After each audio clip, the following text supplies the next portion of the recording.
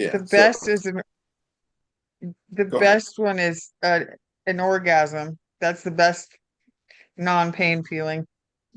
I didn't think of that. That's painful.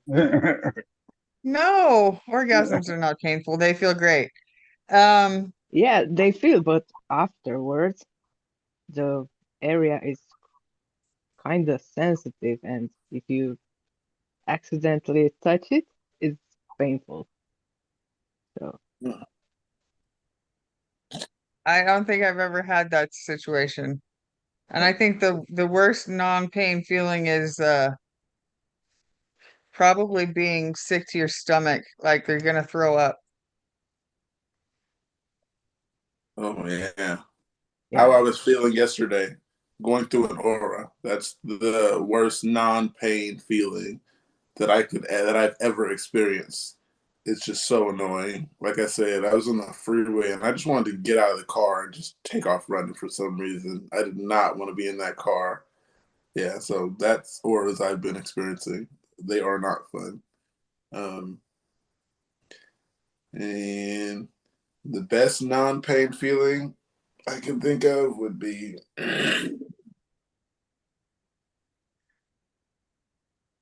the sensation when I start this and I see all you guys. It's great. Just changes Oh, my day. I get dressed for this stuff. same. I don't even get dressed. I don't even get dressed for work meetings. Man, I got I up, only get showered, dressed if I shaved, uh, all that good stuff. I only get dressed if I'm leaving the house. Same. well, I I was get thinking, dressed if I have to go to work or they get upset.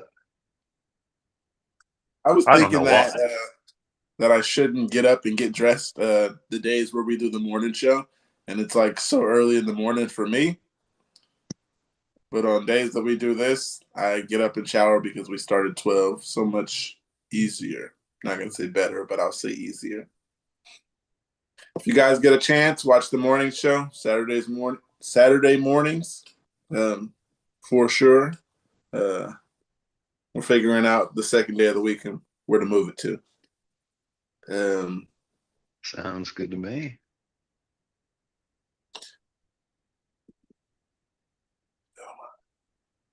Quarter cup of tomato sauce. That doesn't seem like enough. Why would you put tomato sauce in Spanish rice? Anyway, I Tomato blindly sauce and followed rice. tomato sauce in Spanish rice. Now, question number one is, do I have tomato sauce? I think that's a no, but I do have canned tomatoes, so that could work. Are you guys excited to cook food with me? I'd be Yeah, more excited if I got to eat it. right. All right. So a It quarter sounds cup way But of better than my dinner plan. tomato. Then we need.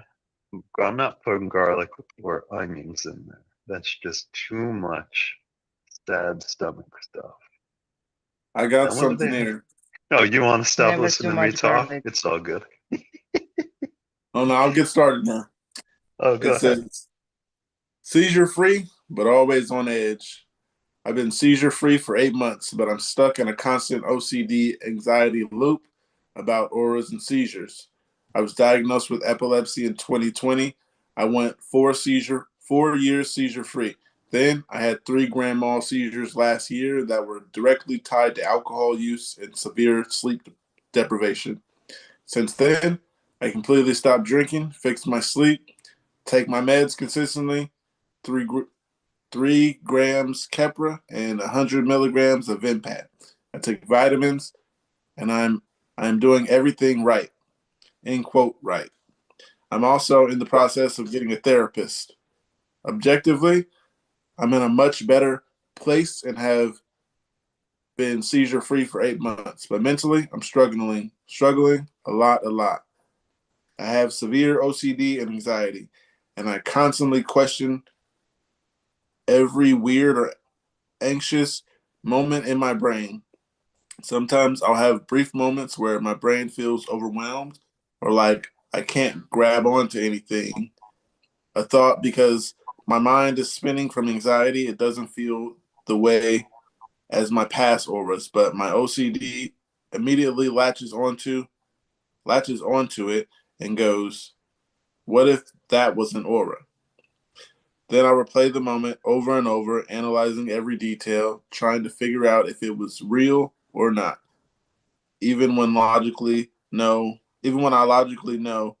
it doesn't match my actual aura experiences. The doubt doesn't go away. It becomes a loop of hyper awareness and fear and mental checking. Please don't comment and tell me these are sensations, could be auras. I'm not looking for medical speculation right now. I'm trying to break out of this obsessive fear cycle, not reinforce it. I just want to feel normal and trust my brain again. Have anybody been going through this? Yep. What do you mean? You call me? I mean, in the last few months, like 9 months, my aura changed a lot. Like in the past was with a high pulse and was not able to speak, hear, or respond to other around me. And now my aura is with a headache, or sometimes I have sensation and tingling in my legs. At first, I was not aware that this was an aura, and I had an EEG and had this sensation, and it was an aura. And right now, I'm still struggling to know when it's an aura, where is my anxiety, when to take the medication. So it might be an aura. When you take new medication, the symptoms often changes. So you can't expect to have the same symptoms on Keppra and I don't know, zone. For me, They work different. for me, it's kind of always not always on edge, but I did think about this yesterday. Would have me kind of on edge, as I was telling my mom that she doesn't have to worry about a seizure happening because she's always on edge. But I had to tell her, you're gonna be all right. I have seizures around every 3 to 4 months. I told her I've been paying attention to this for the last 3 to 4 years, so take my word for it. But she can't. I tell her, you're not gonna have to worry about a seizure. I had a seizure last month. You're okay. I got 2 more months. Don't be worried. But then in my head, I'm always usually thinking, I hope that happens, that it's 2 to 3 months away, because otherwise she's gonna have a "I told you so" one-up moment on me, to where she's gonna be like, "Oh, you said 3 months last time, and it was 2," or something like that. So yeah, I'm kind of always on edge. That's something that was crossing my mind a lot yesterday. I was just like, I hope I don't have a seizure and have to prove her right. Um, yeah. You guys ever feel on edge? Yep. Because I do. Last night, no, yesterday and today, I was at a show with my new doctor I told you about, and during his speech, I started to feel my aura, and I was like, no, I can't make my doctor become a doctor right there, and Right. fuck the show. But eventually, I was alright. I think we Andrea, all kind how of are live with anxiety over things, the what ifs, and worrying if it's going to happen. I just try to, I mean, as I always say, just put one foot in front of the other, because if it's going to happen, it's going to happen. And there's not really much of anything you can do about it. you? It's worse when you have an aura and your bladder is full because you know what's gonna happen if you have a seizure, and that's the worst. Yeah, definitely. Um, yeah, just that seizure free on edge feeling. Yeah, I experienced that yesterday. That's how the aura was, just like on edge and gonna have one, I'm gonna have one, but you don't. You know what I mean? There's that Yeah, vibe the whole time and then no like a seizure. sneeze. Like sneeze, I'm It's yeah. the kind of, worst. I've been kind of thinking the same thing just because I'm like you were saying, your usual timeline of when you Mm. have seizures, Pookie, I'm pretty much right at my timeline. So fingers crossed I don't have any with my new meds and things that are going on. But worrying about it's not going to help anything. It's just going to make me miserable. So I try to That's worry the about same things. thing. That's the same thing I was thinking for my mom. Is I was just like, I can't tell her I'm having auras, or she's gonna just be on seizure watch. Uh, She's on seizure watch anyway, it sounds like. I was She Yeah, gonna always say but is. that. yeah, but when you As a tell parent, someone yeah, you're she about to always have a is. seizure, it's worse. They're just like dogs, alerted. And I would say honestly, especially with me, if I stress about whether I'm gonna have a seizure, I'm probably more likely to have a seizure because I've found that I'm pretty sure that stress is a big trigger for mine. So I try not to stress about it. But they had mentioned getting a therapist, and I think that's probably a very good thing for them to be doing. Yeah, that The is. therapist That's what I could, was gonna say. you know, teach them some coping mechanisms and things to deal with the anxiety and things that they're having. In my case, it's the best thing that I found a therapist with epilepsy. So she can teach me how to handle my epilepsy, my symptoms very well.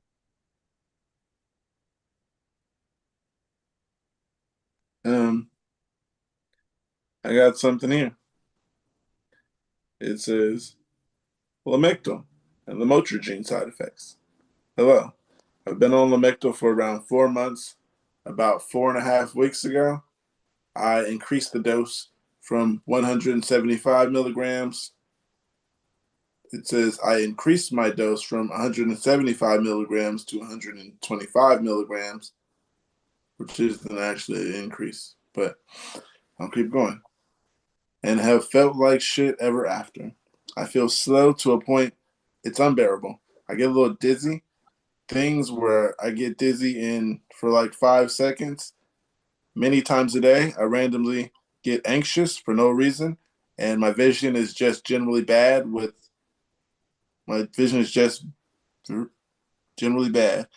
the vision thing, I'm not entirely sure what exactly it is, but it looks like how it would look if I was mildly dizzy, but I'm not. I'm thinking it could be double vision, but really mild. But I feel like if I was you, I feel like if it was you, would definitely be able to tell. It's weirdly fuzzy, but in a strange way. And it only started after the med increase. It's not a listed side effect, but my issue is I don't know how I'm meant to describe, end quote, things looking funny to my neuro, thinking he might be too happy with the lack of description. Anyone who has similar experience with these side effects, please help. I'm losing my mind. I need to get off this medication. And thanks. Since all of us are on lamotrigine, I believe, right? I I am. am too. Yeah. So, I that sounds like it could be a lot of stuff. Could also be an aura.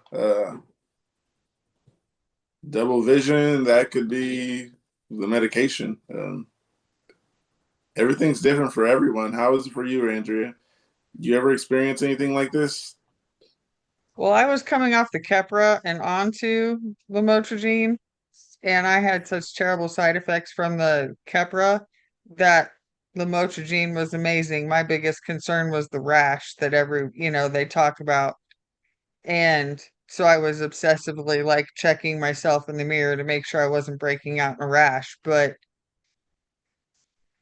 I would say it's more than just like fogginess in general. But that could be because, you know, that's normal with epilepsy meds. You just kind of foggy because it slows your brain down. I used to really struggle with word finding a lot, but I haven't noticed that quite so bad lately. But I would definitely talk to their doctor about it, even if they don't know how to describe it. It's probably better off to be open and communicate with your doctor because they might understand even the strangest explanation. That might make total sense to them. Yeah. And if he's not trying to listen to you, get a second opinion. Get a new neurologist. Your And if neurologist should listen to you. and if you're really feel like you need to get off the med, tell the doctor you want off the med and you want to try something different. Yeah, that's what my neurologist did for me. I was on I was on Keppra and then Vimpat, and that was making me miserable. It was horrible. And then I got off of the Vimpat, and they put me on Lamictal, and they kept me on my 3,000 a day of Keppra as well. And it was amazing. I actually could use my brain again. I actually felt alive, like I was a human being. It was pretty cool. I know it's probably one of those, I was in such a bad medicine place, but now with the Lamictal giving me energy, it probably is countering the Keppra that I take. But who knows? That's my opinion. But my experiences really seem to be different than everybody else's. But craziness does that, I think. Hey, But yeah, Kevin. but my Lamictal did great for me.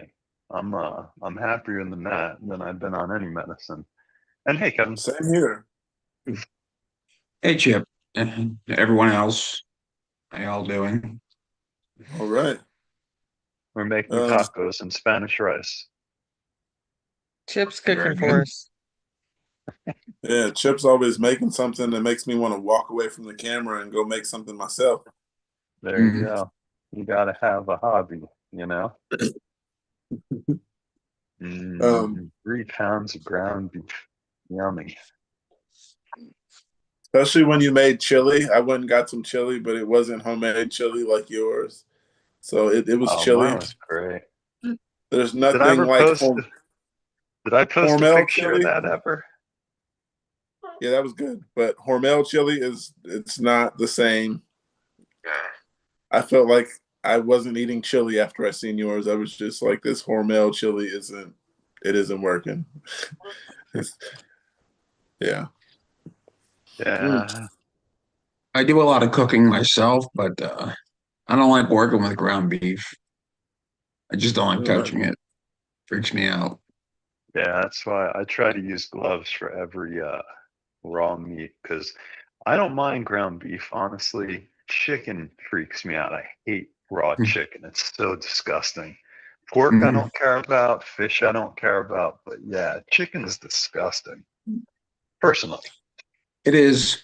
Yeah, I don't like touching meats that much. Fish is fine. I'll touch that. I'll probably make fish tonight. Um, yeah, nice piece of salmon.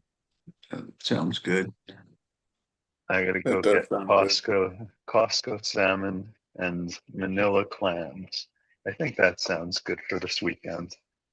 It's snowing though, so I can't go anywhere. I wonder You how got crash I got snow in Washington for the first time this year. It's Oh, amazing. Yeah, we haven't had any snow yet. And this will be the last one, I'm assuming, too. But there's got to be a good 4 or 5 inches out there. So, It seems to be getting better here in California. The weather just like took a turn for the good. We're headed towards 80 degrees when we were just freezing. I mean, not freezing because you guys were freezing. We were low 40s. We were cold, I should say. Kansas was on a roller coaster. I'm glad yeah. our roller coaster is I over. think, Um, I think Kansas is probably experiencing the same weather we got over the past 3 days. It was 80 degrees, went down to 20 degrees. It was snowing yesterday.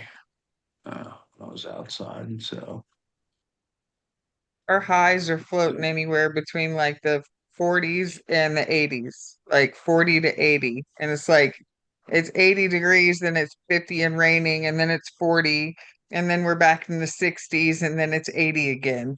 It's just like, just yeah, pick a damn season, would you? that's why March is crazy. I hate right. it. We had tornadoes the other day, about Oh, That an sounds hour. fun. No, it's not fun. It scared the shit out of me. I'm stuck at home by myself and I can't drive now. I can't get in my car and run from it anymore. Did you hear it? Well, the tornado wasn't here, but we had 60-mile-an-hour straight winds. Oh, okay. Yeah, it was not cool, followed by a horribly bad thunderstorm with tons of lightning and thunder and torrential downpours. Yeah, that yeah, doesn't sound fun. I lived in Oklahoma for a couple years, and yeah, uh, I never saw a tornado, and the town I lived in has never been hit by a tornado, but one went like 10 miles north of the town I lived in. So it was kind of crazy. I didn't see it because it happened before I was there. But yeah, we had the weather alerts on, and every couple days there'd be those horrible weather alert sounds, and they'll be like, "There's a tornado," and I can't even remember the names of the counties down there. Been too long. So Hmm. yeah, it's interesting. Um, what was I gonna say? Oh man, I forgot what I was gonna say. It had something to do with what Chip was saying. That Whoa. tornado was like half a mile from my house. I took That's that not. picture. That's too close. I took You that took that picture. picture? I took that picture while leaving my house frantically. Yes. I'd shit ooh, my pants. Yeah, it I'd be was running. we were running to somebody else's house that had a basement to get underground. Oh, But that nice. tornado took out like just in this area that I'm at, it like took out the YMCA and a bunch of houses and neighborhoods and yeah, it Yeah, wasn't cool. people thought I was crazy because after we moved into our house, I had a I don't know what you call it. Now I don't want to call it a safe room, but a safe room in the garage for tornadoes. And people thought I was crazy because I Not at had, all. and it was, I remember exactly, it cost $3,444, right?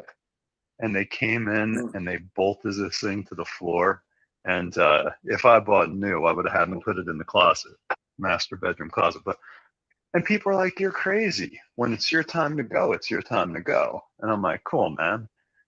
You'll go, but I'll be next door in my safe room alive." So yeah, it was crazy. But that was Oklahoma. Oklahoma's an Just interesting place. just the town that I live in, like where I live actually was taken out completely by a tornado that was a mile wide that hit back in Ooh, the 90s. Um, I've never experienced anything like that in California. That sounds like a movie. Um, have you had, I'm assuming you've been through earthquakes though. oh yeah, those are awesome. Only Those because are I've been awesome. only because I've been experiencing them for so long. They're actually pretty interesting. Um, because where I used to stay before I moved with my mom was the Bay Area, and they always told us we're expecting something. It's been 30 years. No, it's been 36 years because I'm 36 years old. Wait, so I was maybe some months old when Loma Prieta happened. It was the biggest earthquake that ever hit the Bay Area that I know of. I don't know if it was the biggest that hit California. But yeah, the city was rocked and things were falling everywhere. We barely get that. So now all of our bridges are made to swing instead of drop in the water. So we're ready for earthquakes. Like a lot of buildings have been changed so they sway more than they just crumble. And the same thing with bridges. But I've been waiting for that. They've been saying that for years. We're overdue for a big earthquake. So Yeah. everyone is usually ready, Well, waiting for that to happen. Um, see, the thing I love is how we're in a fault zone. We're in the same fault zone in Washington as you guys are, but nobody ever talks about the fact that we're in a fault zone up here too. But yeah, when I was in San Francisco, we had one when I was traveling that my wife felt, and then we had one when I was cooking, believe it or not, in the kitchen. And there was so much movement that I didn't really notice the shaking. And my wife's like, "Did you notice that we just had an earthquake?" And I'm like, "I don't know. It's kind of like an aura. You don't really know if it happened or not."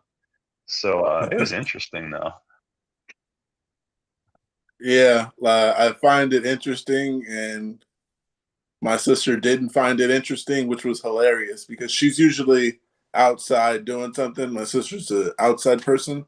Uh, um, so yeah, she's usually like on the road or doing something that she doesn't feel all the shaking that I felt for years because I'm usually sitting around.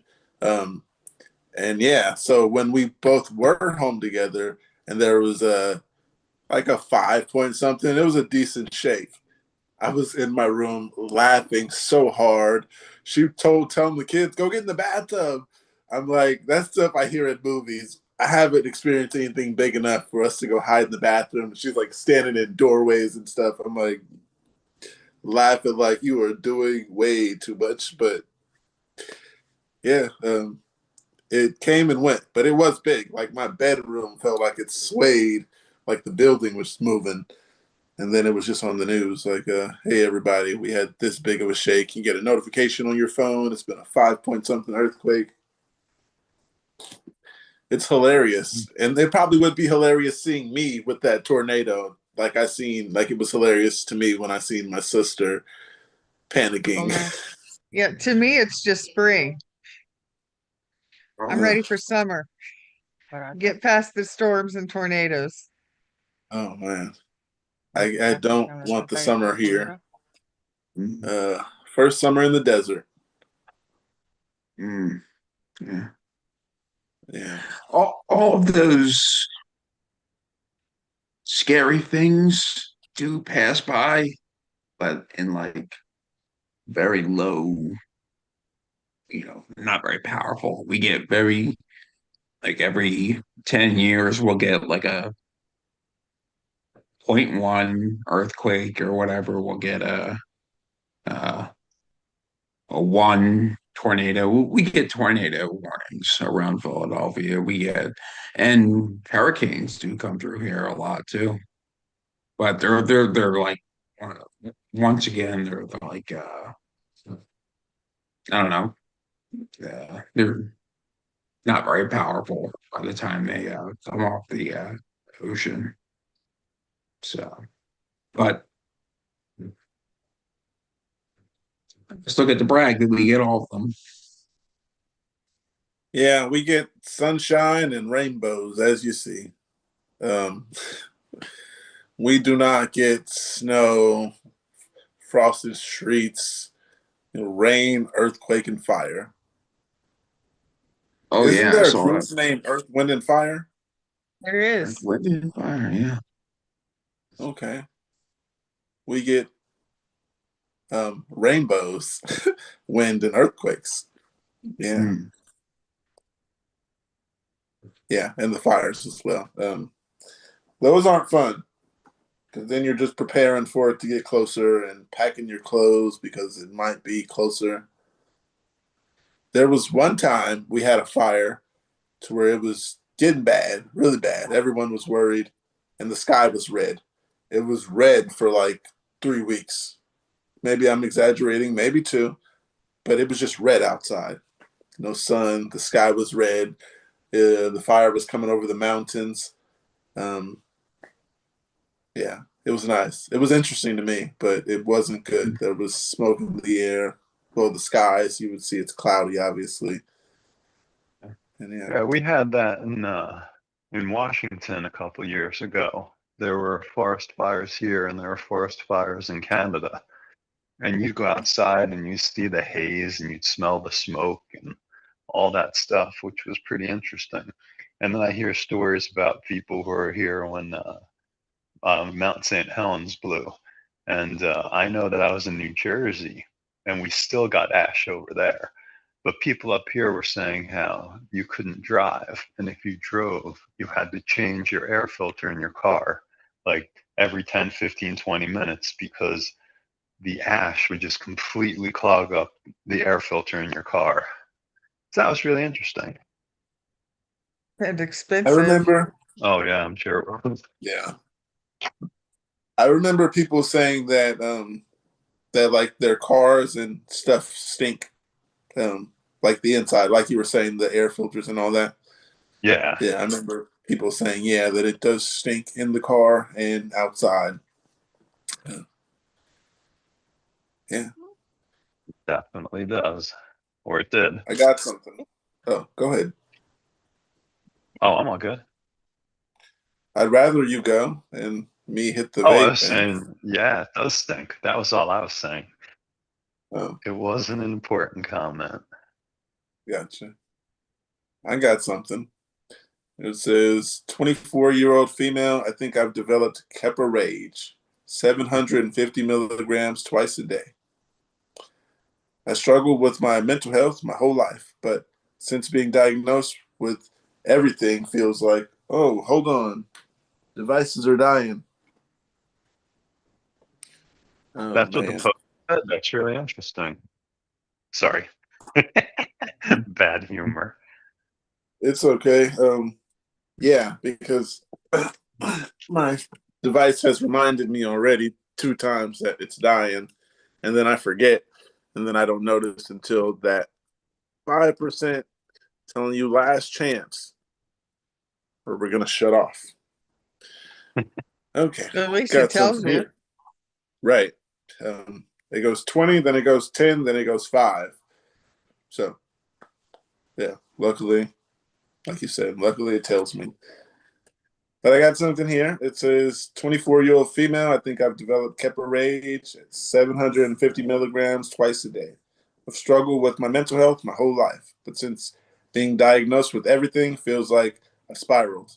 I'm on 750 milligrams of Keppra twice a day, and I swear something in my brain just shifted.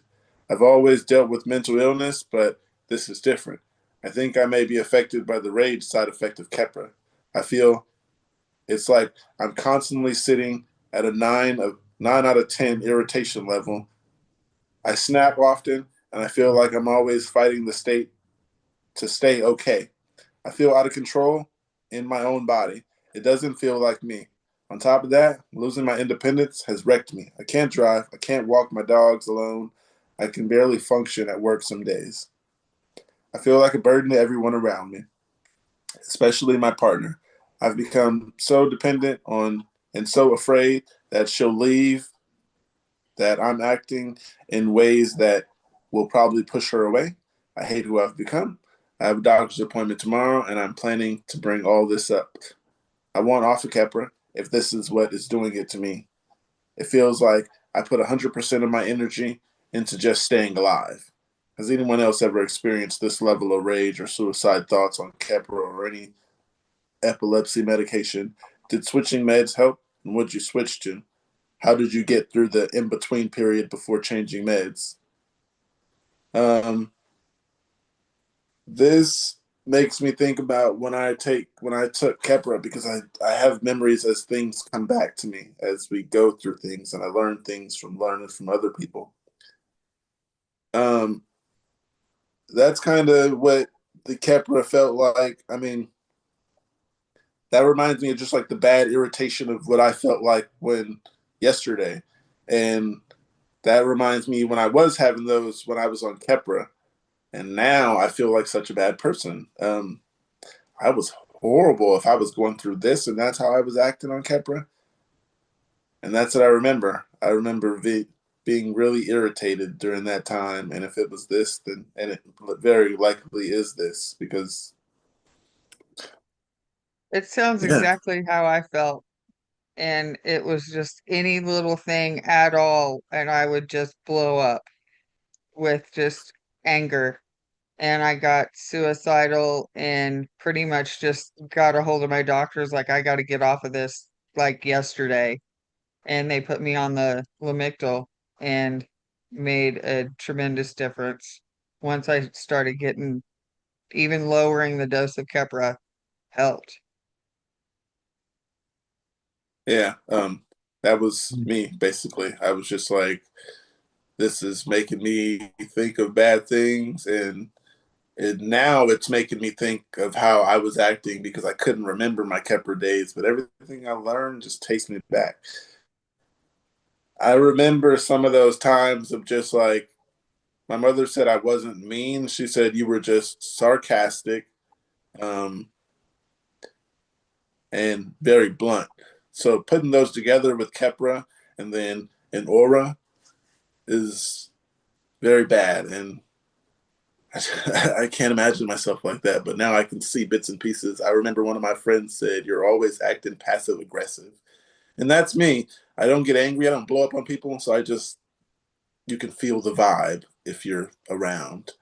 And Oh, I blew up and screamed at a grocery store like checkout lady one time to the point they called the manager. oh, wow. Were you like, well, fuck that manager then? I think I screamed at the manager too before I stormed out. Good. No, I'm just kidding. Do you remember why? It was like the butter was soft or something? I didn't like the way, like, I just swore that she did something wrong. She did, like, when it came time to pay, something she did pissed me off, and I was just like, "You're not doing it right. Why don't you guys ever know how to fucking do your job?" And just went off. Like, why would you give me 5 nickels? Just give me a quarter. Yeah, I can imagine. Yeah. Um, Kevin, you have anything? I'm sorry, we've been just talking and going I through it. I just mm, I was a very angry person on Capra. That's all I'm gonna say because it was just I there was a lot going on besides my life in my life, besides the seizures. So there was a lot to provoke angry thoughts and behaviors. Um, but yes, I did some mm, yeah, some brutal things. Yeah, uh, like mm, I don't want to get into it. Why Just not? because I'm not proud of them, and it's really almost pretty scary, and it's not like psychotic stuff, but Come on, I'm not gonna make fun. I'd like to hear it. You brought it up already. yeah, I Don't know, push, and Pookie. If he Dig doesn't want to talk into it. about it, if he doesn't want to talk about it, don't let him talk, make him talk about it. I'm because just it, kidding. I it's was a just part hoping of you just yell it out. of I don't know why I did it. I'm not sure if I did this act on Keppra, and not sure when I was on. There's too many missing details, and I can't confirm this, and I don't want to. I did some violent actions, not to people. I broke some things, and but there's too much missing on that area time when I was on Keppra, but it was not it was not effective as a drug for my health, mentally or physically. I think Mm. that having all of the mental health stuff on top of, they tend to give it to a lot of people when they're first diagnosed. So you're going through the shock of a new diagnosis, the shock of losing, some of your freedom because of that diagnosis, and then having all the mental health stuff on top of it just makes it like the trifecta of difficulty. Mm. Mine was like you said, kind of violent. I mean, I wasn't exactly violent because I was when it was fight or flight, I was a flight. But I did break a few things, and I was real reckless with that. I'd break things, and not saying I didn't care, but being that it was because of my epilepsy, is either like I'll replace it, or it was either just telling people, just don't worry about it. It's not that big of a deal. That was just my epilepsy. Just, you shouldn't say that to people when you're breaking their stuff. But yeah, everything's coming back to me. I might have been a horrible person. Never been told that, but yeah, those aren't ways that I would act if I had an option. I think it really made it difficult to form social bonds. And I think I was on it my last year of college, not my senior year, but I took a year off college, and um that's when I think I was on it for a short bit. Was I on it the summer after? But see, this is the problem. I can't confirm anything. So if I was on it, I definitely would have been, yelling at people in school and stuff. So I don't think I was taking it during school, because those people really pissed me off. I imagine. So I think I started it this summer after I finished college. Yeah. Um, I was kind of very friendly. I have my mom's personality, so I was always around a lot of friends and a lot of people. Um, so the social part didn't necessarily stop me from building relationships or hanging out with people until it got way too bad, and then most of my friends got older, went and had children, or just hanging around doing whatever. Um, so yeah, did not have that problem. It didn't mess up my social life. But I was all, like I said, I was always the person who was just really loud and goofy, and I feel like people loved me. I don't know if it was because of the epilepsy or not, but I had a decent amount of friends, and people were always around, and my house was the place to be. Um, yeah. Right. It certainly will affect people differently like that. I think personality type and yeah. Yeah, again, I'm on 3,000 a day, and I'm a pretty angry person, as you can all tell. So Mhm. it really does depend on the person. But I always find it fascinating that that's always the first one people get. They never give anybody else anything but Keppra to start out with. And, I mean, maybe they do, but everything I've ever heard is Keppra is the one that you do first. So I also put in the tip jar the food I made, so you can see it. Okay. there, Nice. there you Thank you. go, Pookie. I was Nice. just I get to looking at see it it. actually. I'm gonna go get to see it and not be able to make it because I'm doing this. There you But go. So you have to cook, you have to podcast from the kitchen, you know? And then you one can cook day, food. one day, hopefully. Um, yeah, podcast from the kitchen. That's a good idea. I've been thinking about all kinds of stuff, like do a live stream where we're just working out. Um, well, not working out. Kate does the yoga, and I was interested in doing something like that. Yoga live. Yoga's pretty cool. That would actually be fun. Yeah. Uh, so that has been a thought. Yoga live. The in-season yoga. All right. um, Well, now the food's cooked. Now I have to go find other things to do. Like, I don't know. I don't know what else is today. I have to ask my wife because, she knows better than I do. Oh, I have to bang the snow out of the trees. We planted, it had to be 10 trees in our backyard for privacy. And about 10 years in, we had an ice storm and all 10 of them cracked in the backyard and fell over. So that was sad. I had to get a U-Haul and actually filled up a U-Haul with dead tree and had to go dump it at the dump. It was a lot of fun. So today I'm going to go knock off the snow from our trees so they don't break. But isn't it fun listening to my life? It must be. But anyway, I will be back a little later or not at all, but we'll see. we'll be here.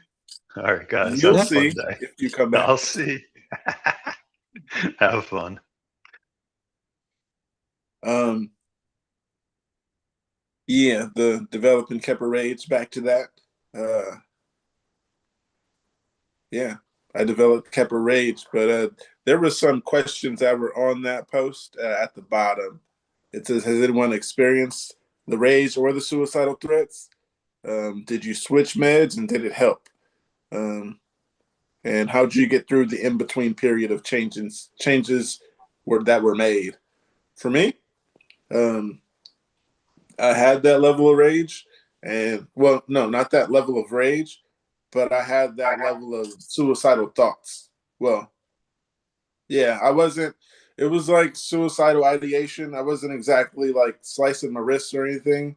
It was just like I was having bad thoughts of seizures and just doing dumb stuff where I would hurt myself. Yeah, but there was just the thoughts, and they weren't good thoughts. Yeah.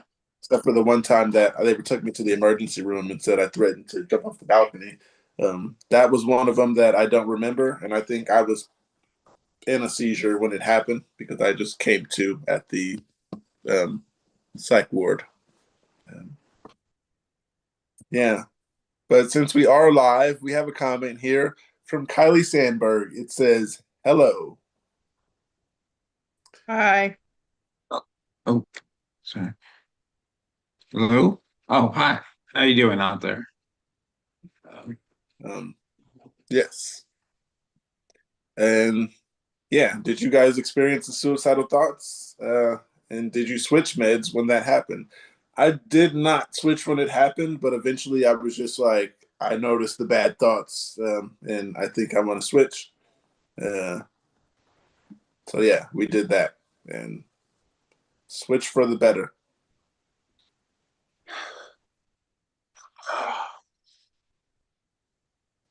Yeah, they took me off of it and put me on Lamictal, and once they started lowering the Keppra, I noticed a difference.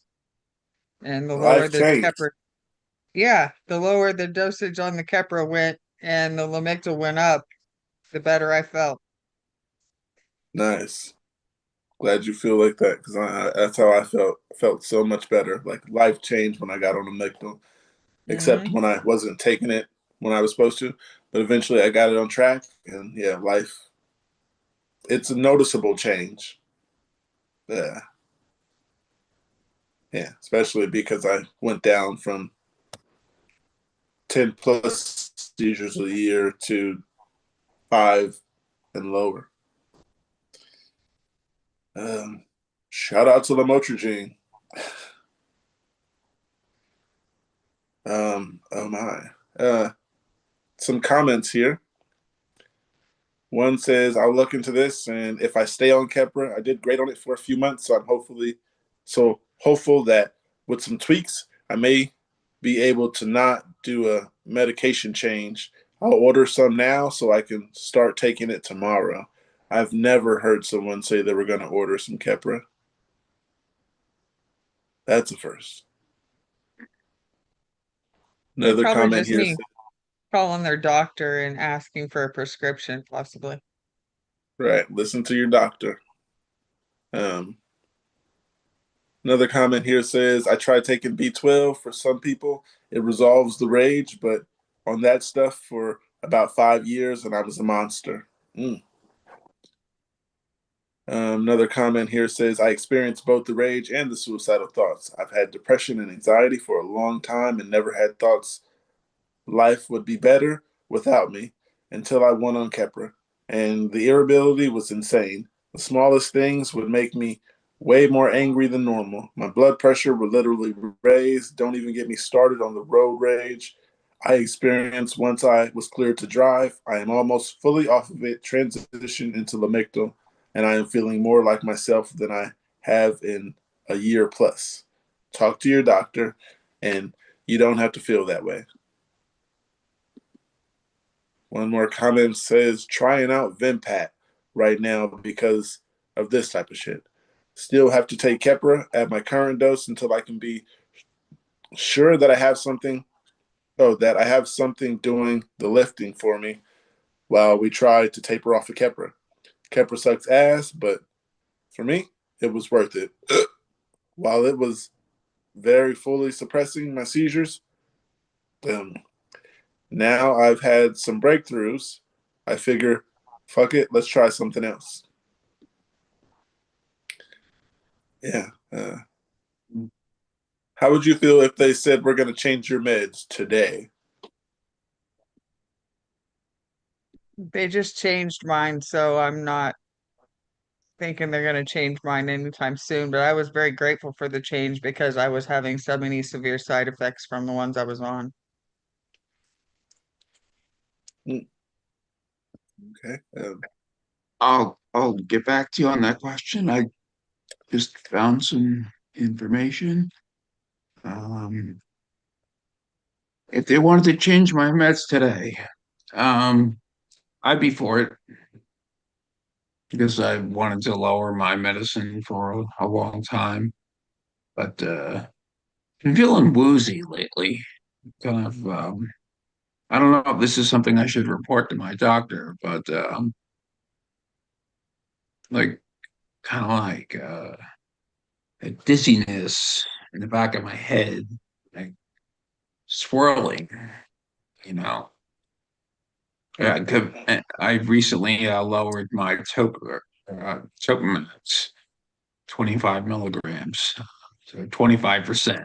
25% down. I don't know if that's a huge deal, but um, yeah, Any down yeah, I would definitely, I'd be definitely for people lowering my medicine, but I don't know. Do you think that's something I should bring up with doctors or something? Yeah. Me personally, mine's is like you've gone this long that I would be worried about keeping that streak. I point out everything. Like I'm getting this, I'm getting this. I've been feeling good, but this just happened. So let's keep an eye on that or something like that. Um, I'm not saying be worried, but I'm saying if I were you, I'd be worried because I'd like to keep a streak like that. I'd be It, worried anything would fail and I wouldn't have my streak anymore. But go ahead. there is something else to bring up. I started taking Zoloft. That's a SSRI, and is that the right thing? SSRI, yeah. And Yeah. I just stopped taking it one day. Hmm. I started taking it in September, and like a couple weeks ago, I stopped taking it, and that's when the swirling started. So my head started feeling weird. but I started feeling great when I stopped taking the Zoloft. Better than usual. I would say I don't know. just that change could be why you're doing it, but I would definitely point it out to your doctors. Okay. Yeah. All right. I've been seeing another doctor for that sort of stuff, and I will bring that up at the next appointment. Bring everything Um, up with your doctor. we got a comment here, and it says, I'm quitting Zoloft from Kylie Sandberg. Um, is that a good idea to quit Zoloft? I can't tell you. This is just me. This is just Oh, my health, and I've heard other people say it's been really good for them, but I can't tell you. I'm not a doctor. I'm not a, it just it made me feel weird. Uh, like like I've always said I've been emotionless, and then this like like maybe it did bring. I don't know. It's very confusing. It's hitting down your own emotions is a tough thing sometimes. Um, the doctor said Zoloft might give my body or brain a kickstart, and I think it may have sort of done that. And My recommendation is just always talk to your doctor. They're a right. lot smarter than me, so yeah, Yeah. that's And why if they you don't like what your graduated doctor medical school. says, say it again. So that's why they graduated medical school. Yeah. And if you don't like their opinion, you go get someone else who graduated medical school. Get you a second opinion or a third opinion, mm. or however much you feel like is the opinions that you need. Um, yeah. Ooh, All okay, sunshine and rainbows. all right. I if you don't, sorry, sorry to jump in. We were talking a lot about Keppra earlier, and I've been looking through my history on website, and I found my Keppra levels Hmm, from 2014. So that nice. was more recent than I thought. Very low, but still. And yeah, Got okay. a comment. Got a comment Uh, here that says, I haven't been coping as well. We might try a different med from Kylie Sandberg. Um, and anybody watching, we're going to get Andrea to say it.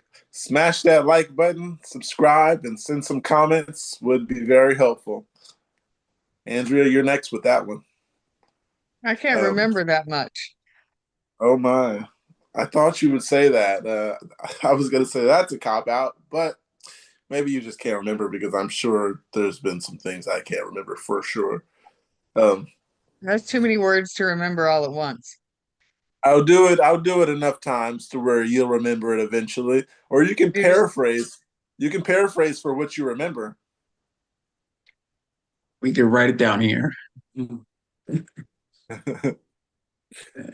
I got I'm just gonna something. say eat more hot tamales. Like Press that like button. that.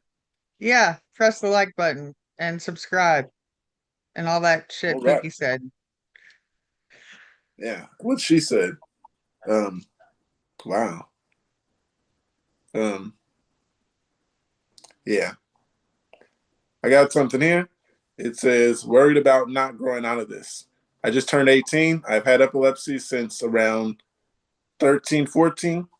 I struggle every day with the thought of me never growing out of this. My mom had epilepsy, but only for 2 or 3 seizures, and never again. She grew out of it. I want to be able to drive. Epilepsy is basically my biggest hardship. Please, somebody help me with some guidance. What do I do from here? I mean, where do I go from here? I think those ones in particular might be the ones when you get them when you're a kid and you can grow out of it. I got mine from a TBI. It wasn't from something. It wasn't something that I can grow out of. I got that what they call encephalomalacia right here, some soft brain tissue. So yeah, I would say just accept the diagnosis and hopefully you'll get to a better place sometime, but don't count on it. right. There's more people I would say that get diagnosed and never grow out of it than the few people that get diagnosed and do grow out of it. I think that's very rare. Yeah, and Must be very frustrating for a person at your age at this point. You've only had this for 5 years, and you got your whole life ahead of you. I mean, I would focus on that and the changes you can make to adjust. I mean, it's you're, yeah, just the frustration. I can't. We've all been there, and we can empathize. Um, but probably not going away. And yeah, so just focus on what you can do. I don't know. I like how you put that. With me, uh, I was just straight up like told this isn't going away. Probably not those words, but when I had my second seizure at 16, it was like 2 days after the first one. I had another one, and then I was like, "This sucks." I was like, "I thought this was going to stop," and then the nurse in the emergency room was like, "Well, you have epilepsy. You can't get rid of it. You can just maintain it, and hopefully it gets better." I didn't understand what she was saying when I was 16. I was just like, "Ah, you're not making any sense. You're not saying it's going away tomorrow, so you're not helping." But yeah, it pretty much was helping, and I was too young to pay attention or care what that lady was saying, as long as she wasn't saying it wasn't getting worse at that point in time. That's what she should have told me, because it has gotten plenty worse. Um, but yeah, now we're at a point where um, now we're here. I'll just put it like that. One foot in front of the other. 20 years down the line, I've been doing what I can to keep it maintained. I mean, at least take my meds on time. I try. Maybe not even that, I don't think. I try. Sometimes I snooze a few times, but I try. Um, Kevin, you do you have the type of epilepsy that you can grow out of? Have they ever said that to you? Um, no. So, damn. Uh, no, I've never heard that from a doctor. Okay. But no, All right. after my diagnosis, they I had the EEG when I was younger, and they never indicated that. Gotcha. Um, got some comments here.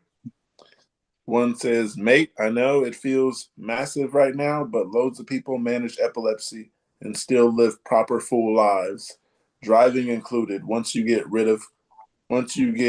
right control sorted." Another comment here says, "I, in quote, grew out of it at 12. Then one day at 31, it decided to come back and come back hard.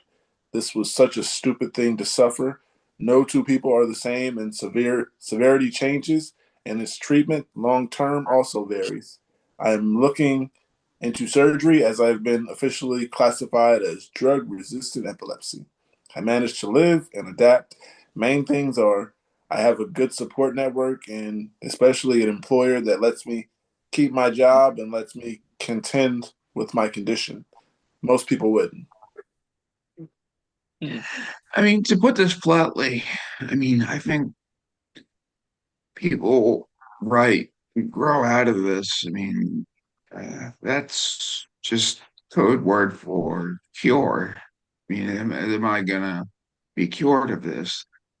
And I think the short answer is no. And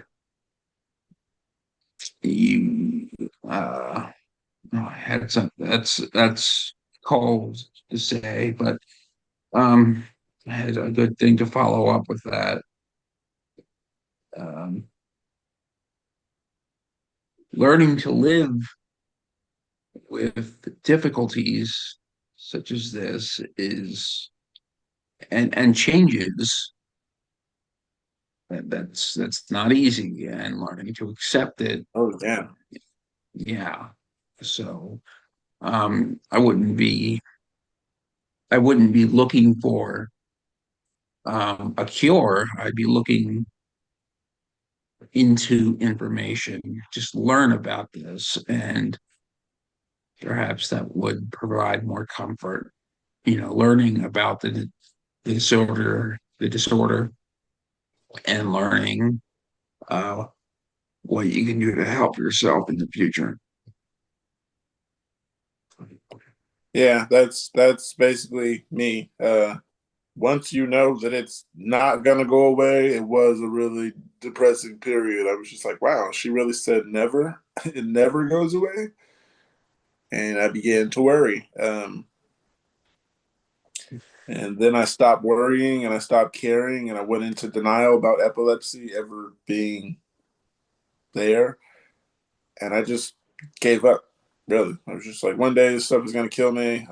Just not gonna care. I'm not gonna do what I'm supposed to. And I wasn't taking my meds. I was having seizures and not telling my mother. Uh, yeah, very bad in the beginning as a teen with epilepsy. Mhm. Very careless. Um, I'm better now though. Um, I'm learning more and more as we do this. Uh, but yeah, got some more comments here. There's four more. It says you can't just expect to grow out of epilepsy. Unfortunately, for most, is a lifelong condition. What medications have you tried and do they work? Um, and the OP responded, I mean, I saw a study that 2 out of 3 children grow out of it by 18 to 20s, and I used Depakote mixed with lamotrigine. Um, they work when I take them. LOL. Of course. They only work if you take them. That does Another help. comment. Say that again? I said that does help actually taking the meds. Right. Uh, Another comment here says, in my state, it's 12 months seizure free before you can drive. It sounds like a long time, but I made it 11 months once. So I just need to get better with my medication again, and I'm sure I can hit the 12 months. Another comment here says, generally, you're in adult age. Growing out of it is really unlikely. It can still improve, though. Mine was a lot worse at 18. Then now at 32, it barely affects me at all. As long as I take my meds properly, of course, and I drive and everything. Last comment says I have in quotes silent seizures and big ones. Sometimes, if no meds are taken, sometimes you can tell I didn't really listen to my neurologist other than the meds he gave me. Really Yeah, take scares me when people talk about their driving. right. Because I want to be like, I want to say something like never drive again, but hey, it's up to you guys. I suggest never driving again.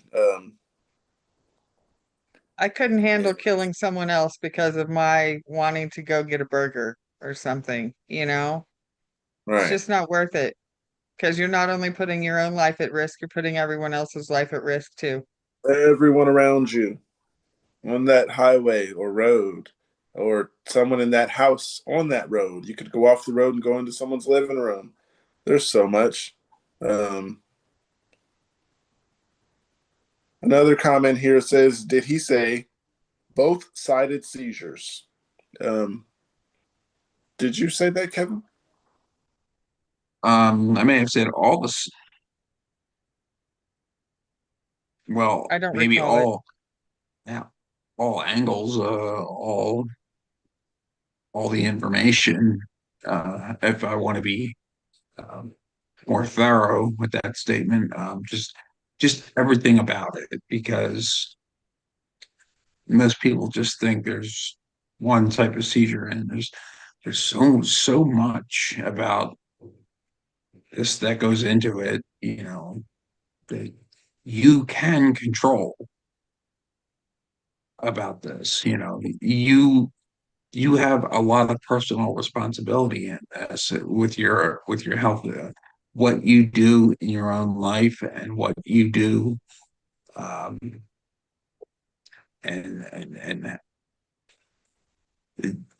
you're not out of control completely. You can live a healthy life, and by contributing to that, and having knowledge of this disorder. To your response, this person responded to the left and to the right. I went to the left. I,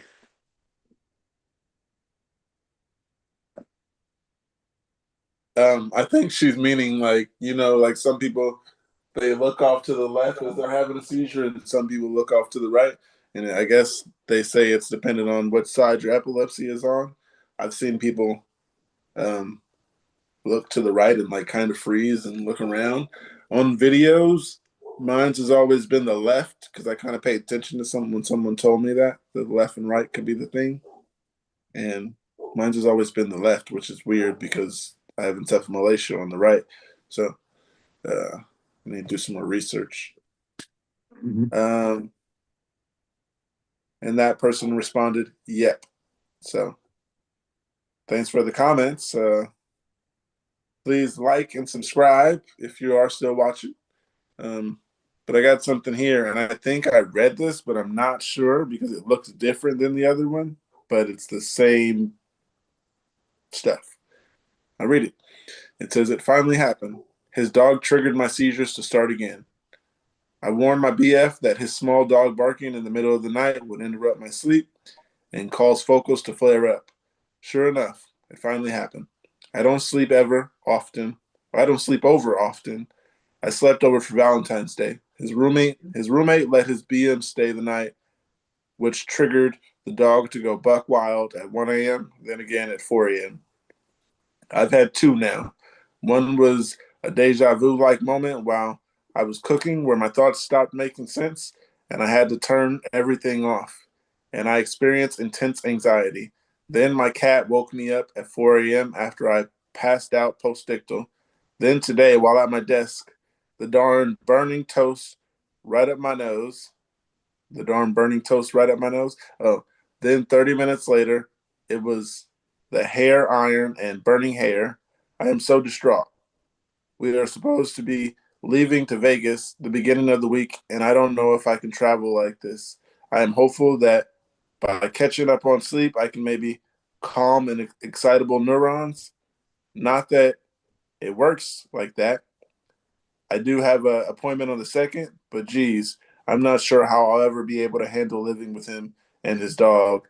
He plans to move the dog into the room furthest from the house, and starting tonight, I am implementing a white noise machine in hopes that it helps. My brain feels so heavy and so icky. Where would you go from here? Uh, yeah, since it's to do with my health, if I was, she said boyfriend, so it's a she. Um, Actually, that means nothing. But so this person said their boyfriend has the dog or whatever. When it has to do with my health, I'd not stop caring for that person, but I'd stop worrying about his dog's needs. I'd just be like, this is my health. Either it's the dog or me. It sucks to hear that, but um, if I'm gonna have Nothing wrong. seizures, I mean, There's you got to nothing wrong choose, with putting yourself first. right? That's what I was getting at. Like, you got to choose, and I'm not gonna. I mean, you're not just gonna leave people because you fall in love with people, but when it comes to my health, put that before everything. And seizing is not fun. Yeah, and if you can prevent it because it's a dog, then prevent it if you can. But And if the yeah, boyfriend is minimizing the effect this is having on you, then maybe they're not the greatest boyfriend. yeah. I never had a boyfriend, so I wouldn't know. But that's a good one. I Um, mean, if anyone that I was with was just like, "Oh, it's fine, I'm keeping the dog. You just got to live with it." I'd be like, "No, I don't have to live with it. Bye-bye now." well, I mean, yeah, your health is more important. mhm, Cherish it while you have it. definitely. Um, Another comment. Well, one comment. The first comment here says your brain deserves a rest. Another comment here says it sucks. I have a kid and a loud husband, so I moved into another room and got earplugs. I barely hear anything. Maybe try that. And the OP responded, I plan on purchasing noise counseling headphones since I can't really wear earplugs. Thank you for sharing this. I will keep this info in mind. And the other person responded, by the way, I didn't mean to be unkind when I said that I'm not sure what your problem is. Just wanted to say that I'm not sure if earplugs being uncomfortable is the reason. LOL. The meds are killing me. I've been having terrible ear pain for the last few weeks when wearing earplugs, but I figured out that I was pushing them too deep. I'm also a side sleeper, so that wasn't helpful either. LOL. And I've been using them for almost a year every night. Hmm. Did I read that right? The person said they were taking earplugs and they were uncomfortable. Um, I Yeah. think so. I think well, Okay. uh, Okay. Yeah. taking wearing. That's what it says. This person says it was uncomfortable, but then at the end of another post, it says they've been using them for almost a year every night. Um, yeah, and it also says they're a side sleeper, so it doesn't help. I'm confused. Mm. All these things are bad for it, but they are using them. But on to the next post. Yeah, you guys. Oh, you guys don't have dogs. My mom dog just randomly barks, and she's like randomly barking right now. But she's a German Shepherd, so it's expected. Whenever she notices something, she's going after it. Um, and yeah, I don't know if you hear the barking. No. Okay. Yeah, it doesn't bother me to where I have a seizure, but yeah, for her, the person, if you are having seizures, it's just an ultimatum you got to give them. Uh, Help me rest, or I go somewhere else and rest. Hmm. I got something here. It says, anyone else? I have now been let go from my last two jobs because I can't walk away from disrespect or people being disrespectful to others. I have left TLE and I am on 3,500 milligrams of Keppra and 400 milligrams of the Cosamide. It's like I just can't seem to hold it in anymore. I let go a couple times and then just blow up past jobs before I had epilepsy. I would just laugh it off and move on. I just like black out and feel like I'm stuck and usually ends up pitting me into a focal seizure. No, have not had that experience with disrespectful people on the job. The blowing up thing, though, could be because they're having a lot of irritability and anger issues because of the Keppra they're taking. Didn't think of that. And they're already over the max that I've heard some people say. I've heard some people say 5,000 was their max, but this person says 3,500, which is a lot. I would recommend trying to get on a different medication to see if that helps. Right. Yeah. Left temporal lobe. One comment here says, I work for a nonprofit that helps the community, and I've dealt with more ableism and bad behavior from coworkers and leaderships than anywhere I've ever worked. Another comment says, carbon copy of my life at the moment. Unintentional discrimination in the workplace is so common. Intentionally letting you go and quote, hire someone who can do the job faster is even worse. I've had jobs where I say that I take meds that have a cognitive side effect and nothing more. They let me go because I'm a burden. Wow. I find it easier to work for a smaller company that's more empathetic, and I've worked from home in the past. Now I just can't do it. I need to be around people that can try and understand what I'm taking ASMs is like and be patient with me. If those few things are attainable, I'll do fine. If not, I'm in a world of trouble. I'm sorry for what you're going through, and I can so relate. Yeah, that sucks that so many people are going through this. Two more comments. One says, I had an issue and someone suggested I got off Keppra and it calmed down so much. It was a game changer. Maybe ask yourself or ask your neuro. It says maybe ask yourself or ask your neuro. You'll always be around assholes. That's just life, unfortunately. Hang in there, bud. And one more comment says, I'm sorry you have trouble holding your job down and not enough accommodations by your employer. Feel hugged. Feel this virtual hug. Mhm. How you guys' day going?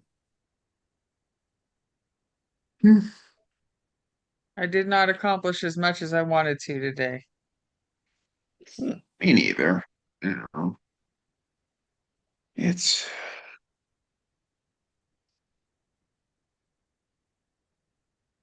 pretty good week though. Yeah, I could say that too. It's been, well, after yesterday's doctor's appointment, other than that, it's been a pretty good week. Yeah. This person says, I need some advice and some reassurance.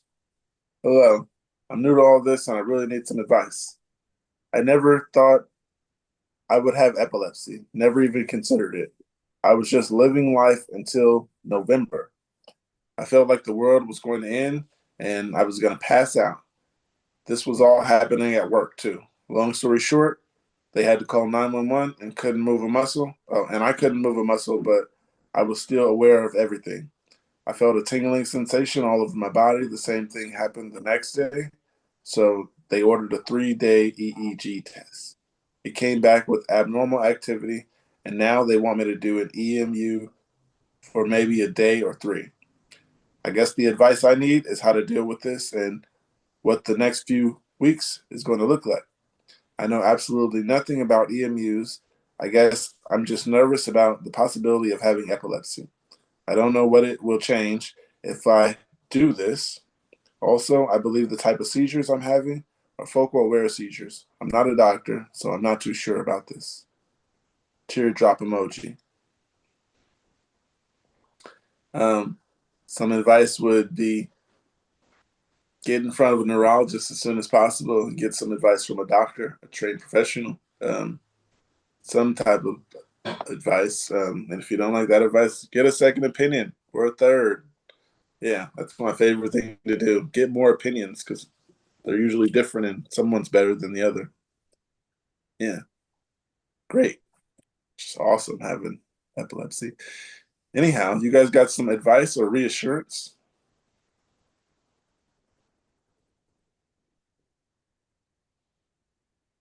They have an EMU coming up and they want to know what to expect. Um, if you Oh, forgot what it's about. Well, I've never had an EMU, but the EEG that I had a long time ago. No, they're not pleasant, but I think that goes in line with this new thing that's been, thrust upon you. It's not. It's a lot. It's a lot uh, to bear uh, for anyone. A new diagnosis, a new uh, anything. I would suggest, as of now, maybe therapy might help. Because if this is all too much for you, or I mean, emotionally, if it's too much, that's a good thing to do. But if you just want to know uh, information, good information, because neurologists do skimp on the details. Um, they can do that sometimes. Um, Advice for starting off on this would be know your meds, know what meds you know go with. Just research everything, and I think that's an excellent way to uh, start. You know, Yeah, it's a lot to deal with, but definitely. yeah, you said they're Especially wanting to know about an EMU stay. yeah, and what to expect. Um, I just completed one almost a month ago. I was there. See, I checked in on Monday and they didn't let me out on Saturday. But pretty much you're gonna get the EEG lead stuck to your head and you're gonna be most likely sitting in a bed the entire time you're there being watched. Bring lots of entertainment that you can do from your bed. Ask the doctors ahead of time what kind of things you can bring. Like, for example, I took my Fire Stick and I watched lots of movies, you know, just snacks, anything like that. Ask them what you're allowed to bring to help you get by while you're there. And for the most part, they're going to try and induce a seizure in some way. If you have any idea what kind of triggers you may have, whether that be, you know, lack of sleep, then they'll probably try and have you be sleep deprived for at least part of the time, different things like that, just to try and trigger the seizure so that they can get the information on the EEG leads. The biggest complaint that I had is it's boring. Yes. Um, it's a much better answer than mine. Use that one. Yeah, some of the comments here, there's two. One says the EMU was kind of a hassle, pretty boring, but not bad in the grand scheme of things.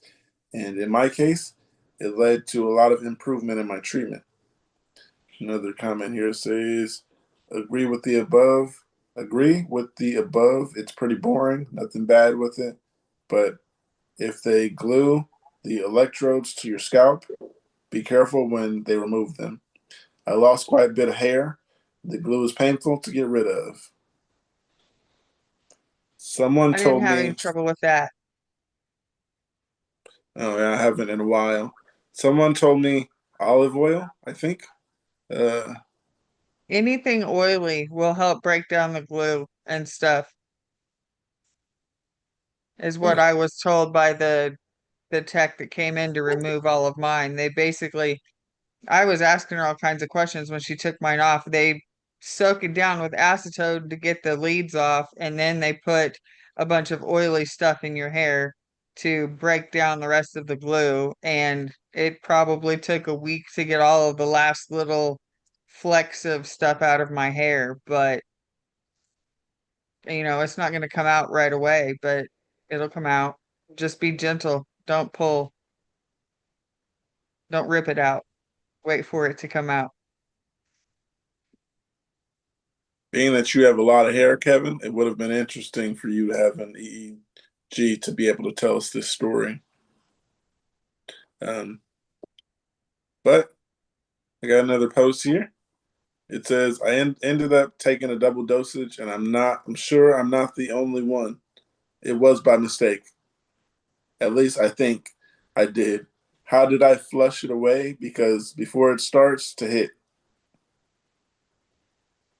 Um, so I did this last week. I did not know if I'd take my pill or not, so I take another one. And then as soon as I was getting ready to drop the pill in my mouth, I remembered. The memory was going through my head of last time I dropped the pill in my mouth. It was like, oh, yeah, I remember now I did. So I just swallowed it, and then I just stayed on seizure watch. Just kept making sure I didn't have a seizure. And not that I can do anything about it, but I kept just like watching out. Um, I would be less concerned about double dosing than missing a dose. yeah. If I mean, I almost had to skip my Xcopri last night because for some reason my meds didn't get here. So I went to take my pills and I was like, oh shit, I don't have any Xcopri. But I went and dug through, and luckily I found some that from when they were titrating me up to the dosage I'm at now, I had a few pills left, so I took that instead Nice. and went and picked up my meds first thing this morning. Nice. Um, Kevin, you ever have any problems double dosing? Maybe an accident?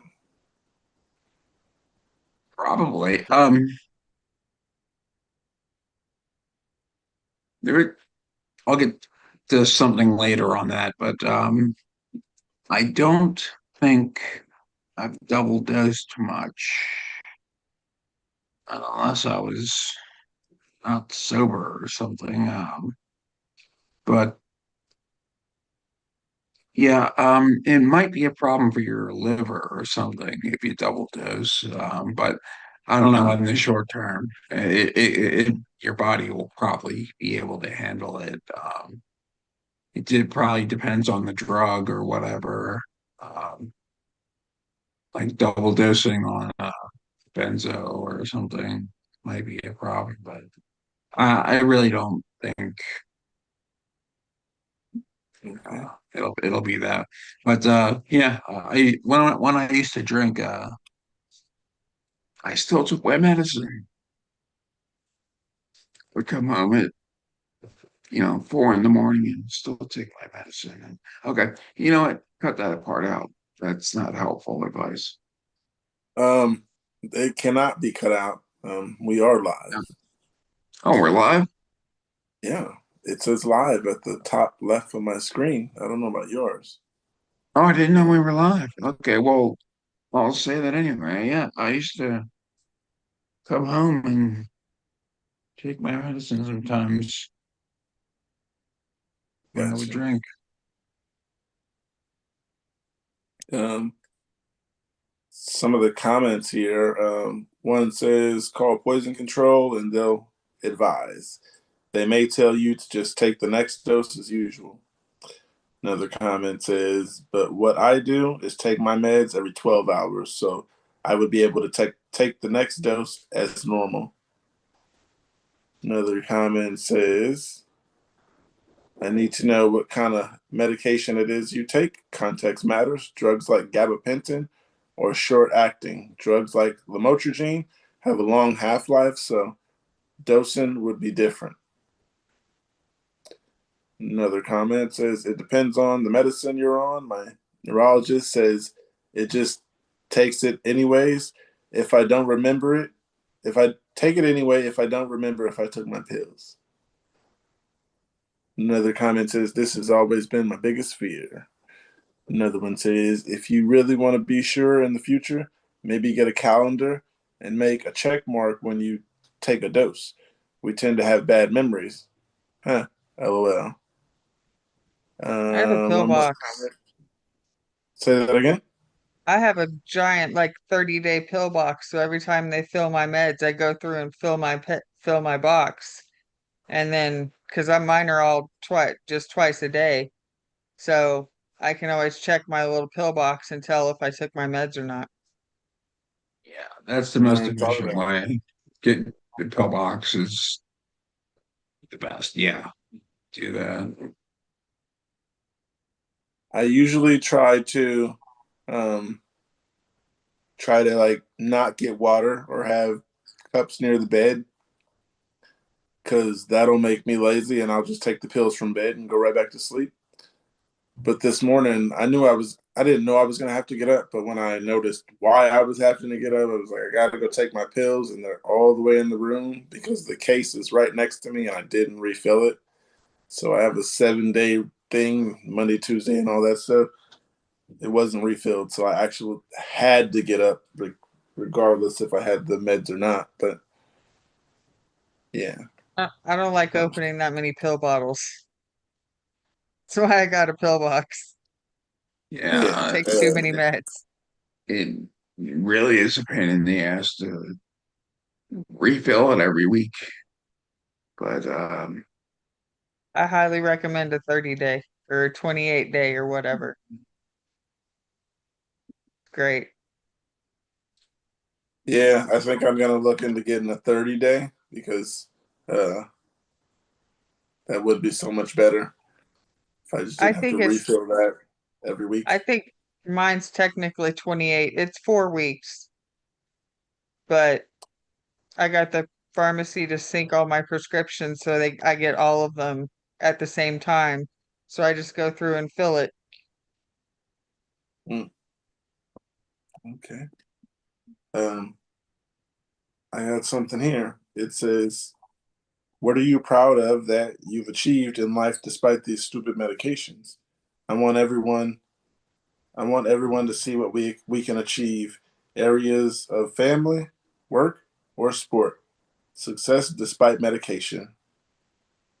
Um, some of the comments here. You guys got some comments? I'll read this first one. It says, I survived. Yes, that's a That's big what I was gonna say is accomplishment. I'm not dead. Right. I didn't um, do what I said I was going to do, and I'm here today.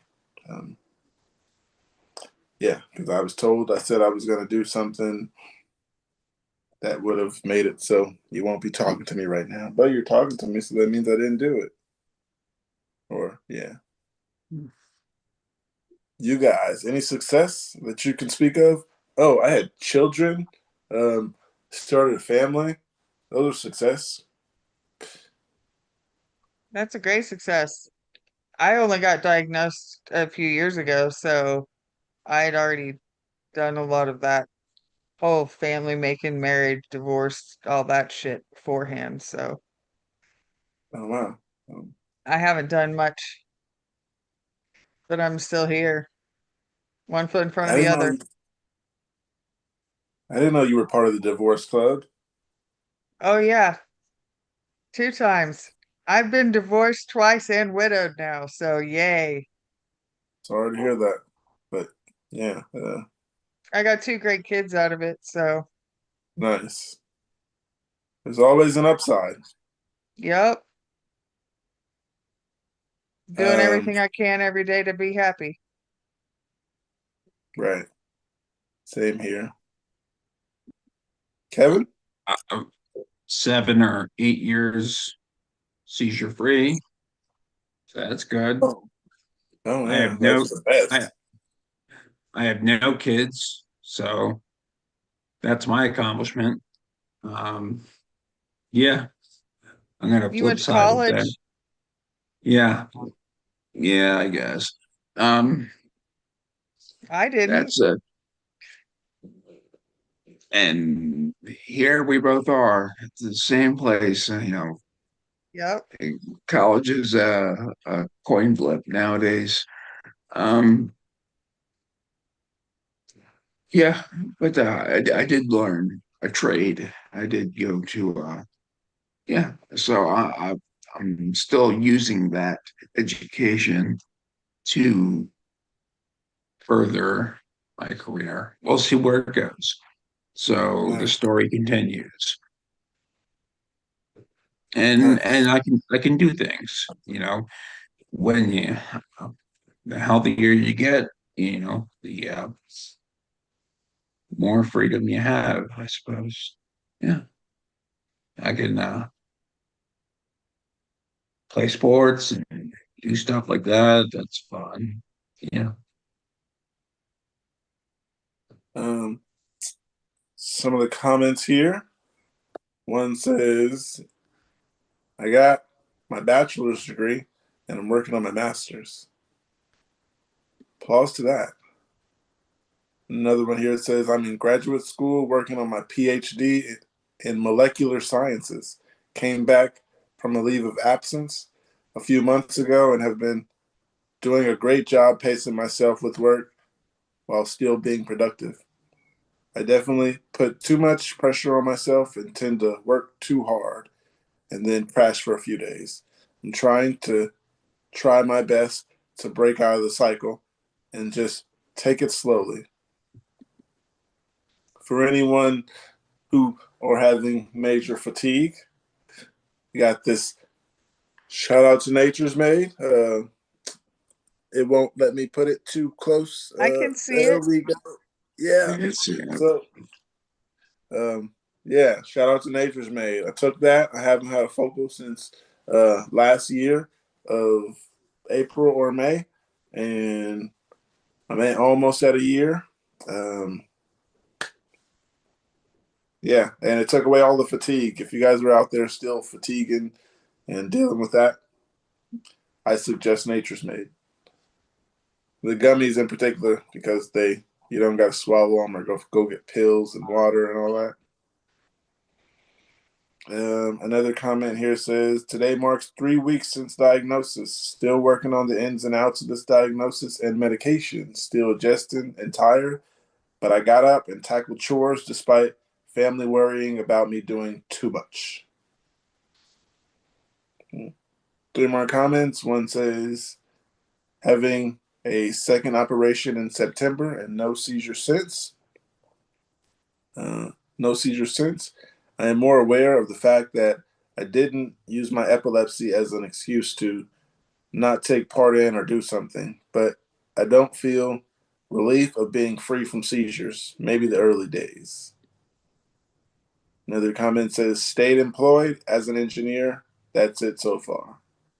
That's a big achievement. Weren't you an engineer, Andrea? Or you're a No, I mechanic. worked.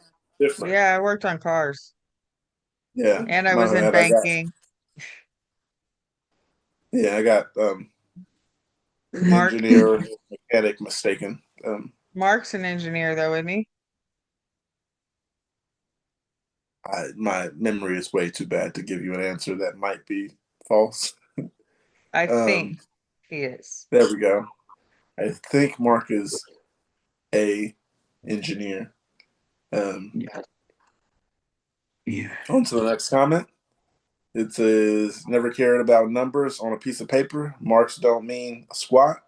When you reach the workplace, however, I received 3 separate scholarships that led to a tuition-free first year of college. Then after graduate, and then later graduated, of course." And there's actually one more. It says, "I got my master's. I survived a metal work job and now working for charity that supports young people with epilepsy." If you guys could go back to work today, what would you go back to work doing? I'd probably be working on cars still. Oh, nice. Um, I'd do it every chance I get.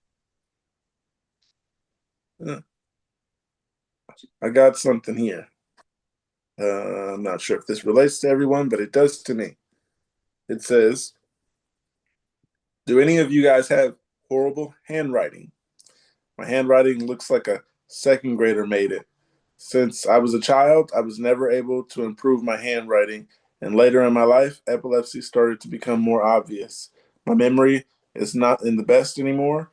I've been curious if maybe my condition affected the way I learned and my learning process, like handwriting. I learned, never learned, had trouble. I'm okay. I never had trouble. I'm school grades wise. I can write, but I've never been able to fix my handwriting. I'm just curious if this is noticed by anyone else or if I'm just coping. You may be coping, but my handwriting is bad, but I think that's just because I haven't used it since school. Now everything is typing or texting. Um, but yeah, my handwriting is horrible. How about Did you they teach guys? you I'm guys not sure. cursive? They did, and I actually do know cursive, and my cursive is pretty good. But um, what they call it, your signature, and then your initials. Yeah, I can write pretty good until it comes to regular font. I can do some. I love my cursive now that I think about it. Yeah, they don't I teach have that in trouble. school anymore either. I know. I have trouble signing my name, but I'm not sure if that's because of what's going on with my brain or the fact that I had to have 3 surgeries on my hand. I mean, my cursive was and handwriting was pretty excellent in grade school and high school. Yeah. Then it deteriorated over time. I think it's just because I didn't use it very much, In That's what I college, was saying. colleges where everything just it's just brain soup. College. Yeah, mine just like that. I think mainly just because I didn't use it after the high school and a little bit of college. It was not used. The thing I am surprised about is my cursive, and it's like every time I go to sign for my medication or sign for a package, I love signing for stuff because my signature looks awesome. And yeah, one of the person at the pharmacy asked me, "Do I always write my signature the same?" And I told her, "Yeah." I don't know why, but I do actually like seeing my name in cursive. No one could actually sign it like me. You would know someone else signed for a package.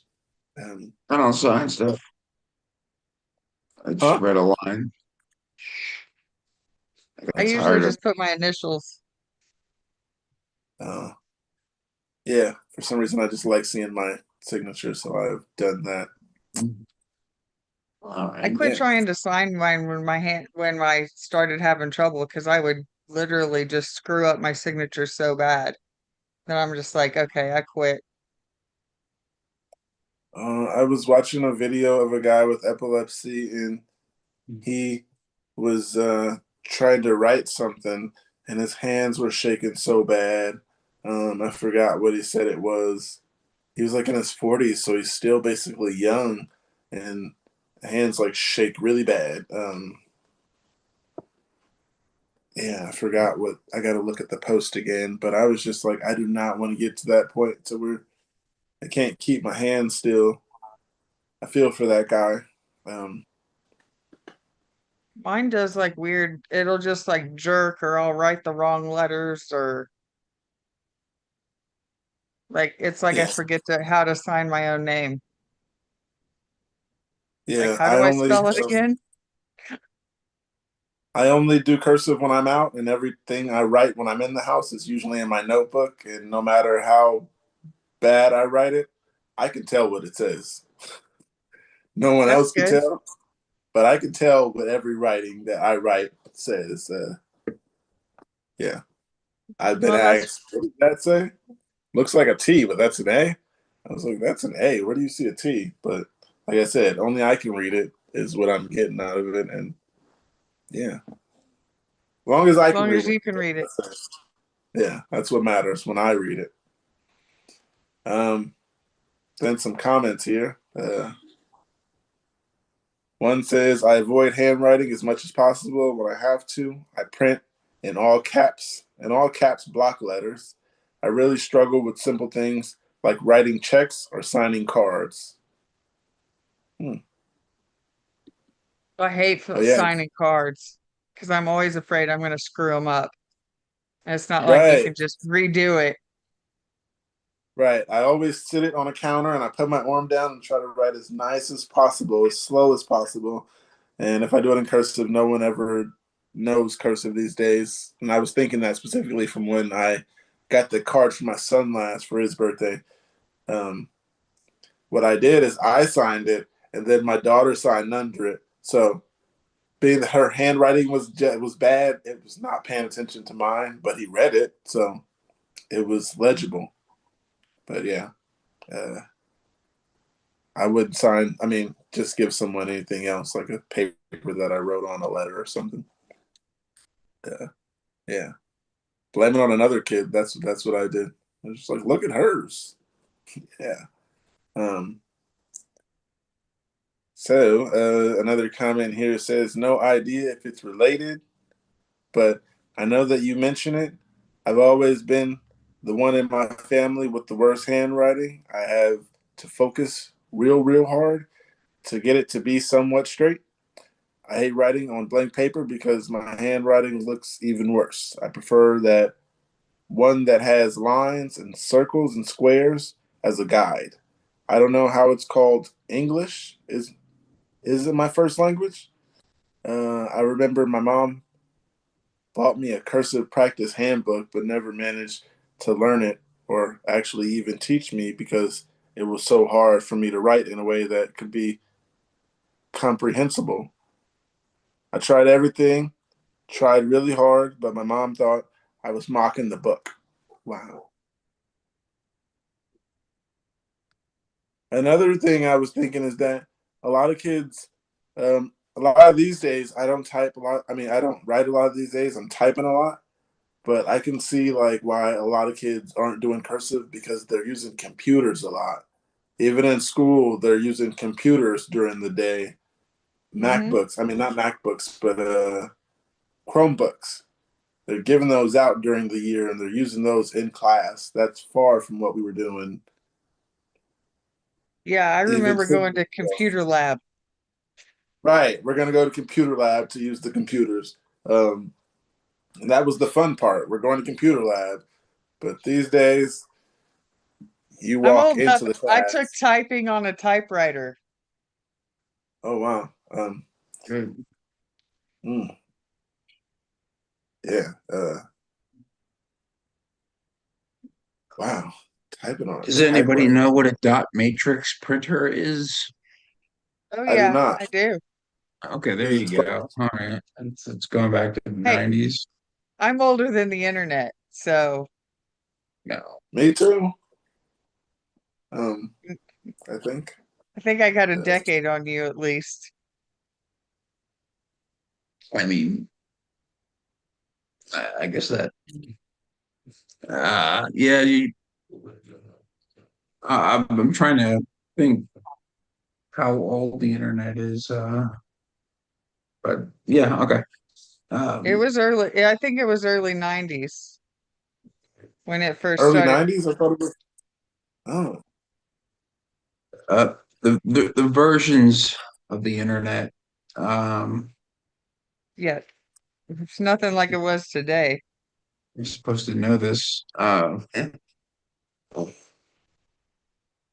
The dial-up, dial-up came on early 90s, right? Yeah, that's what I'm thinking of. Yeah. Where you had to not use the phone while you're using the internet. And then you hear that. And if you picked up the phone while you were online, it just made this wretched, like any dial-up was like wretched noise. It's awful. Yeah. Right. You Screeching would and hated it. use you you could use the RJ11 phone jack and hook it up, and yeah. do you guys remember when they start sending those discs out to like use the internet free week or something like that? Yeah, that's Oh, when I right. remember internet. And I was like 1999. I thought it came out in the 2000s, but yeah. Oh no, then we I couldn't have remember. had Y2K because then everybody thought the world was going to end because everything would just flip over to zeros and everything was going to die. Oh, oh, right. Yeah. So that was back with the A long fun time ago. conspiracies. Yeah. Mm, Uh, yeah, the good old days mm, when the If internet was that's in what its you want to prime. call them. mm. Yeah, I refer to my younger days as the good days because they were awesome. Didn't have epilepsy, and yeah, there was so much more to do other than sitting in front of a computer or a screen, um, and had way more fun. Probably just as interesting with less devices for us. Um, Jeffrey says, "I'm older than anything." Um, I was gonna say I think I got some vinyl, maybe older than you, but I forgot when you're born. Uh, I don't know. I don't have any vinyl that old actually. I got some vinyl from the late '60s. So Jeff, yeah, I think you are older than my vinyl. I'm trying to prove you wrong. Yeah, I think he's right. No, he's not. I mean, he's older than anything I own. Anything that comes to mind right now. You guys remember anything that came out 70 years ago? I think he's 60s or 70s, I either think late he's in his 60s. 70s. Oh, 70 okay. years ago, uh, Hmm. my mom. Oh, that's a good one. Uh, I wow. think my parents are still just slightly younger than Jeff. Hmm. My dad's close though. My dad's actually Jeff's age. Hmm. Nice. I want to make it to that age, get older, and all that stuff. Can't wait to get in my prime. I'm waiting for that too. I got Mhm. something here. It says tired. Is anyone tired? 24/7. I said Yes. it like that because 24/7 is in all caps. 24/7. No matter how much you sleep. Like this past weekend, I slept all day, Saturday and Sunday. No matter what, I am exhausted. Is this typical? Yes, this is the norm.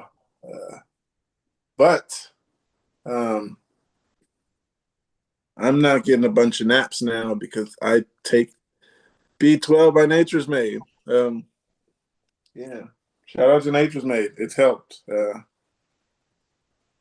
Yeah, I haven't taken a nap in a while, unless it was after a seizure.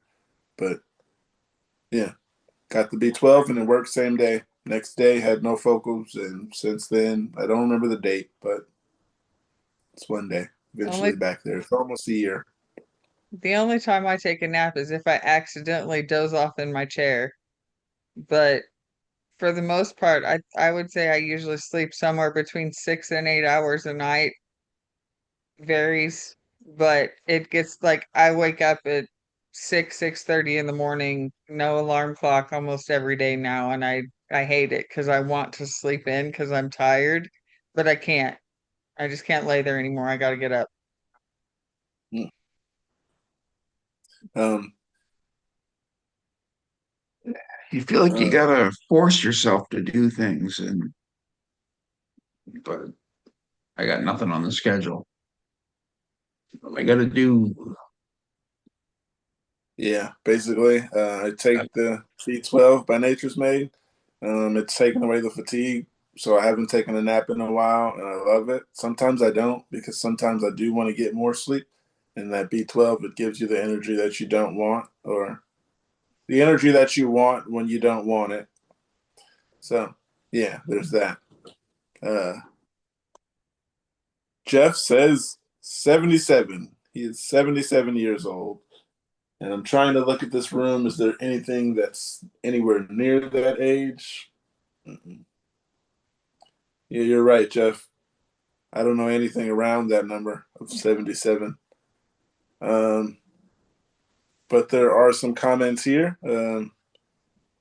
For always being tired, one comment says maybe it's the meds. I take lamotrigine, which I think really affects my sleep, amongst other bad habits. Yes, I'm right there with you on that lamotrigine and affecting your sleep.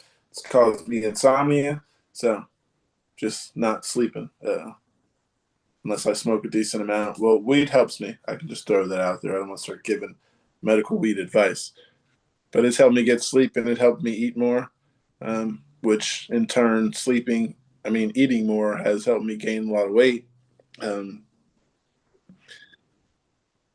so yeah. Another comment here says, "Welcome to epilepsy. It's just a part-time game." Um, Another comment here just says, "Yes, I'm on 350 milligrams of Excopri, 100 milligrams of Briviac 2 times a day, Clonopin 0.5 to 1 milligram in the AM and PM, and then Lexapro for anxiety. I can down a large coffee and then a nap. I don't understand. My mother does that too with the drinking coffee and then going to sleep. Or I cannot. Um, Yeah, my mom does that too. I don't know how. She comes home from work and drinks coffee, goes to work, to sleep, and I don't get it. Yeah, I don't know how people can drink caffeine and goes off. Mm. my mother, she can drink caffeine at like 10, 11 at night and then go right to sleep. She says any warm beverage helps her. I cannot. And she can drink tea, and tea has caffeine as well. So, um, me, no bueno. It's not I've going to had to work. I've had to train myself to not drink caffeine constantly, Oh, but yeah, you're a caffeine freak. uh, I've had a pot of One of coffee and a those. monster already today, and I'll probably get a Dr. Pepper after I finish this bottle of water. Mm. Oh, wow. Speaking of bottled water, I have one here that I need to be drinking. I haven't drank anything today. Yeah. You guys eat today? Mm. Nice. Yeah, I had a sausage and cheese muffin this morning, the like English muffin, and then I had a bunch of junk food for lunch pretty much because I wasn't too hungry, like a cereal bar and some Gardettos and some candy. And have you eaten today, Pookie? No, I have a Lunchable here, but I just haven't eaten it. But I have You not need to eaten eat. today. You need to eat. Eventually, uh, yeah. So, is this normal? Was the question for the being tired? I'll keep reading the comments. There's yeses.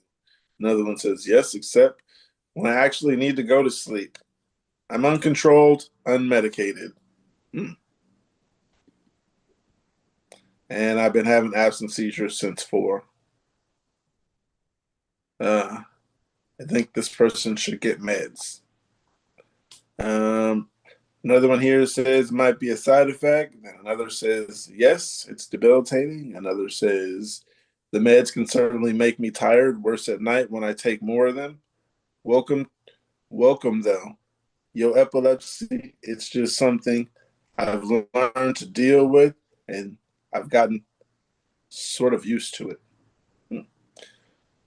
One last comment here says, yep, I'm on Epilum 2 times a day, Lamictal 2 times a day, Briviac 2 times a day. Briviac was lowered because it was making me super tired. Nowadays, I have a 20-minute power nap at 11 a.m. and again at 2 p.m. and I can kind of make it through the day. Yawning like mad though. Yeah. Always yawning. That would be ironic. Or maybe more ironic if I was to take a nap and saying I don't take naps. I got something here. It's a question. It says death. Is anyone else not afraid of dying?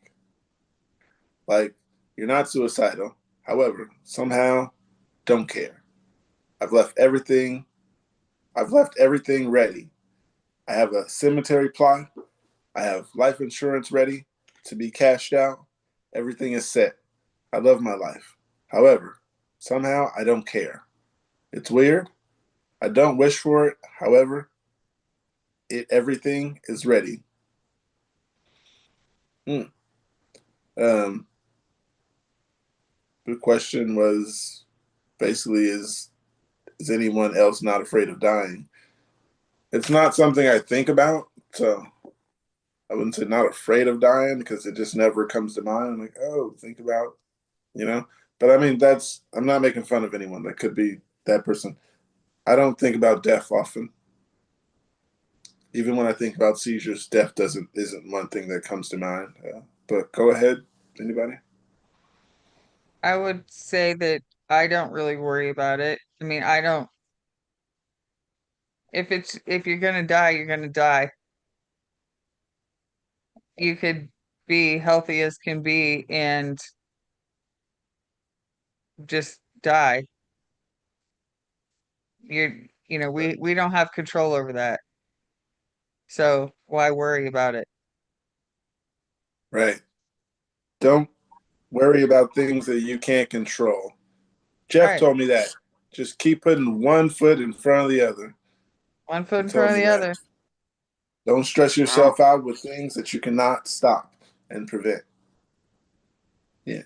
We're Sometimes that's all easier said than done, but that's a Right. very I good was way going to to. say that too. What were you saying, Kevin? I was thinking we're all in very relatively comfortable chairs right now. But as living beings, I think uh it's innate that we do everything to survive. And I think with that comes an element of fear. So uh, I think everyone does fear death. Every creature, everything strives to survive. And that it's just inherent in living beings. You know, they want they want to live, and that was the question. And I do think about death a lot. But, um, yeah, that's that's kind of it's in various forms. You know, it can be funny or sad or difficult, or but yes, I think all creatures want to live. I think that's the bottom line. um, what's I'm not going to say it's odd, but maybe a little bit ironic. The person having the seizures is not scared of death, but the person not having seizures is afraid of death, which is, I'm not going to say funny, but yeah. Um, it's not something that comes to mind often at all. Yeah, when I think about death, it's probably a depressing day, which I don't have often, but yeah, death is very depressing. Hey, Jeff. Hey, How's it going, Jeff? okay, I'm not dead yet. Good. Very Happy good to about hear. that. Um, the question is, do you think about death? Is anyone else not afraid of dying? No, I'm not afraid of dying, and I'm not suicidal. I'm not afraid of it. It's going to happen. Uh, in some ways, I, I mean, it's going to happen whether I like it or not. And it's going to happen whether it's natural or not. It might reach a point where it's not going to be natural. Um, but, and I have plans for that, but I don't think about it. What is that going to do? Right. Got some comments here. One says, ever since I learned about SUDAP, I kind of just had a Jesus take the wheel moment with my epilepsy. If I die in my sleep, I have a history of nocturnal grand mals, so be it. I don't mean that in a fatalistic sort of way. Rather, I realize that some things are not in my control. I do my best to manage my disease, but I try not to worry about it too much either. Likewise. Another That's a comment very good way to says, put it. yeah, that's what I was thinking. Um, Another comment here says, I'm more afraid about leaving people behind and not being able to be there for them. Yeah, I could say that too. I'm afraid of just leaving my family behind. Yeah, I'm more afraid of the trauma it will cause my children than anything. likewise. Um, One I comment here find that says, so interesting, actually, because I think, no, just that's interesting data here. Yes. Yes. I thought you were going to Everyone's explain something. no, no. Oh, okay. Everyone seems to not want to hurt their loved ones through their death, as if death was a selfish act on their part. I See don't where you're think going. that's the way that that people mean it is. It's a selfish act. It would make their loved ones sad if if if they died or when they die. It's not that it's selfish. It's that it's kind of selfless. You don't want to die because you don't want to make those around you feel sad. Yes. Well, how about suicide? Then that's I think that prevents a lot of people from doing that because they It does. It does. yes, and I don't want to get into too many things. I don't want to people out there watching. Uh, I He's know not this is suggesting it. yeah. I know I know this is a very very very sensitive topic. Um, uh, it's just the act of uh, taking your own life is selfish in a way. Depression and all. Uh, do I see it as, can that be selfish in some sort of way? Because no, no, no. I'm going down the wrong trail. Um, what was the question? Wait a second, Um, Kevin, you could look at it as selfish, but also what about looking at it as if you might be saving your loved ones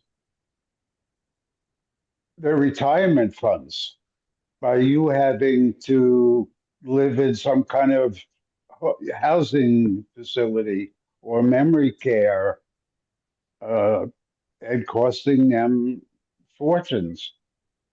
Oh, I mean, I absolutely support euthanasia and everything, but just a person who can't come to grips with reality, let's say, a person who actually can, by changing their cognitive behaviors and you know uh, by changing their behaviors can actually rise above and become a better person and not be so depressed. Um, yeah, that's what behavioral therapy is essentially. I mean, you can't just tell someone don't be depressed anymore. You through small uh changes in what we do. Yeah, that's what the goal is, I think, is that. And but I see it as and that's the problem with suicide. Um, uh, People, perhaps the one thing stopping them is their family, and that might be the one last thing and I think it's such an odd thing because if the moral is I'm going to be gone, why would it hurt them? Because that's the the struggle there. I have one question, but I don't want the answer to this question. Is anyone pro-choice or pro-life? Because if you're pro-choice, then I'm concerned about pro-choice not being throughout the lifetime. It's just when you're planning on the ceasing of a life or not. And you guys can guess what I am. But yeah, I think, you're in charge of yourself. I personally won't drive ever again, whether I go 3 months or 3 years or 30 years. I'm not going to do it. That's a choice. So if you're saying that you either give free will or take away free will, there's no in between. I mean, there is, but in that case, you can either let people do things or you can't let people do things. So I guess if someone's going to commit suicide, then ICE should come, pull them out of their homes, and put them in a home with padded walls and straitjackets. Or they can have their choice to do whatever they want to do. That's my 2 cents, though. um, two That's things. all. One was Kevin said you said you've never been told don't stress. I've been told that don't stress and I'm not depressed and all that. The doctors are lying to me, making me take pills to worry me and all that stuff. Heard that. And then with Chip, um, oh, the question here before you got here was, is anyone not afraid of dying? Like you're not suicidal, however, you somehow don't care. So I want to live forever. I never want to die. But I'm not afraid of dying because, it's inevitable. So, and depending on what your belief system is, just like the pro-choice, pro-life, whatever, if you don't believe in something, then you won't know you're dead. If you do believe in something, then I hope that you're right, and I'd love to go somewhere with you. But when I die, I'm assuming that I won't even know it. And that'll be that. I shall cease to exist. So no, I'm not afraid of dying. I'm afraid of my family not being able to take care of themselves if I die. But that's a different story. Gotcha. Family argument once again. Everyone's afraid to leave their loved ones. Oh man. I'm not afraid to leave my loved ones personally, but I'm afraid of how it would traumatize them if I were to die. Okay. Because I don't want to traumatize my kids. They've been through enough shit. I could say the same for mine, especially when it comes to shit I've done. Um, Another question here, a comment was, yes, I think of it because we've all come too close to what some people think is death, and it could happen to us at any time, especially having a seizure. So I feel the same way. One last comment says, I don't care as well. That is why I don't feel impacted at all for the SUDEP risk. I don't fear death because I don't believe in anything related to post life or other religious bullshit. Death is the same thing as before birth, just as an infinite nothing. The only thing I fear is how I'm going to die. I don't want to die with suffering. That is all. I think that's the ticket right there. How he's going to die. I mean, I keep saying we're animals and we all want, we all have that need to live. And if he was put into a situation, he would be crying to live, you know, a gun in someone's face, you would see that survival need, that flight risk need in the animal. You know, they and all creatures drive to live, and it's just yeah, that's how I feel. I think he would be the first to be begging for mercy. Me No, or okay, the sorry. responder. He sound, Yeah. trying to sound like a big man, but I think he'd be the first to, beg, please leave me alone. Yeah. Um, I got something here. I'm sure we could all relate and respond to it. It says, oh wow, it didn't load. Um, it says, I had a seizure on my meds. I'm confused on how this has happened. I am new to this, but I have alarms to take my meds. I've taken them every day and on time. This morning, I had a seizure and I don't understand why. I contacted my doctor just to see if I needed a higher dose. What the hell's going on? What is wrong with me? The question is, what is going on? What the hell is wrong with me? I had a seizure on my meds, uh, basically. I I had a think we've seizure on all, my meds all the time.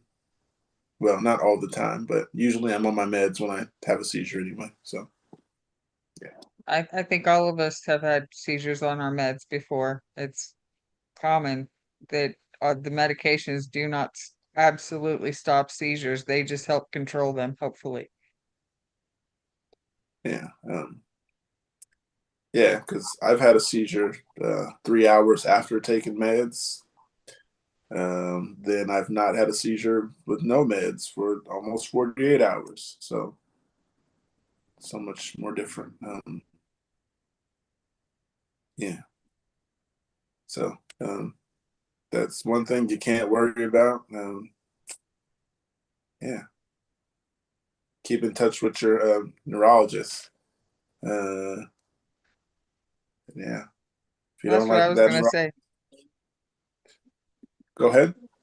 I was just gonna say it's good that they contacted their doctor and maybe their doctor will want to adjust their meds because of it, but just because they're on meds doesn't mean they're not gonna have seizures.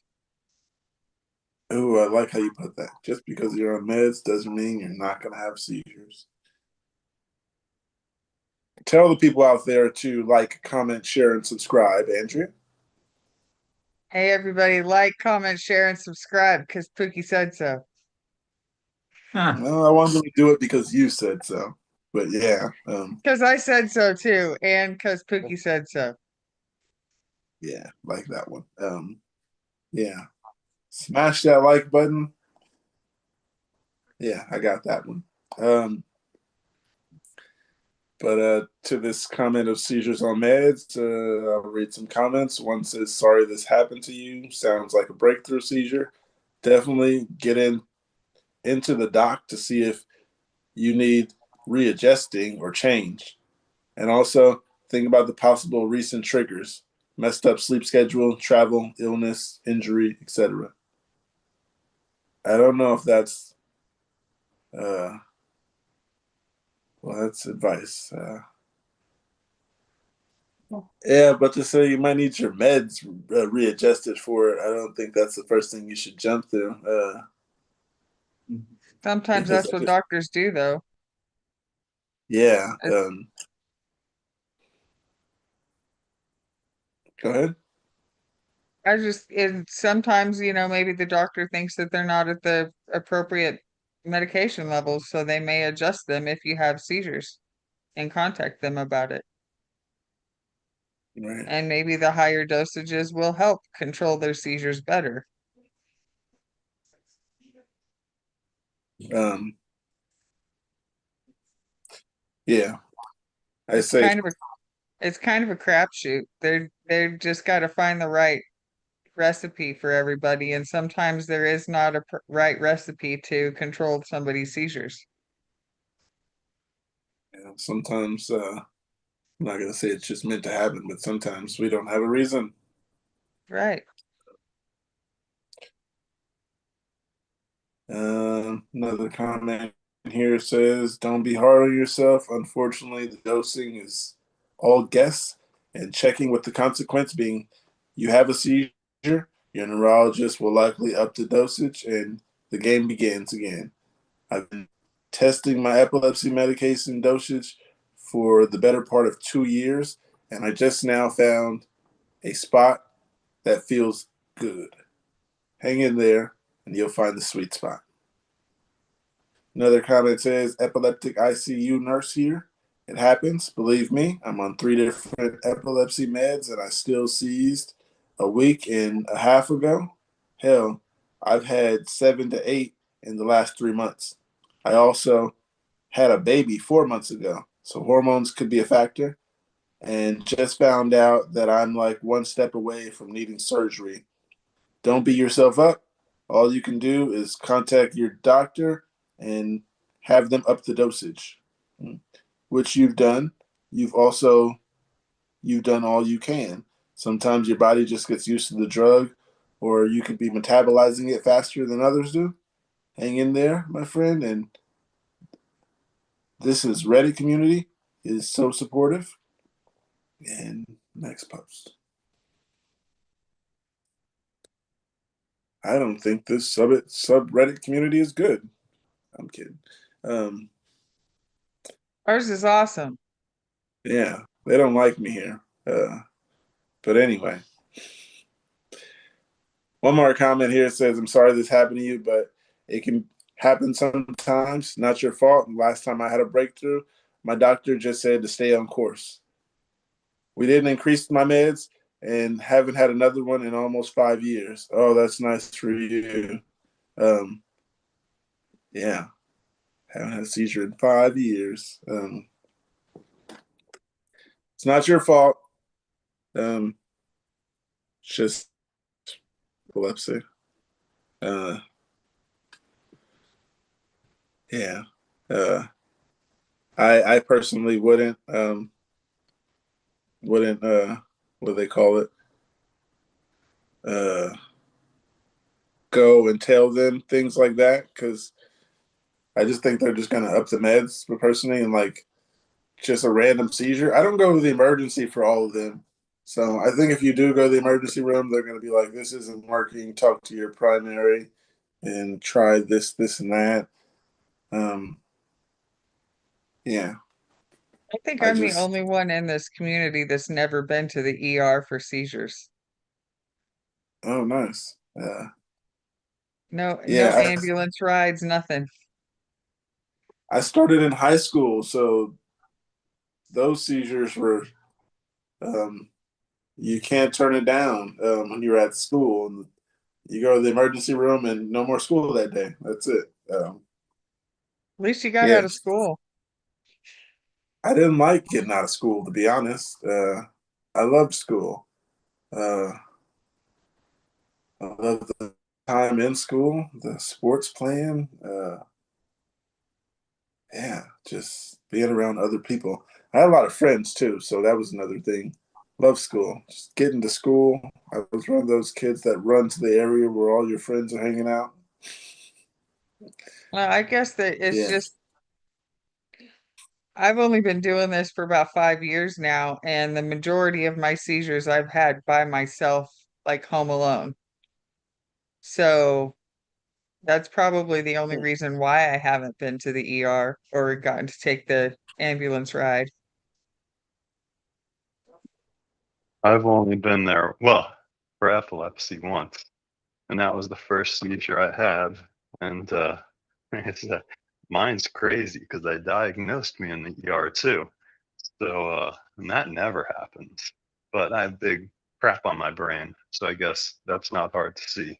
But yeah, the first time and only time I went in an ambulance, they tried to make me go in an ambulance when I had a seizure on the bus, but I was yelling at them not to. So they didn't, which was nice. So they almost Narcaned me though, because obviously I was on drugs. And I was, but I was just stoned, so that doesn't count. Anyway, I like going off on my tangents. Hey, love it. I forgot the By the question though. way, by the way, I'm washing the dishes that I made 2 hours ago now. So anyway, Need to go do mine Um, too. what was the question again? I don't know, we were talking about ambulance rides. the person Uh, was worried about having a seizure and didn't know if they should call their doctor to up their yeah, medicine because they're concerned. I like memory tests too. I do them all day, trying to remember what I talked about. And then my kids are like, "You told me that already." I'm like, "Cool, thanks." nice. Yeah, my kids aren't as nice about it when they're reminding me. You said that already. I'm like, all right, thank you. You could just said that instead of yelling. But yeah, they're 17 and under. Oh man, what an age. Mine are 18 and older now, so it's nice. They're people now. They still Both ask of me for mine are money though. both of mine are over a quarter of a century old. They hate it when I Huh. remind them of that. Yeah, it happens. uh, Yeah, I'm over a third of a century. Yeah.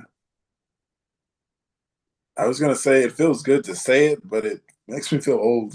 It's like a third of a century. Um, I'm pushing half a century. I don't know. I'm I should, 52, so it's all good. 3/4. There's someone on here who's older than me, though. So I don't have to be the old person. I can be the baby still, right?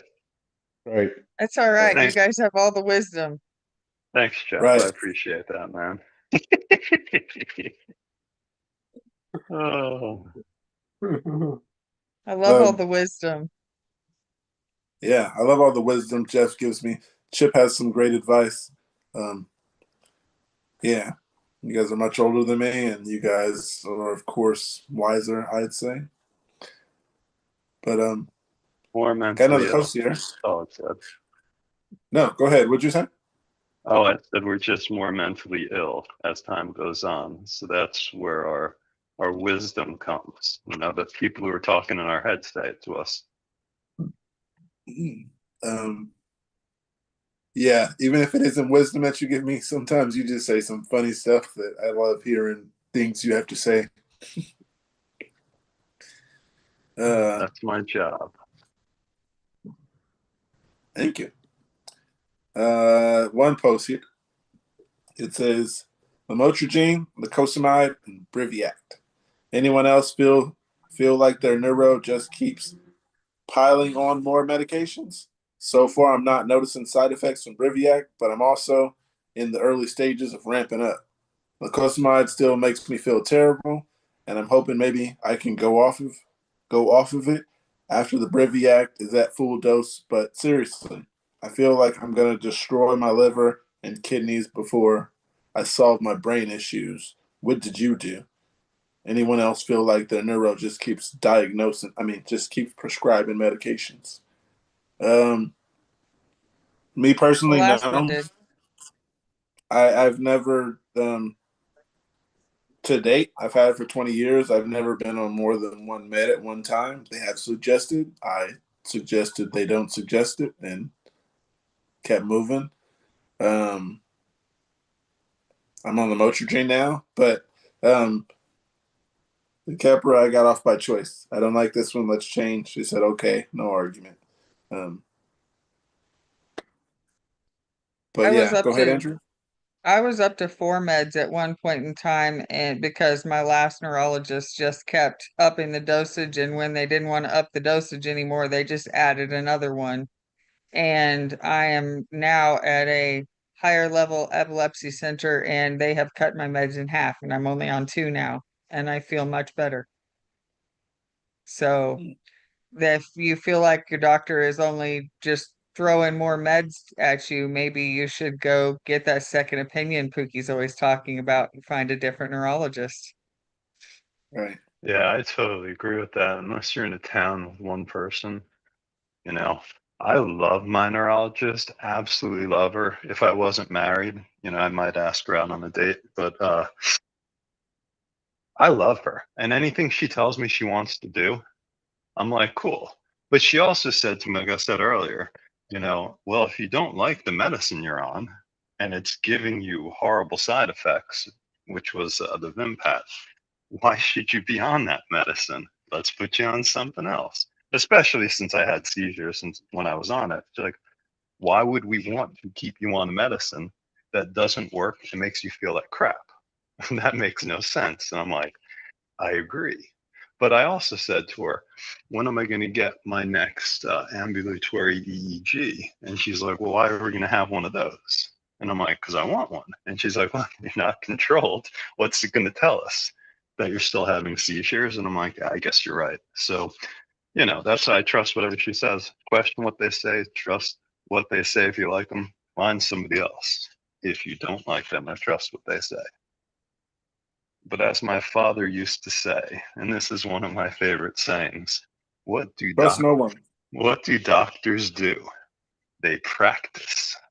So they're always just practicing on us. Anyway, Mm-hmm. those are my 8 cents. Yeah. I don't remember where we So were though. I was just gonna say self advocacy. That's a big deal. You gotta do that, or else they'll just give you whatever they think is good for you. And even if you don't like the side effects or whatever the case. Um, some Just remember comments they here. work for you. If you Oh don't yeah, want to be on something, then tell them you don't want to be on it. You don't have to do it because they're not there to cram the pill down your throat. right. Um, Sadly enough, I do know a story where there was a girl who did not like taking the medication, and they kept changing her medication, and she told them that she doesn't want the medication, and I think she said her doctor kept suggesting it even after she kept telling her that what it's doing to her. And she tried the alternative route of getting out of the scene. And yeah, so if you don't like what one neurologist says, she decided, I'll take it. You want me to take it? I'll take it then. And she took them, I'll say. Um, you know what I mean? So yeah, if you don't like something, they work for you. Move to the next neurologist. You don't have to take shit, for lack of a better word, from one neurologist. There's plenty of other ones out there. An epileptologist. Uh, One comment here says my fiance takes glucosamide and a combination with oxycarbazepine. We've discovered that if he takes it on full stomach and doesn't eat after taking it 30 to 60 minutes, he doesn't turn into sleepy, dizzy, lightheaded zombie. I had that Another, experience with oxcarbazepine as well.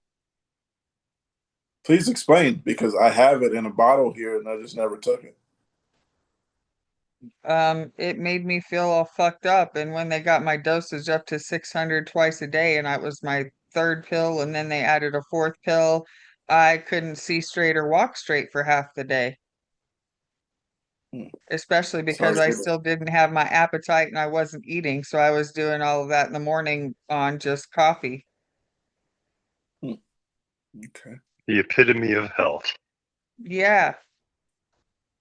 But now that once I switched to the new neurologist, I told her and I was like, I'm pretty sure it's the oxcarbazepine that's doing it because that's when I first started noticing the symptoms. Then she lowered my dosage on that and I noticed a difference immediately and I wasn't having those symptoms any longer. And now they took me off of it entirely. Um, there's a comment here I'm going to read and see how the epileptics in the room feel. To that comment earlier of the medications and all that.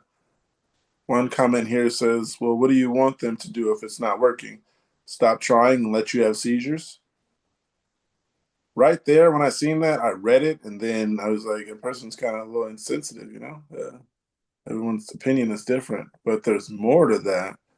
And it says, my son has been on 5 meds 3 years now. He's 12. Sometimes you respond well and only need one, and sometimes it's not responding. If you yell at the neuro, you don't want to be treated, then that's it. But don't complain about seizures then. That's very insensitive by a person who does not have seizures. They're going off Extremely. what their kid is. They're going off what their kid is telling them they're experiencing. And I'm I pretty feel sure that sorry kid's for their going through some stuff. Very sure that kid's going through some stuff in their head that they don't explain because there's all kinds of stuff that you just don't point out just because. But go ahead, Andrea.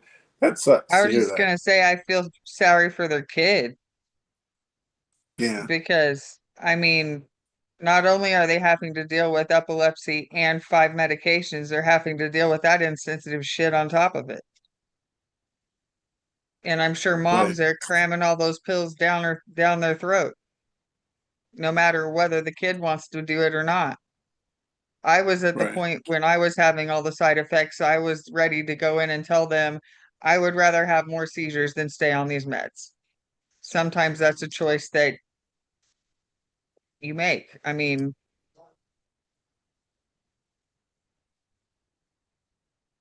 Yeah. I don't know. Uh, yeah, that sucks. And there are some down votes from that comment. Then the It author imagine. responded. The author responded to that post and said, "Wow, I'm sorry I offended you." And me saying to that post, don't be sorry you offended that person. They don't have epilepsy.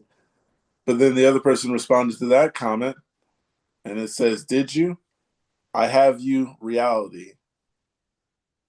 And then the author responded, I'm not sure what your response means. Your comment to me came across as annoyed. This response, in quote, I have the reality, I assume is meant to be, in quote, I have your reality. I'm not sure what you mean by having my reality, except maybe you are indicating shared experiences with epilepsy. Either way, epilepsy is hard. I hope your child is well.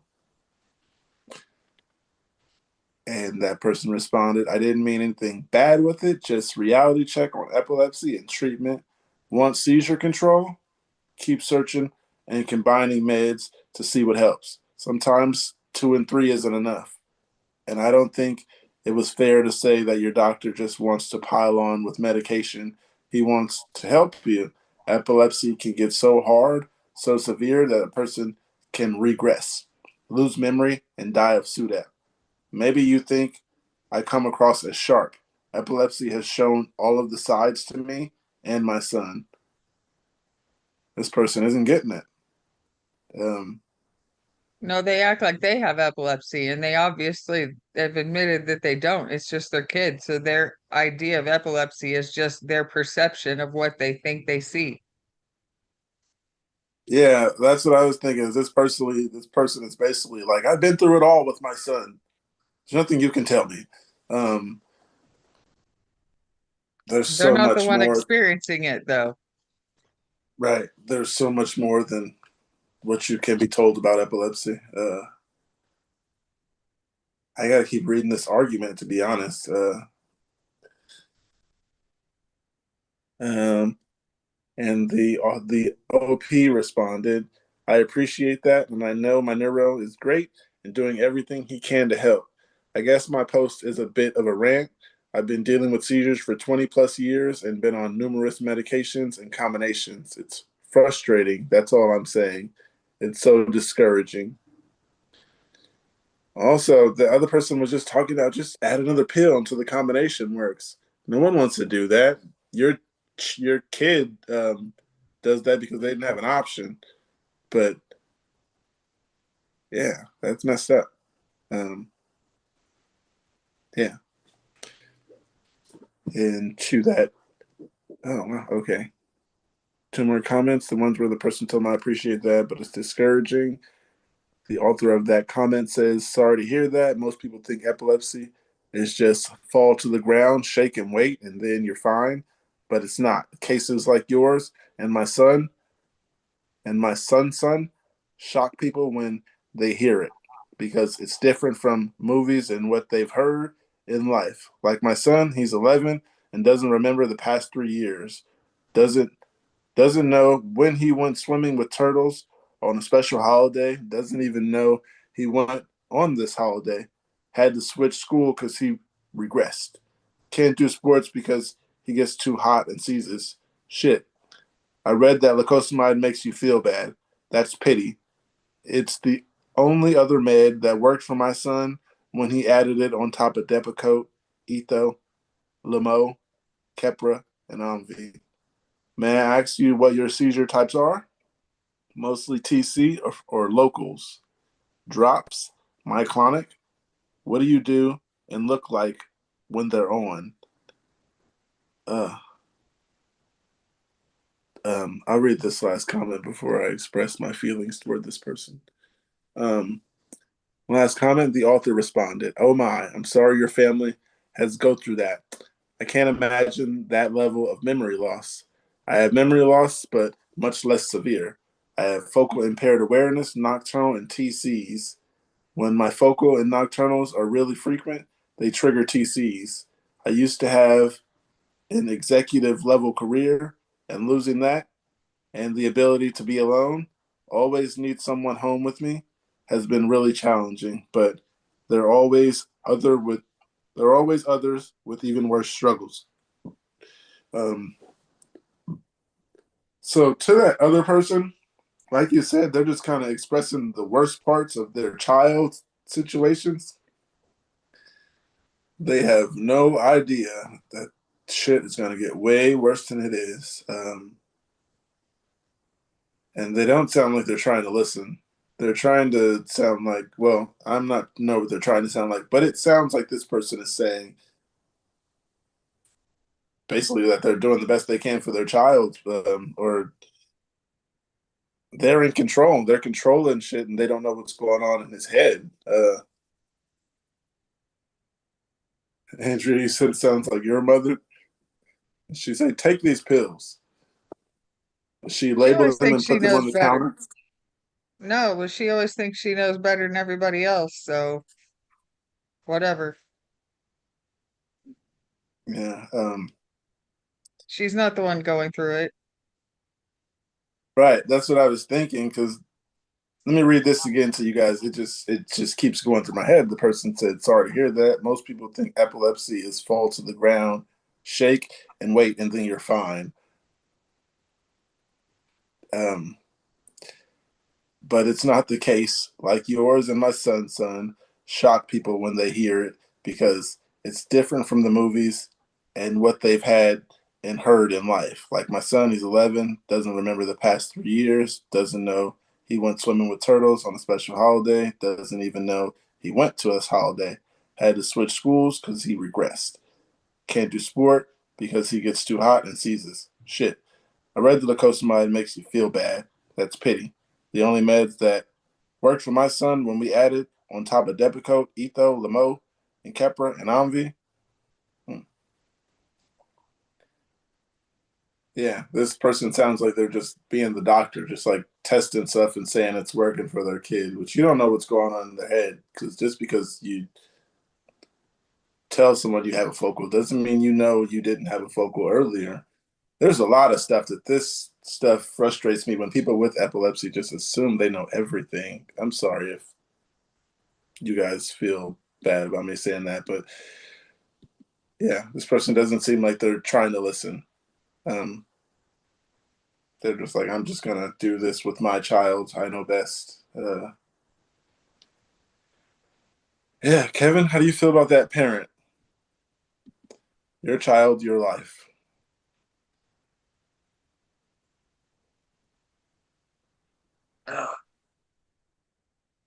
I didn't get everything, but um,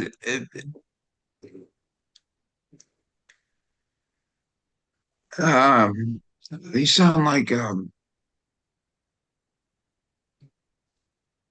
they understand fully about this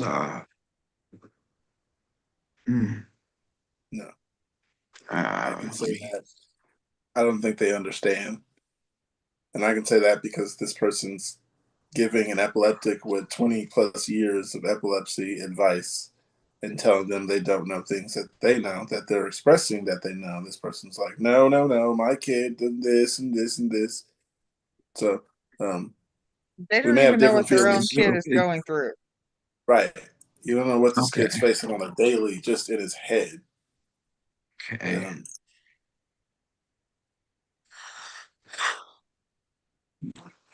So she's going to give me an aura. mm, the most Calm down. important thing is to be there for your kid, obviously. And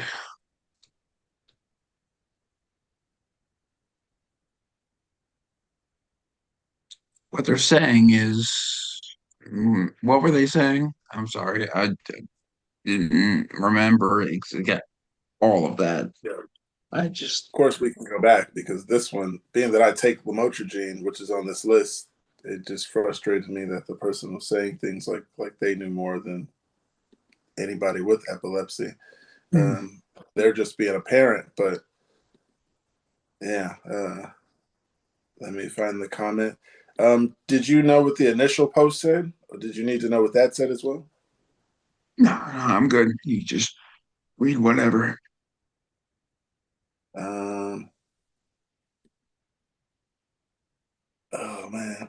Uh, okay, it says the first response to the main post of naming the medication. They said, "Well, what do you want them to do if it's not working? Stop trying to let you stop and trying to let you have seizures.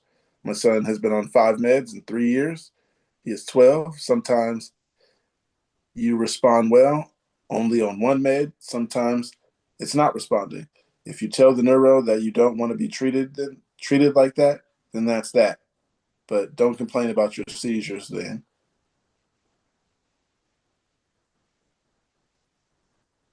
I must ask you how that makes I me feel. don't want to come across so um aggressive like that, you know. You should Uh, speak your mind if it makes you feel like that.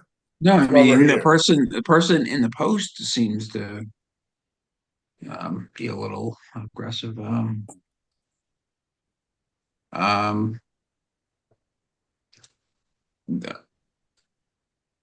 don't be taking that's a lot of um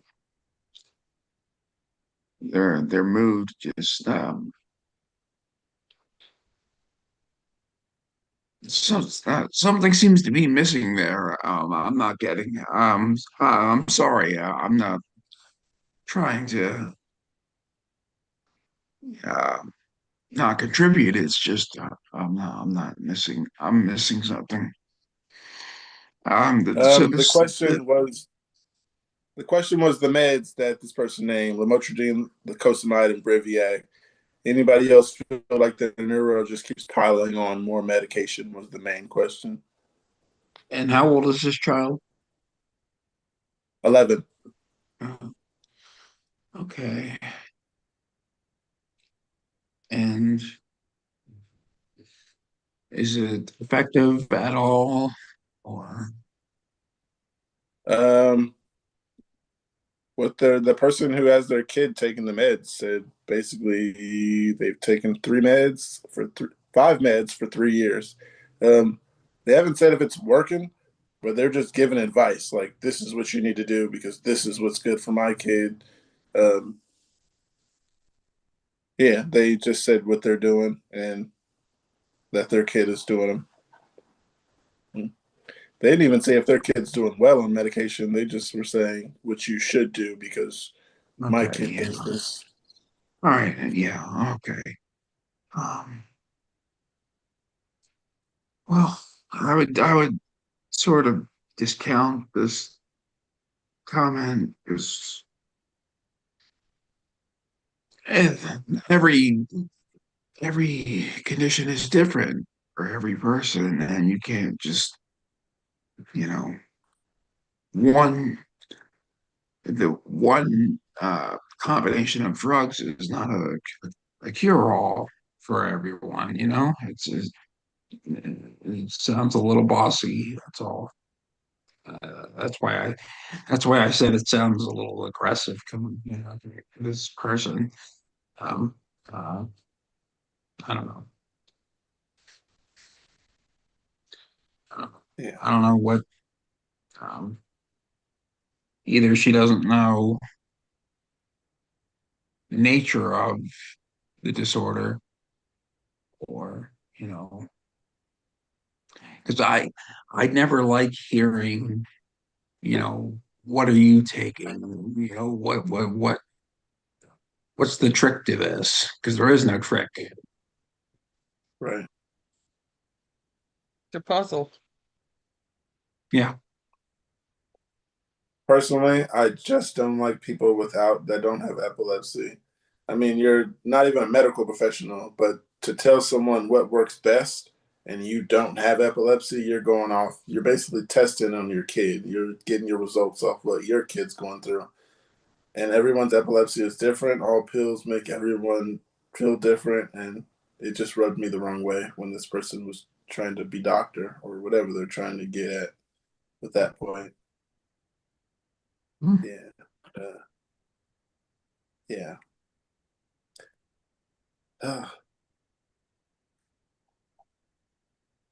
That really grinds my gears, as my grandmother used to say. Grind your gears. Yeah, I like that. Grinds my gears. Hey, Sailor Mom. Right. Um, Jeff, how do you feel about what that person says? I'm stuck on this one, and I'm kind of just want to hear how everyone feels about that. Am I wrong? I'm just so No, not distraught, but it kind of angers me when people say things like that. It kind of reminds me a little bit of how my sister used to tell me I'm not depressed when I say I was depressed, or she would say things like, "You should do this, and this isn't working, so try this." And I used to hate it. I'd just be like, I'm the one with epilepsy, and you're telling me what I should be doing. Um, but yeah, how you feel about that post? yeah, the guy is ridiculous. I mean, he's what evidence does he have that the doctor is just having? Does does he know that there's any control without all those drugs? I mean, it seems reasonable. If the I just like you said, what does he know? Yeah. Hey, It's Andrew. I mean, Billy Mom. I'm sorry. I seen you guys both at the top on my screen. Um,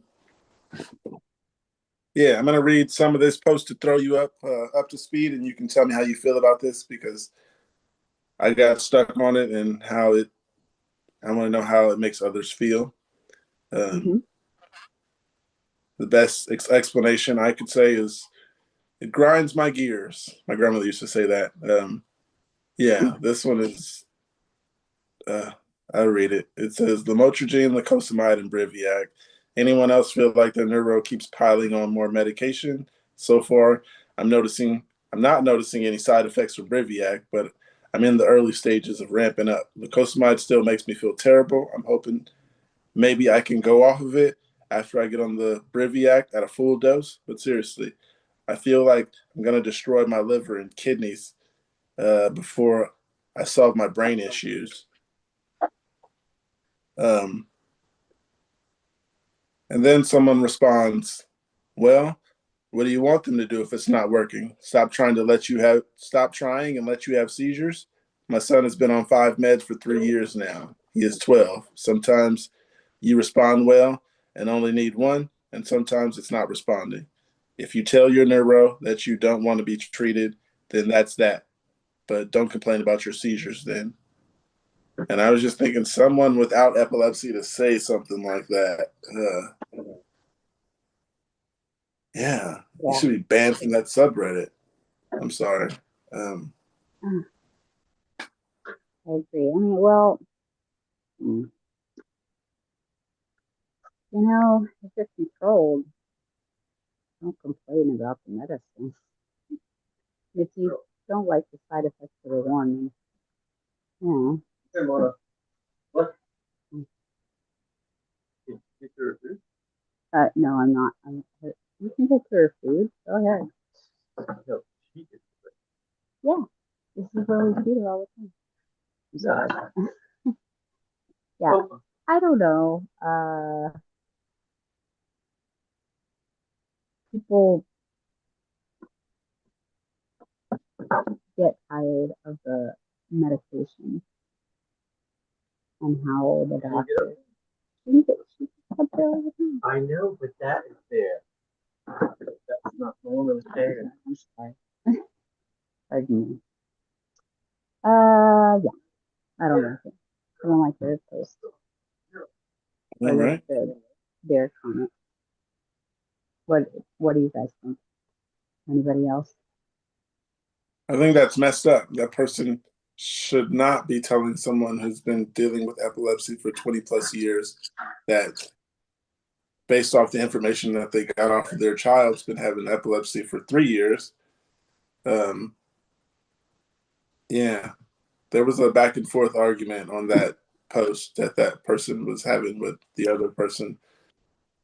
And yeah, I just think that someone without epilepsy shouldn't go that deep into arguing with someone who does have epilepsy of how theirs works for them because everything's different for everyone. And Oh yeah, just because your neurologist said it's good for you doesn't mean it's going to be good for everyone. definitely. mean, Yeah, you maybe never it's know. just my thoughts. Uh, You never know what a certain medication does for a certain person. Sometimes they really make you feel like you're crazy, and that's just the way it is. right. Um, So, yeah. Anybody else? um, I had something else here. It says uh, epilepsy and fear. Writing this again because my last post I think was deleted. I don't know why. I just genuinely need advice. Please. 21-year-old male suffering from absent seizures. About a month ago, I was in the hospital with my girlfriend and I suffered two different seizures when we were ordering food. Ever since then, I've had a sort of trauma from hotels. If I travel, I of course need to stay in hotels. Note that this has happened in other places when it has, I'm scared that to visit those places again, including the cafe me and my girlfriend were eating at. So now I'm scared to visit this cafe and even the local or even be locally to where this happened. I wanted to ask if anyone else who suffers from absence seizures can tell me how to cope with this. And I know not everyone has absence seizures, so I'm really asking for advice from anyone and move past this trauma. Thank you so much. Additional info, I've suffered from absence seizures for like 8 years now. My dad died in 2018, so maybe that trauma also amplifies the seizures, and I don't know why. Um, Anyone got any advice on that? I have This person absence says, seizures, but I don't have any of those fears. likewise. Any advice, Kevin?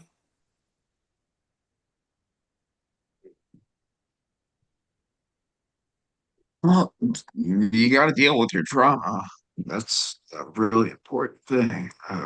That's uh, that's gonna just add to your stress. So I don't know, get a therapist or something. Sorry, I don't mean to. That sounded uh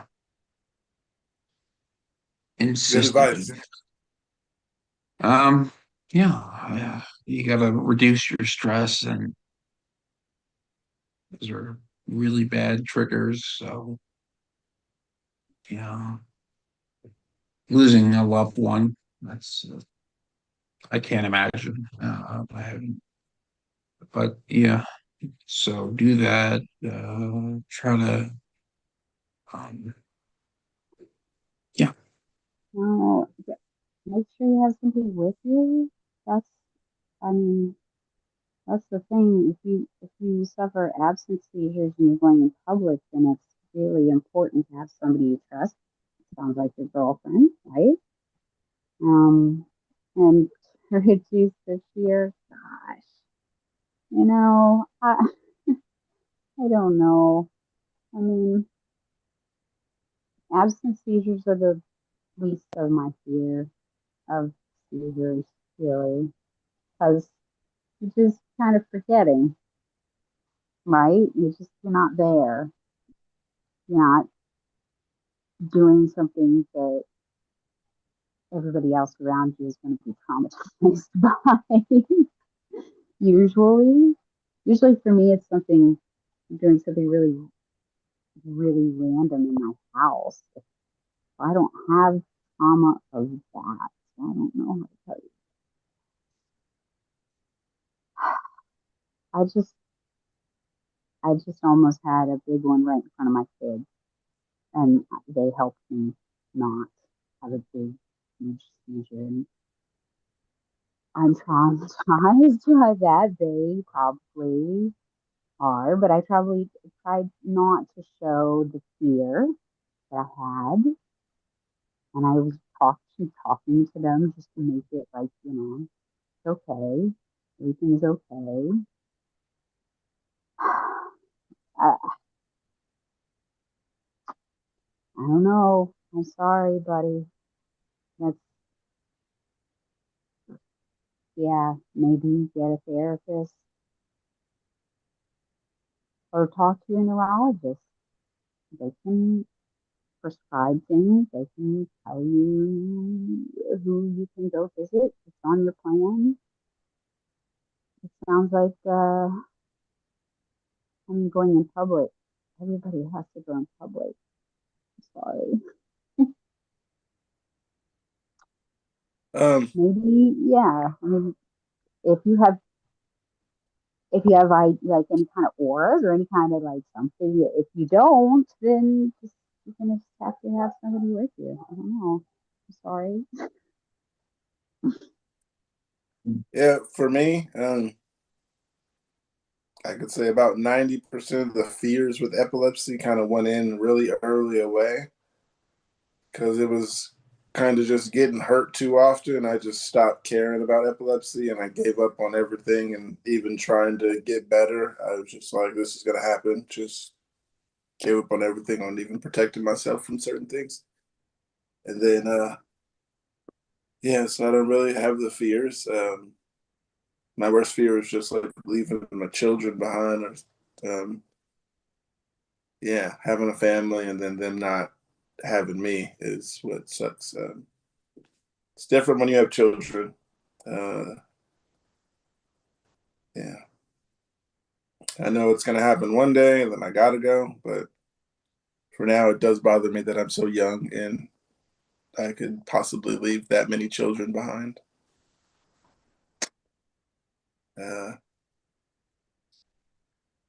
there's one comment here. It says, "Yeah, I get that. There are even specific locations that I've avoided because of having particularly nasty seizures there. Stress is absolutely a factor, though. And it's also true that similar auras of the brain get activated when you are in similar locations. And if your seizures originate in those locations, then the idea of those locations actually triggering stuff isn't unreasonable. That's ultimately the unknown, though. It is actually what's going on, or is it just circumstances reinforced by a stress lowered seizure threshold? Mindfulness and meditation can help with this kind of thing, though. One thing I say about not going out, you can't let epilepsy stop you from doing things. Yeah, I don't suggest staying in the house from fear. You got to fight those fears, like Kevin said. Maybe get a therapist, talk to someone, and yeah, but don't run from it. It's not going anywhere. Yeah, I don't say run from it. I just, you know, if you're if you're not feeling steady, then maybe don't. But if you're, then just go, man. You gotta go. Anybody else?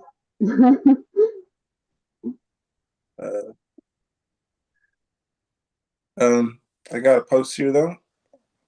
It says anyone use and like online or virtual neurologists or epileptologists. I'm wondering if anyone has had luck with a complex case and has used providers strictly online. I'm looking for a great epileptologist, but open to a neurologist as well. I'm willing to pay out of pocket if need be. Thanks for any info. Uh, that's what the neurologist who I'm supposed to be under right now is doing. He's enjoying these virtual visits, and I'm not exactly liking him because I haven't got to meet him, but he's suggesting all kind of stuff, and we haven't even met. And he prescribed me Omvi, which I haven't started taking because he barely got any of my history before you just suggested Omvi. And yeah, and I don't like strictly virtual visits, so I'm looking for another neurologist.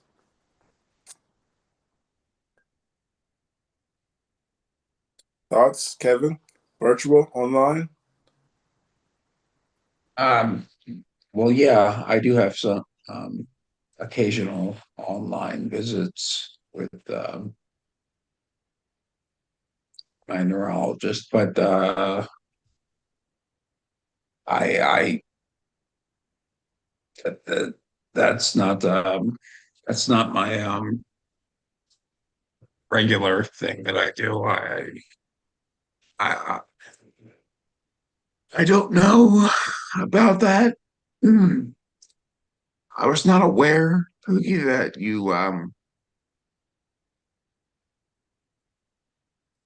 your doctor had prescribed you Envy I don't know online that. Yeah. without like I mean, does he yeah have the medical file at least? What Does was he that? share what you have or have not taken? You know what I yeah. It mean? was I just mean, like there was a visit we had, the first visit, the meeting visit we had. Hmm. And he was just like, "Tell me a little bit about yourself." And I was like, having focals, a little bit of myoclonic jerks or whatever. I told him the focals are gone because of the B12. Uh, Shout out to Nature's Made. No, I did not say that to him. Um, uh, and yeah, he was My like, "Good." earplug. Come again? Oh no, my earplug came out the same color as my Oh, hair. So yeah. go ahead. I'm sorry. yeah. But when I told him that I'm having little myoclonic jerks that I think are myoclonic jerks, he was just like, "You can take Omvi for that. I'll send you a prescription with your pharmacy." And that's what I mean. Like, there was no, like, I could have told him anything and he would just roll with it. I didn't like that. So Yeah. did you look into Envy? I don't know this drug, so I mean, No, I just picked it up and said I'm not going to take it. I mean, told myself that, not him, but I'm looking for right. another Well, neurologist. I would just So like a little more depth with the doctor, a little more, Um, yeah, like you said, give your background, your records. Um, yeah, yeah, it's. I mean, and then I have a story. I take Envy, and I'm fine with it. See? But yeah, Okay, yeah, great. but See, I'm not familiar. I would have I concerns. I have these pills that they gave me, but Hmm. when I start new pills, I'd rather you get more info. Just like do some tests, something. Just taking Hmm. my word for it just didn't feel right. Me just like take this new medication, getting new side effects because of what I told you the little bit. And then he was just like, "Well, there's Omni for that." It didn't feel good, and I was just Oh like, god. "Yeah, video Mhm. meetings where you're subscribing stuff and meeting me, and then telling me you'll see me again in 6 months over video. I need some um forgot the word for it. Yeah. I think he needed more research on me than he was willing to do. Right. So yeah. Well, okay. So I'm going to tell a story about how I meet my doctor online. And I have met him in person a couple of times, but Nice. we moved, but even before he moved, he liked to do online meetings, and that was okay because it's a pain to drive into San Francisco. Okay, and whatever. But uh, so I had an appointment with him on Wednesday, and he's supposed to see me like every 3 months at the longest, right? Because I'm uncontrolled. And when I say I'm uncontrolled, I had 8 TCs since the last time I've talked to him. Okay. And that's since January 20 something. Okay.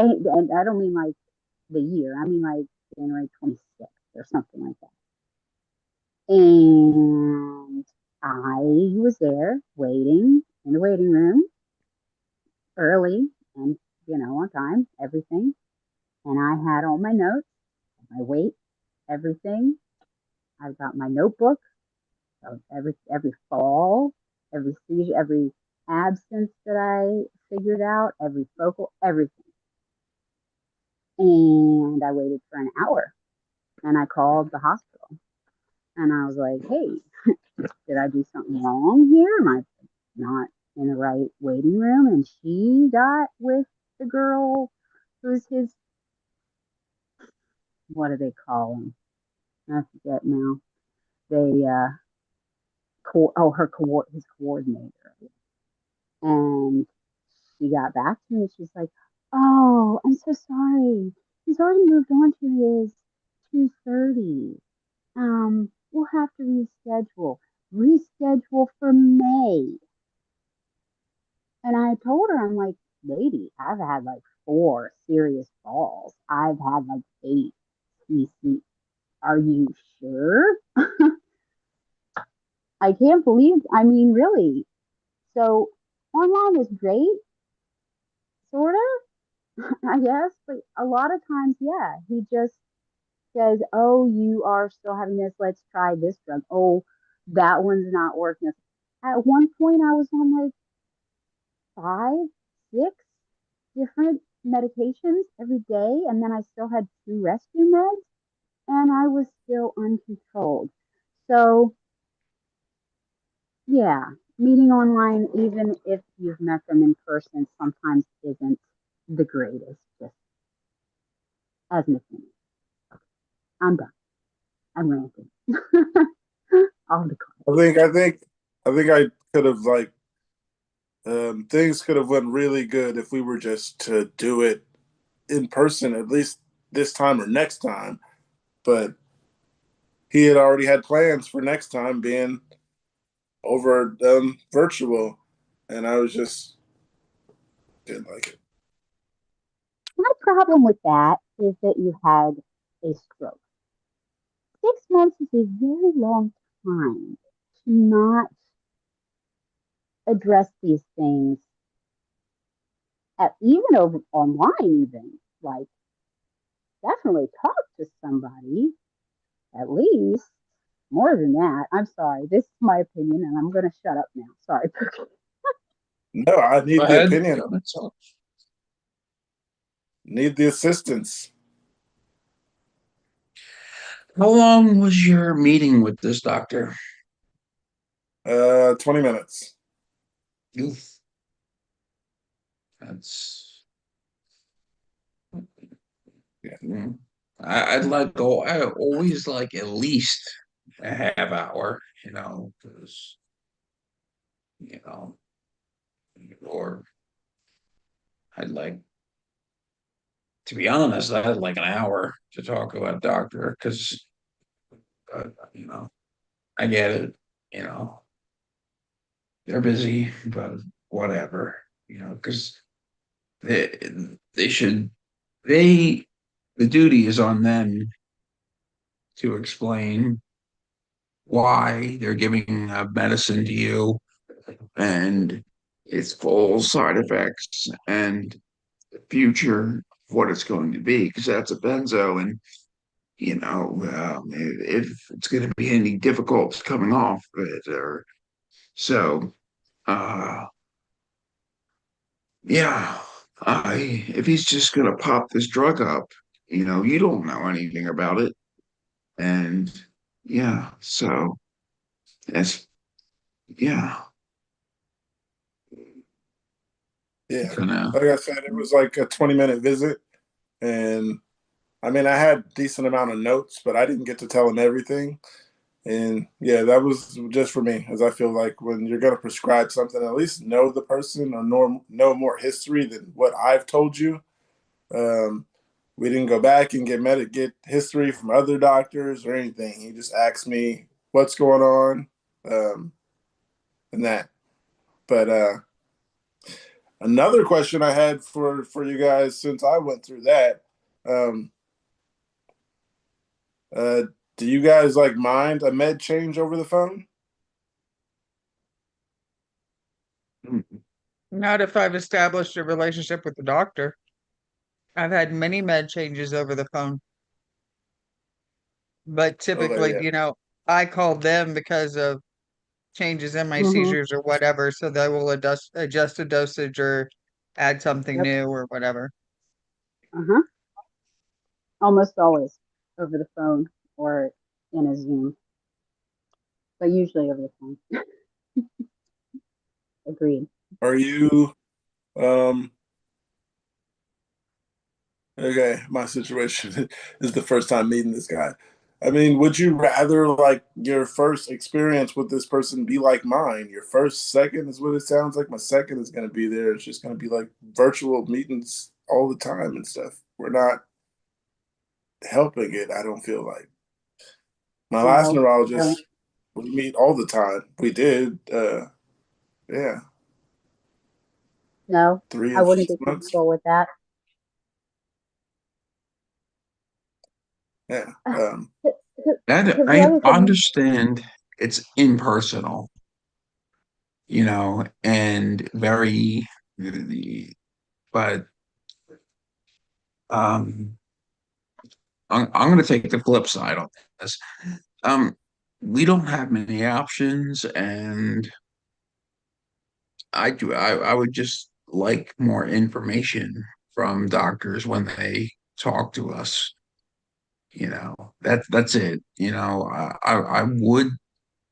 I would take a medicine from a first time doctor seeing him if he could explain this thoroughly with a thorough explanation of why he's giving this. You know, uh, I I would do that. Yeah. The yeah, the thing yeah. about this guy is like it was too quick. The answer was too fast for me to be comfortable with the answer. I was just like, well, I take B12 for the focals and they went away, but I'm kind of having myoclonic still. Oh, you can take Envy for the myoclonics. There was that bit of time for the thinking process. He just knew a medication to give for myoclonics, and I was just like, you don't even know what. Yeah, like I said, he didn't get any medical history or anything. We were just too fast to diagnose and give something. And I'm not even sure if it's a myoclonic jerk. To be honest, we got to get that checked on. I I feel like you should have investigated and asked you more questions before just throwing pills at you. I agree with that. I got 20 minutes history with this guy.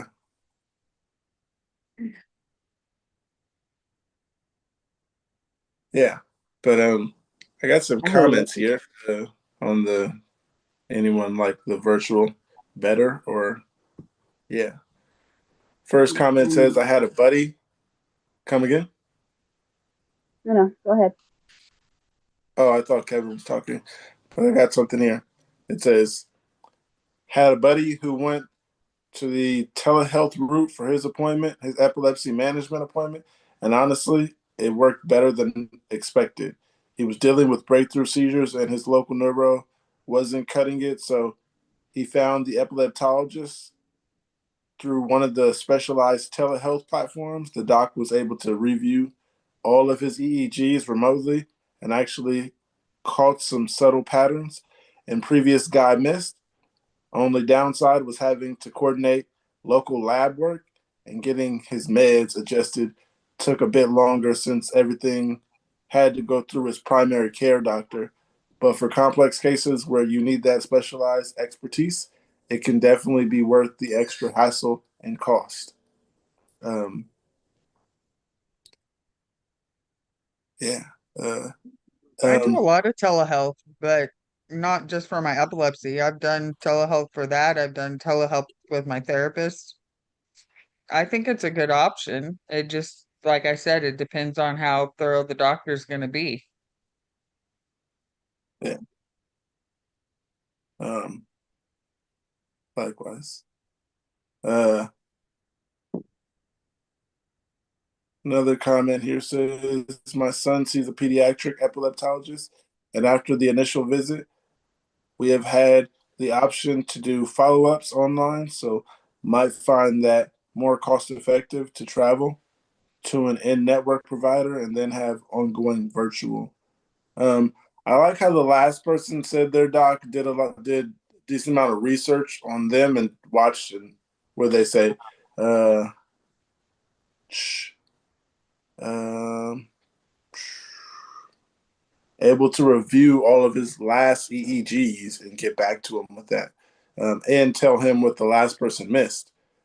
Like I said, the guy I was dealing with, 20 minutes, he was like, all right, take this. and read no EEG reviews from the past or anything. Just didn't feel right going forward. I was just imagining me in 6 weeks going, I don't like this. And then he's like, oh, well, take this. That's what I imagine happening is me down the line saying, I don't like these side effects. And him just going, oh, well, take this one then. That's totally what he seemed like. Someone who's like, oh, well, this helps with this. You can take this one. And if that doesn't work, he was going to probably give me something similar to Envy without even second guessing it or bringing me in to talk about it. None of that. Yeah, these people suck. Some of them. And one last comment said, I had my first appointment with the doc at Columbia and NYC. I live on Long Island. Had my first appointment in person. All the rest have been via telehealth. It's worth looking into. A good one, somewhat close. Or finding a level 4 epilepsy center. I'm sure most have telehealth as an option. It's a good option when you know the person. The option when you know the epileptologist team, right? You've seen the other doctors there. They've looked at your EEGs. They've had you in there for an in-hospital. Even if you didn't see that particular doctor then, at least they have really good, records to look at. So you hope the doctor will look at it. Yeah, I'm sorry. Yeah, Do you guys have auras? that's how I knew like I was about to go down Oh, okay. and begged for help. Got Oh, the icebreaker today was a weird sensation and a good sensation. Well, what's the weirdest and what's the best, basically? related to epilepsy. No, that's just a regular That's not icebreaker. what you that's not what you asked. You said what's the best non-pain sensation and the worst non-pain sensation. There we go. Yeah, you got it. See, I need someone help here. That's what you're. I'm surprised I remembered. It always takes two epileptics' memory to put one situation back together. There you go. I know I'm always Um, wrong about things. I'll have to think about that. Um, Kevin, I have no idea what that question means. What was it? the weirdest non-pain. That's not right. The best non-pain sensation and the worst non-pain situation. There we go. Okay. The best non-pain and the worst pain. No, Okay. Non-pain. non-pain. There's Non-pain. Best Hmm. non-pain. And the Okay. worst Sensation. I'm Yeah. gonna go with Okay. um It's been a for while, but the let me worst. think. Uh, It do, doesn't do, have to be do. epilepsy related. Okay. Okay. I sleep well. Sleeping is That's nice. that's not Dreaming a is good. sensation. Okay. Here's something. I get I get some funky dreams now. Um, Yeah. I like them. Is that a sensation? I Hmm. don't know. We might have to look into the definition of sensation. The hell do you mean by sensation? That's what the Dream. post said. Um, no idea exactly how to phrase it to you. That's exactly what it said. Is I don't remember what it says. You got to ask Andrea. Yeah. This seems You like never answered it either. some high standards to meet. Okay. Do you mean like Cold. I don't like to be cold. And it doesn't have to be painful cold because I don't like to be cold. That's a How good about one. that? That's I a good one. really hate to Now, be what's the cold. best one? What's the best sensation that is not painful? I don't know. Oh, I don't. okay. I've lost one of my earbuds. I will have to find it in a minute. Down here. It's so laundry. I'll have to think about it. I'm not sure. Mm, The, the uh, best is an orgasm. I don't know. I That's what I mean, I said. would say that, but like, I don't know, man. Gotcha. You never answered Um, either, Pookie. Uh, Smoking up, I guess. yeah, I think that's a pretty good one, That's Kate. my current Uh, one. yeah, and Andrea said that. That's a pretty good one. As a matter of fact, I'm gonna go over here and grab something. I I think I messed up. Everybody was trying to bring in a big espresso machine and hook it up in here, and I think I messed everybody up because I was in here talking. Oops, sorry. wait, I have to figure out how to find another place. uh,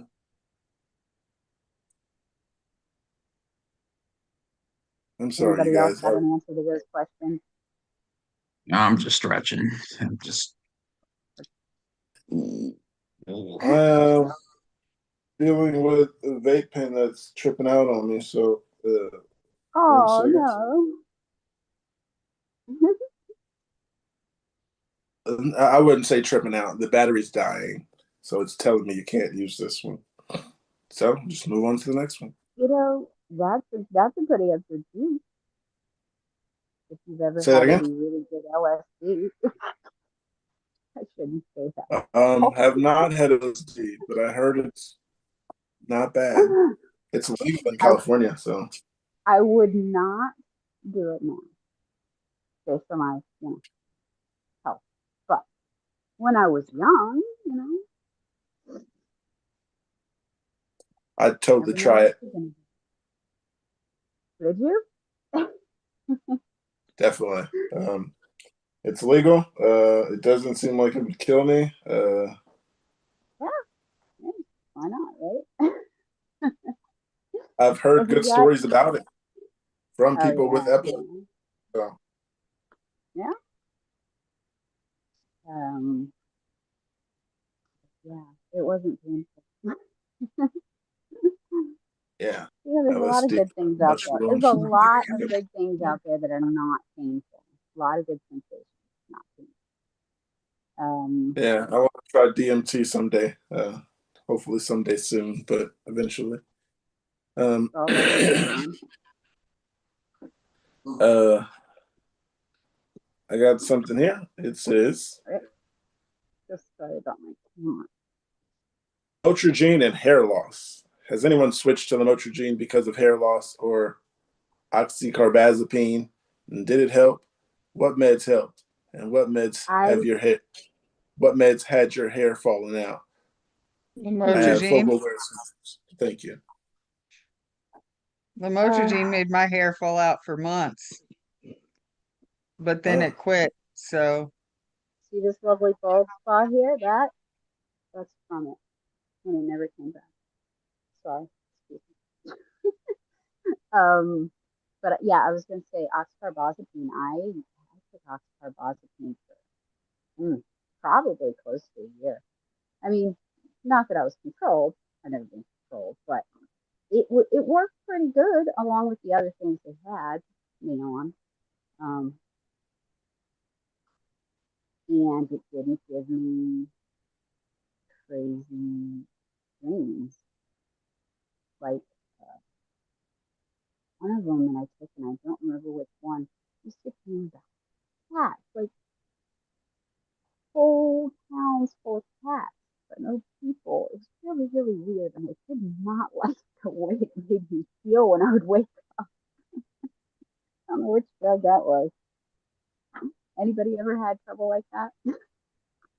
Really weird dreams with their meds? um, I used to have weird dreams. I haven't since I've moved to my mom's house.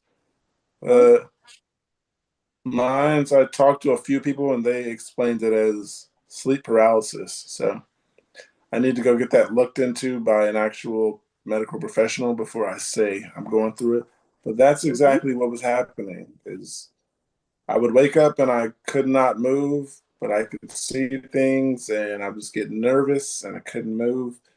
And then Mm-hmm. I'd try to talk and I couldn't Mm-hmm. talk, I couldn't move. Mm-hmm. And then finally, if Mm-hmm. I do say something, it's a scream and it's at the top of my lungs. It's as loud as possible. Was that your dream? Um, Oh, that's waking uh, up from sleep yeah, paralysis. that'd be no, I that had a wasn't a dream. roommate. Now that I think about it, No, I had a roommate that used to do it all the time. He used to scare Okay, the sorry. daylights out of me, and I'd run into his room and try to wake him up, get him calm conscious. And that was, long before I had epilepsy. Long before it was that. um, Yeah, that sounds terrible, Pookie, and you should definitely get it looked at. But I don't know what they do now for sleep paralysis. 'Cause that was probably 30 years ago for me. But I knew somebody. Maybe they have a drug for it. Have a drug for everything. definitely have something they'd try to give if they could. If they can.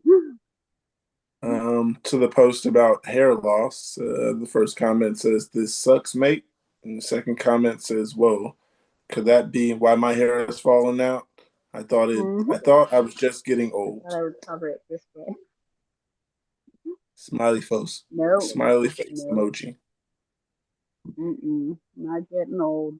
It's definitely a thing. Well, I Just mean, like those spots. I'm sorry, go ahead. oh no, yeah. I take Depakote, and that's supposed to cause hair loss, but um, I guess I was lucky enough to. I mean, To be one of the ones that doesn't get it, I or just, you have I really mean, good, you have good genes. yeah, very good. Some, Good genes. on my mom's side, no There you bald go. men. There you go. Yeah. Um, what was the comment again? I had something. I forgot what it was. Also, the other thing is depression makes your hair fall out. So, uh, and I know how easy it is to get depressed when you've got epilepsy. So, it's another thing. I didn't realize that happened, but I had a good time with it. It's real. To the post about the hair loss. I said no, but things come to me as I say no to things, and someone says something, and I'm like, oh, I did go through that. So with the hair loss thing, uh, I remember Andrea said she had shedding, is what she referred to one time we were talking about this when this has come up. I had that a lot in the early stages, but it wasn't enough shedding to be worried about it. It was just like, why the hell am I losing so much hair? But it wasn't, why do I have this bald spot now? Or why do I not have hair on this side, but I have thicker hair here? Wasn't like that. I was just like, what the hell is going on? Why is the shower roll is full of hair on the floor? Uh, that was a Exactly big what mine bother. was.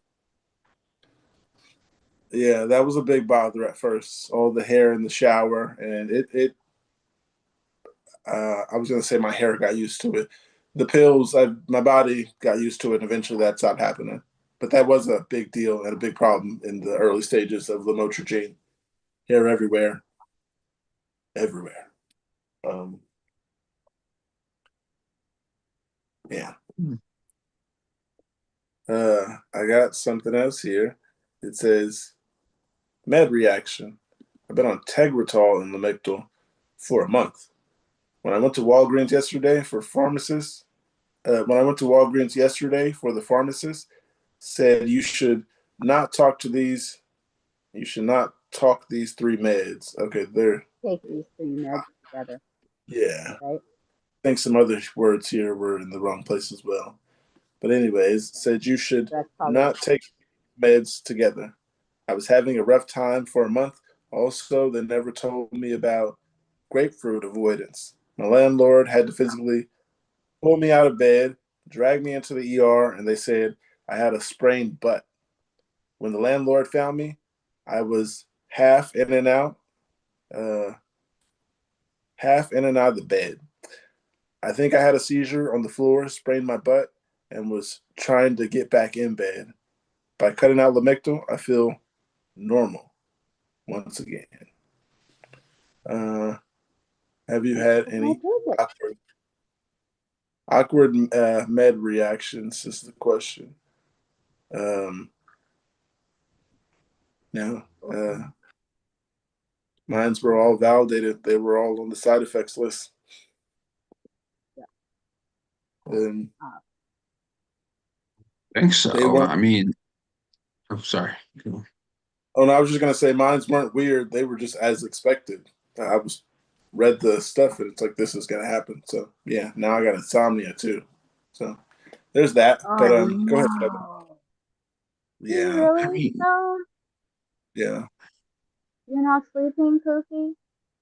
And well, I you can smoke a lot of weed in a decent amount of time. The more weed you smoke in the smaller span of time, the higher you get.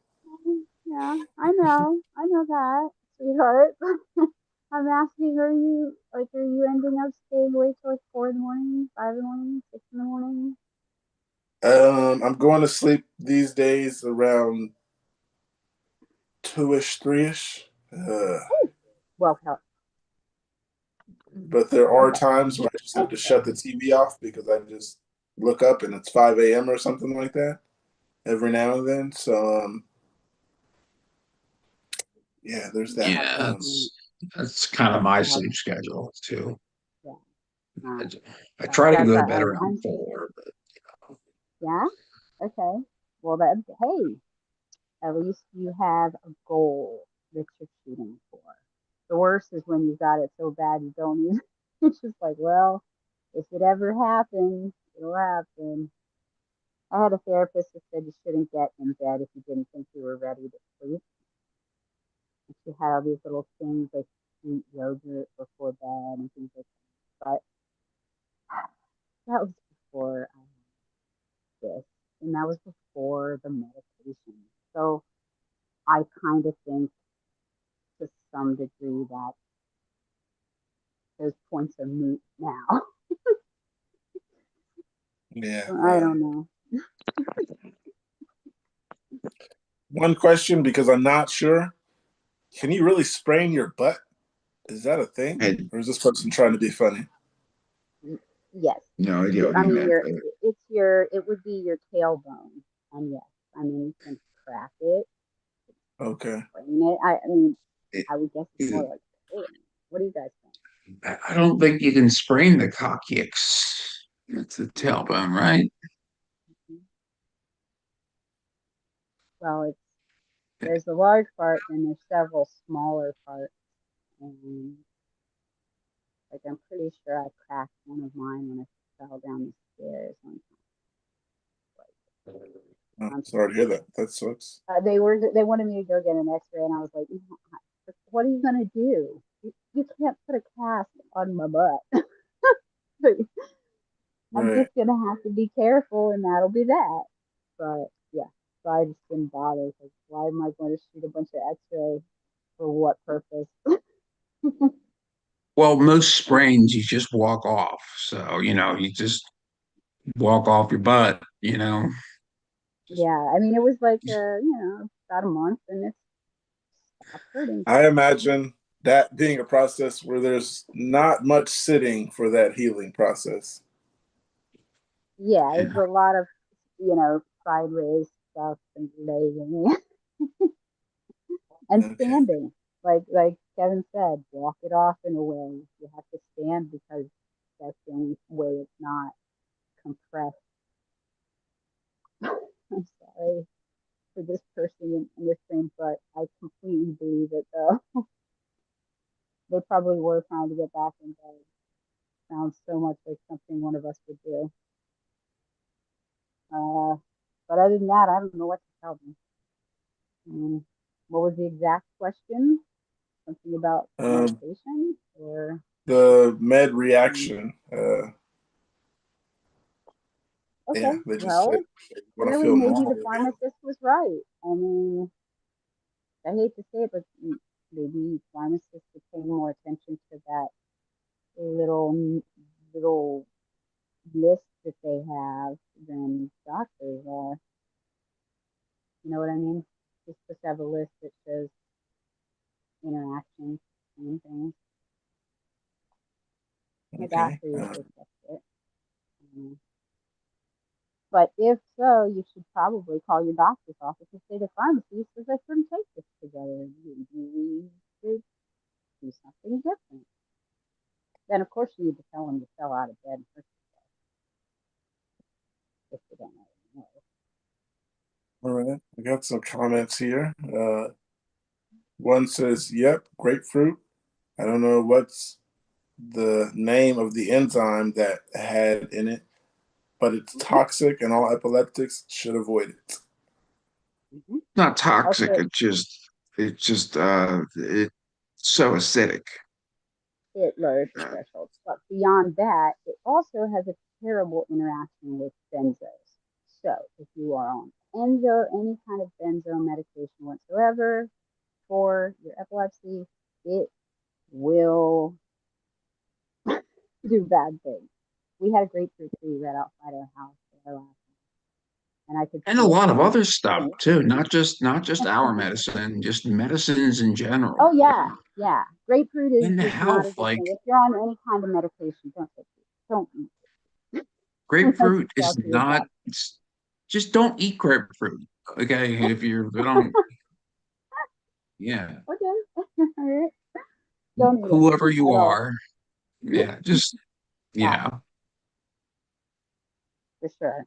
I only knew about it because my husband had surgery and they had him on benzos after the surgery. So we learned I got that. something here. It says, "My old primary pediatrician, kind of questionable. Don't think this is fully a rant in my perspective, but close enough, I guess. I'm currently 19-year-old male with absence seizures, absence epileptic syndrome. If specific, would probably fit into persistent childhood absence epilepsy.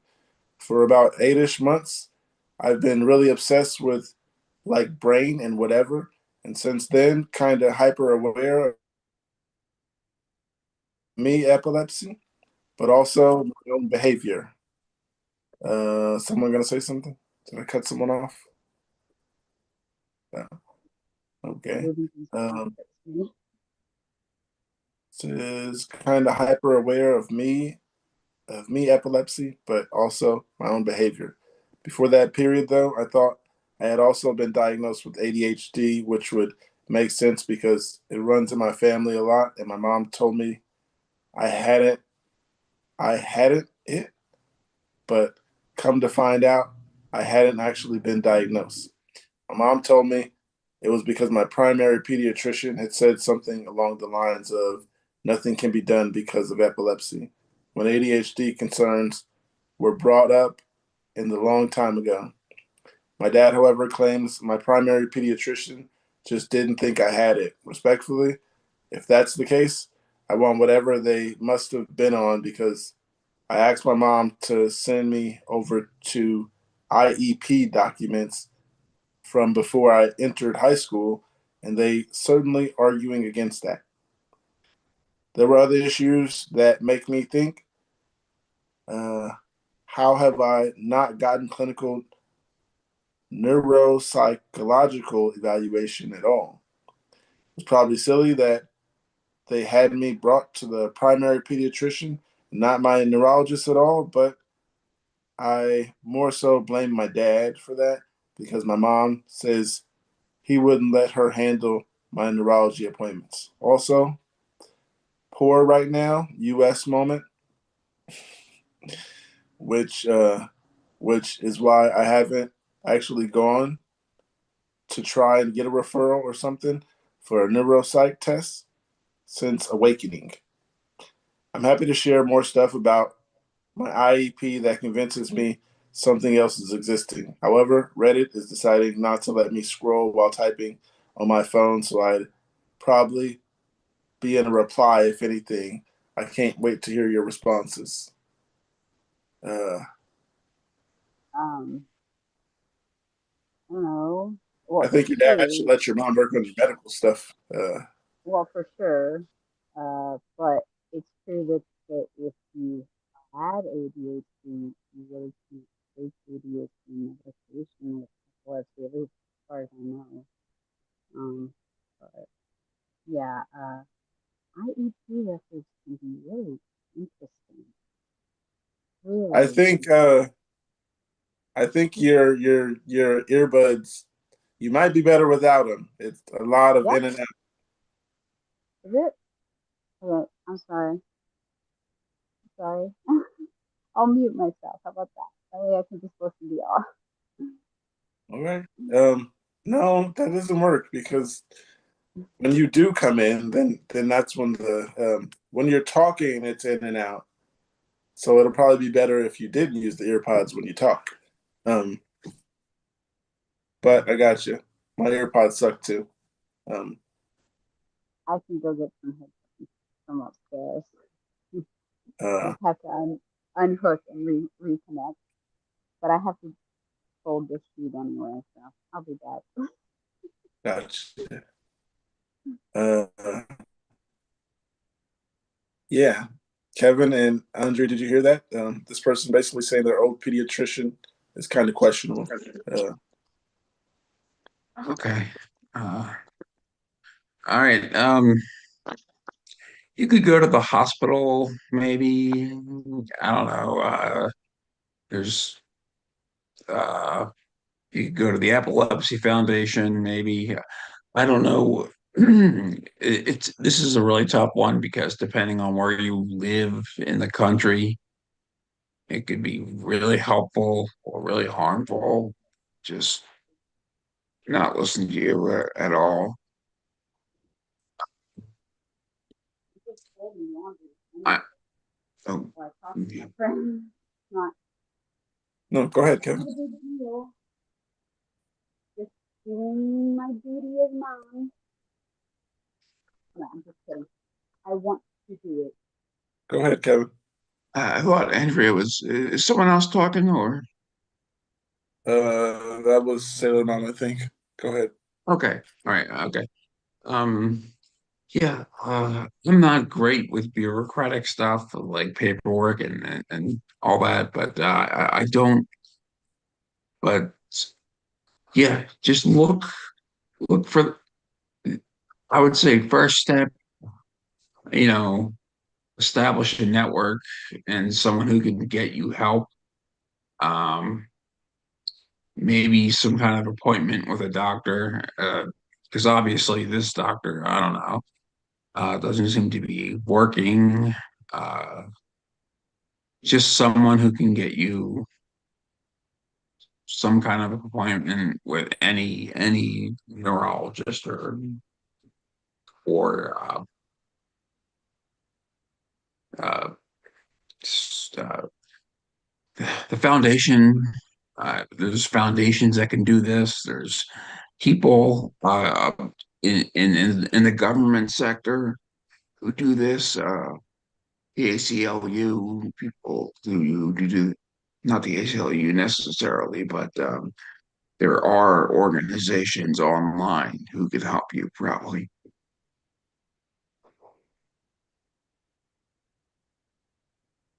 Uh, I got another post here, and I'm not sure if you can help me with this, Kevin, but I know Andrea can. So I already put you on the spot, Mm. but I have to right now. It says I need help with the experience with a 1 week or 2 week EEG. Hi, I'm a 23-year-old female, full-time college student who needs a job. LOL. It's semi-related. My neurologist randomly called to schedule a 2 week EEG with me after my 1 hour was normal. They have provided me zero information about what to expect. I asked, they said I could do a 1 week inpatient with video, but they'd be less likely to catch it. Now I'm with even more questions and less information. Does anyone have any guidance, suggestions, or could just let me know where to look for info regarding 2 week outpatient or 1 week inpatient EEG? They'll cost the same to me. Again, I'm a college student. Thanks so much in advance. The longer the better. I was Stay gonna until you say, can if I get had see. a choice, I would definitely go for the 2 week out of hospital because the 1 week in hospital is tremendously boring That's and you're just stuck in a bed with EEG leads stuck to your head and you can't do anything. uh, It's call and ask them questions. What's allowed, what's not allowed, what can you bring, what can you not bring if you do the hospital one? They should answer questions for you. If you have questions, call and ask them.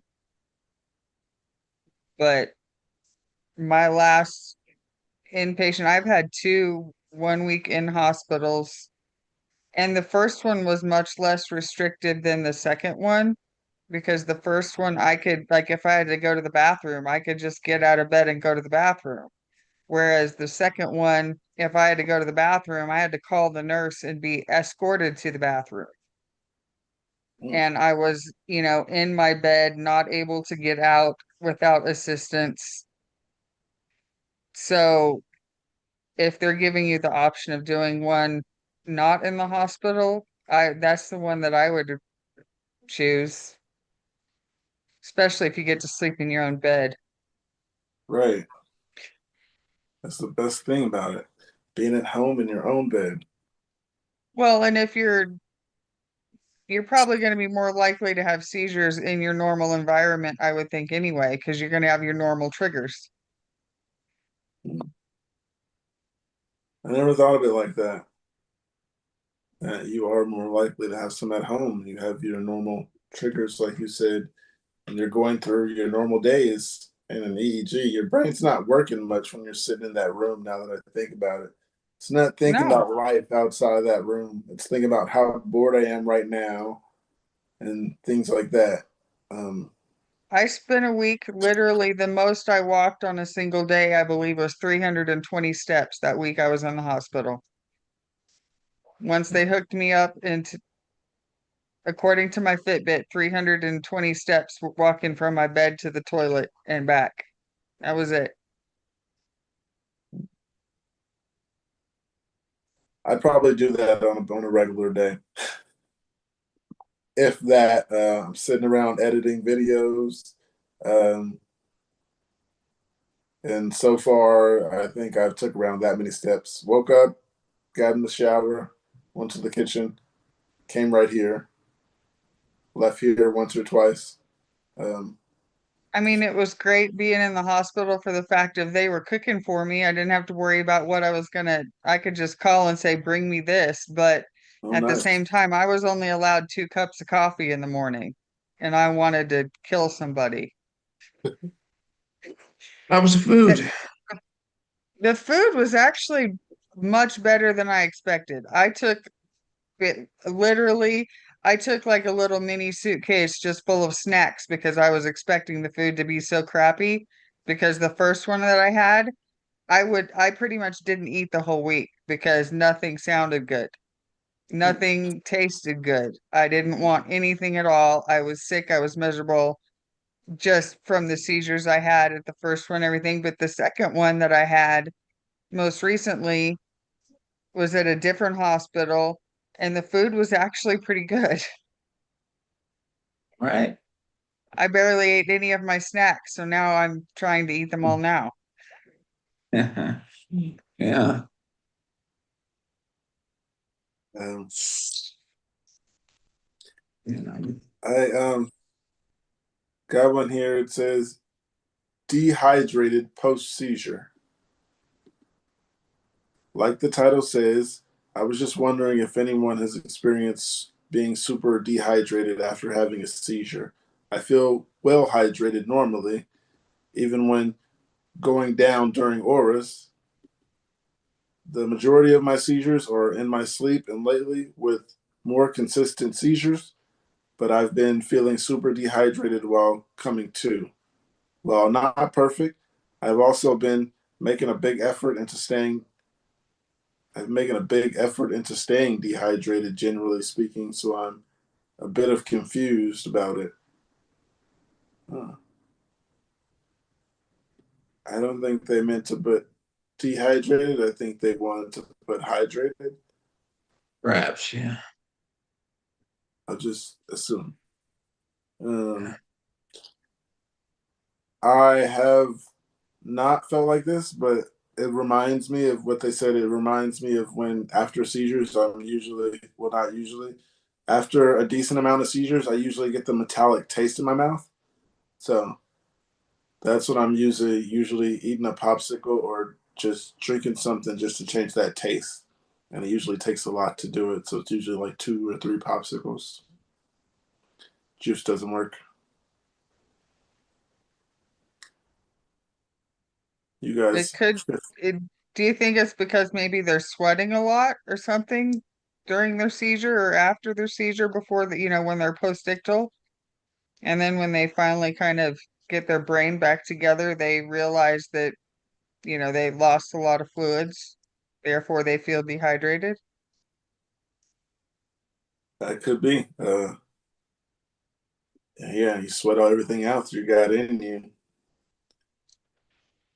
Yeah, makes sense. I think someone else has said that. Go ahead, Kevin. It's always been like the entire journey, I guess, has been a case in balancing stuff, balancing fluids and balancing nutrients and balancing whatever, energy and uh, yeah. yeah. So if this is one thing that's causing seizures, if you're dehydrated, well then, yeah, I would think stay hydrated. I don't know if that's just is not an easy answer, but it, it's something you should stay attuned to, and not just drinking a whole lot of water before bed, just during the day, just I don't know. Maybe there's something in your diet, or maybe something not an expert, just something I've seen and experienced, you know, like Mm-hmm. yeah, You think it could be an electrolyte imbalance? could be. Yeah, very easily. Yeah, now that I think about it, you can drink some of those. There's these things, they say hydrate on it, but it's like you pour a little powder into your water The bottle, you can shake it hydration up. boosters. I think that's what it might be called, hydration something. But yeah, those are pretty good. I mean, I drank it when I just wasn't feeling good and it helped. But if you're feeling dehydrated, that I believe would really help. I know there's a liquid IV and a drip drop or two of them. That's what it's And then called, liquid IV. I like drip drop better, I only tried it once. Um, but even like Gatorade or Powerade and stuff like that has electrolytes in it. yeah, yeah. Pretty much the Powerade, like you said. When I ask my mother to go get me something like that, that's what she gets. When I be like, get Gatorade or this or that, something to make me, help with the hydration. That's usually from different stuff, but yeah, my mom's a big Powerade fan. When it comes to Gatorade or Powerade, She's a power. I And the have both. comments, I like water, so I've had that's two. it. I need to finish one. What's up, Angel? How's it going there?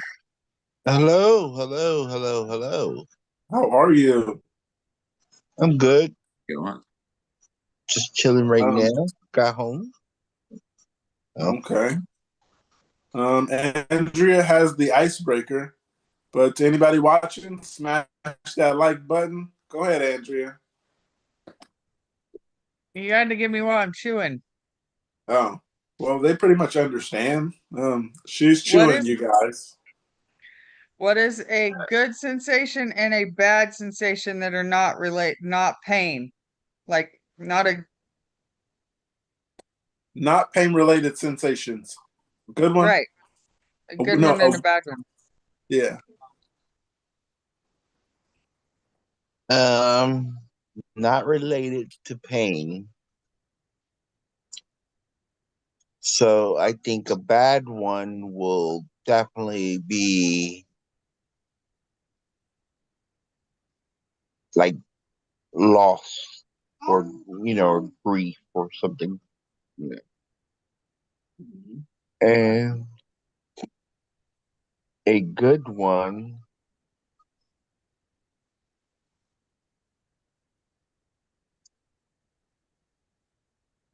would be probably joy.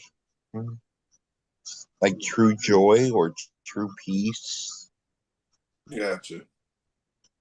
Good answers. Right. Um, yeah. Oh, I had something. Right on time, Angel. Treatment for med-resistant epilepsy. Less restrictive, low-carb keto style diet? Question mark. 22-year-old female with treatment in med-resistant epilepsy. I thought those were different. Oh, never mind. Let me stop. 22-year-old female. I have treatment in med-resistant epilepsy. I had a tonic-clonic seizure a few nights ago for no reason at all after being seizure-free for 2 months. It happened at night. Unusual since my type of epilepsy occurs after waking up. I didn't get an aura either. I was standing up, fell and hit my head hard, blood everywhere. I had to get stitches. My brain is changing, I guess. I'm disappointed because I've been taking care of myself and avoiding triggers. I want to try keto, but it's too restrictive. Will a high protein or fat and low carb diet work? I'm open to general advice for refractory epilepsy. Angel, you're one that I know goes through this and not myself. I didn't go through keto. I didn't take that chance of,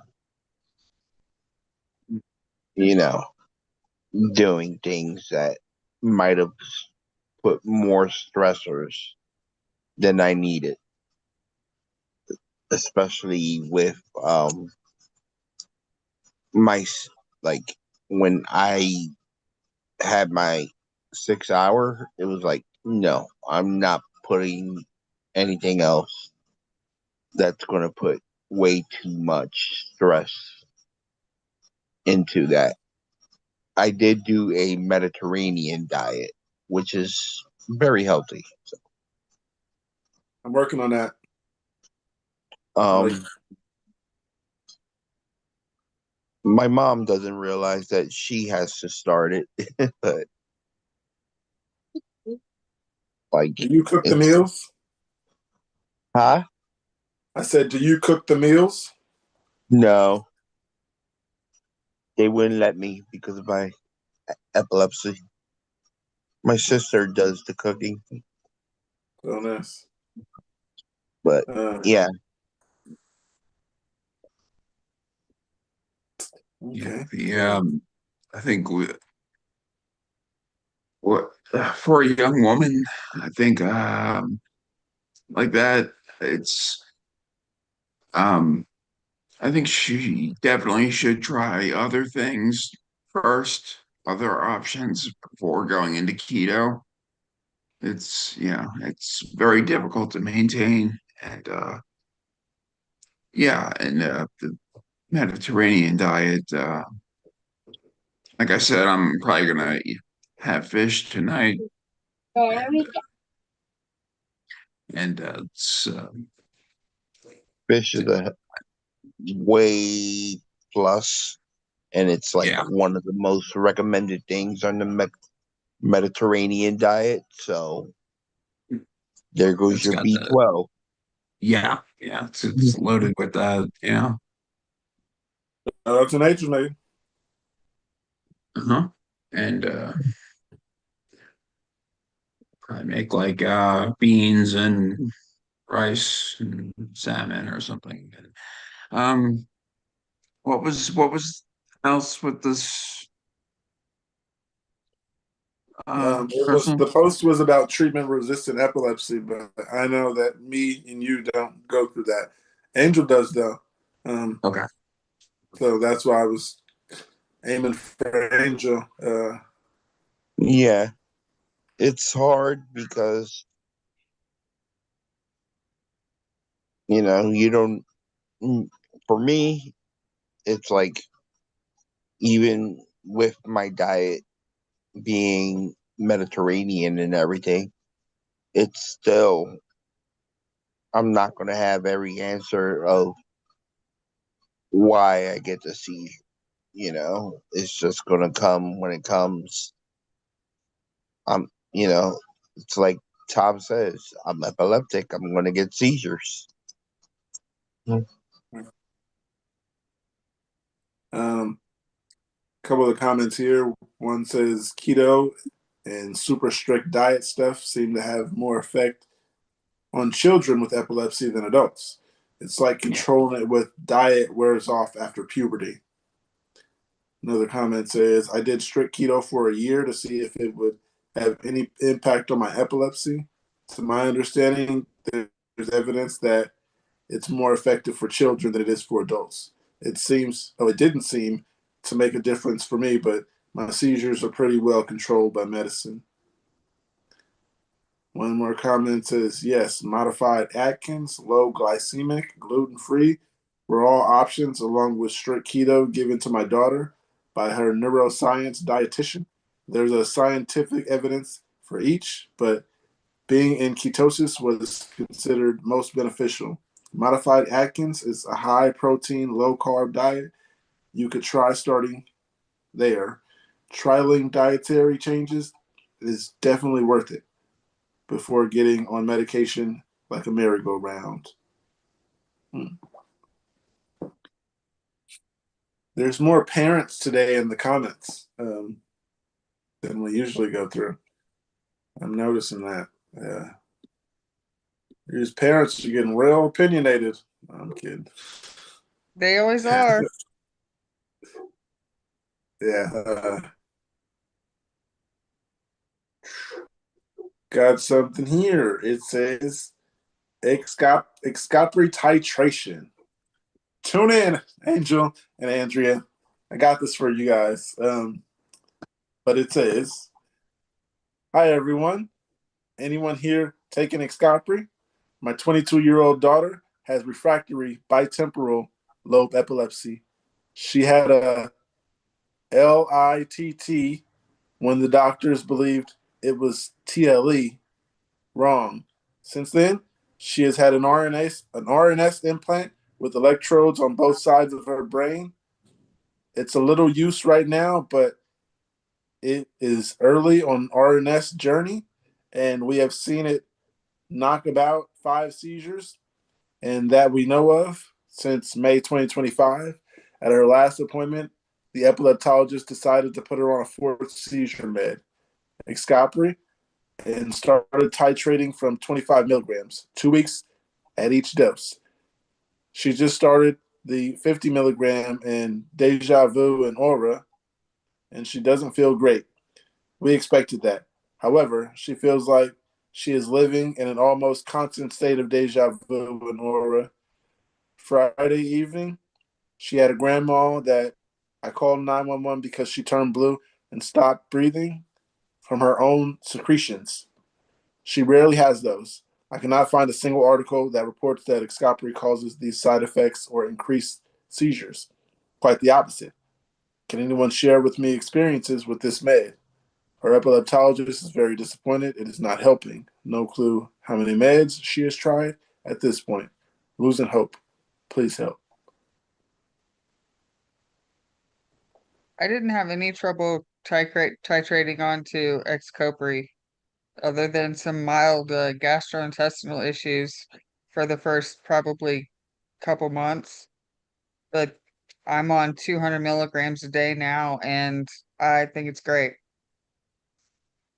Oh, nice. You sleep well with that? Yeah, I go to bed anywhere from like 9 to 11 usually, and then I'm up at 6:30. Mm, okay. With Uh-oh, we the got Kate the Great in the building. What? Dang. No, did I earn a Hi, title? Kate. Oh, Yeah, with the Excopri, I'm on 300 milligrams, and the titration didn't cause seizures. Um, I did have a seizure titrating off of a different medication, which was a benzodiazepine, which is known to happen. Um, but Excopri supposedly that miracle medicine for some, and for people who have med resistant, it's a it can provide a reprieve, but I the side effects I face were like I did face the double vision, and I did face like the headaches, and yeah, obviously the sleep is great. I thought about taking a different med just because I need better sleep, but I'm like, I don't know, because down the line, I eventually feel like I'm not going to need help sleeping. And yeah, but that was a thought because they gave me Omvi and I heard it helps you sleep. Uh, well, don't you guys Well, just like usually hear that the ones that help you get one thing, the side effects are like 100, those are the ones that are like losing their liver in a year. yeah, I don't have any liver That's how it issues. was with the one of the benzos. I don't remember if it was clobazam. It was something like closer to the carbitrol. When insurance stopped paying for carbitrol, the extended release one, then they started saying that you can take this one, but it's a schedule, one or two, some bad one. And turned out that's what it was. Like it was new when they first wanted me to take it. Insurance didn't allow. I went for some other kind of generic or like back on Keppra. And then 2 or 3 years later, they like outlawed one of those medications because it was like worse. And nobody was taking it anymore because like all their organs were failing. So and that's my son. Mm, okay. Yeah, got some comments here. Not too many. I'll read through. One says, I'm so sorry your daughter is going through this. The deja vu and aura feelings you mentioned, that actually does happen with some seizures during meds during titration period, even if it's not in the common side effects list. My neurologist told me that sometimes the brain needs time to adjust to weird sensations can happen while finding the right dose. Definitely call her epileptologist about that grandma though. Definitely with the breathing issue. One more comment here says I've typically had things worsen in some way or another during titration period before it gets better, no matter the med. In titration of Excopri right now, and I experienced a focal that was worse than usual, but not to that degree.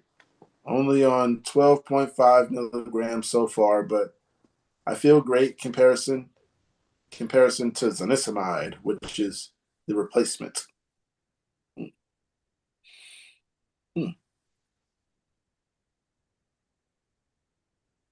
Um, Okay, so they were talking about were they partial to any of the pills, or were they just describing how they went from one to the next to the? I didn't see. Were they asking a question in that one? I've moved forward. I was ready to go look for the next post, and you took me back. I don't know. My bad. You're all good. But Nothing can bring us down tonight. Go ahead. You did remind me that you just got here. Andrea has the icebreaker. If anybody is out there watching, like, share, subscribe. Go ahead, Andrea. Tell them the rest. Press that like button. We are live. Well, yeah, that's right. I forgot already. Oh man. This is why I missed you guys. This is awesome. The icebreaker was something to do with your sensations that are not pain related, but are like a good sensation and a bad sensation that are not pain related. Not epilepsy that. related either.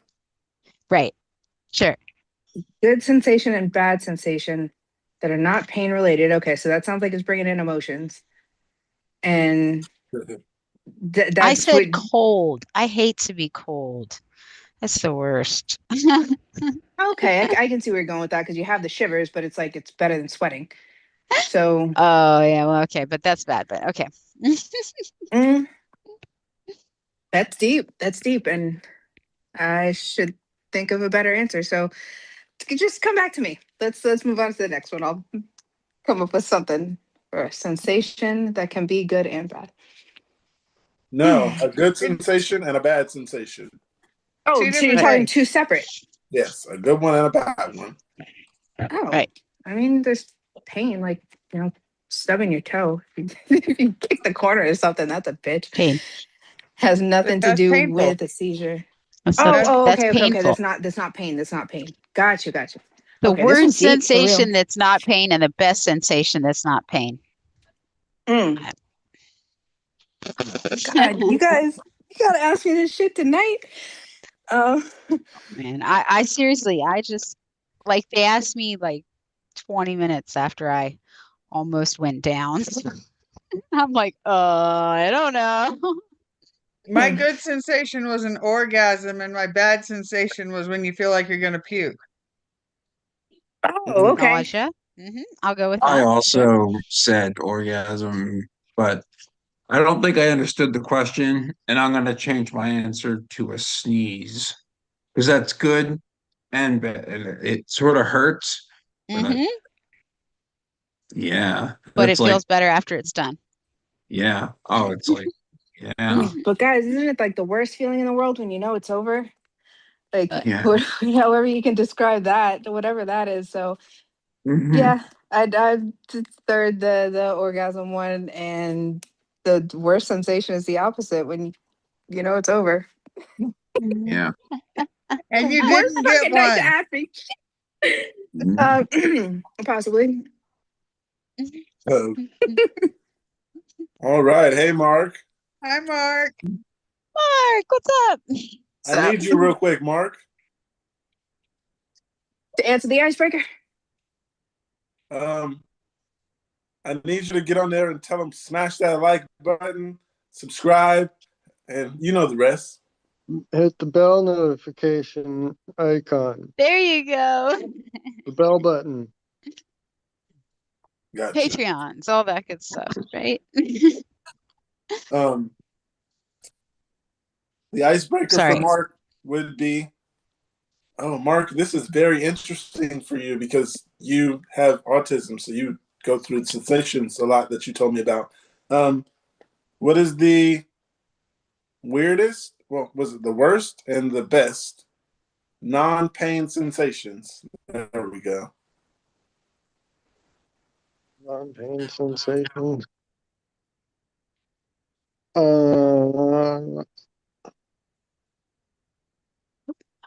Best is having kitty folded up sitting on my lap.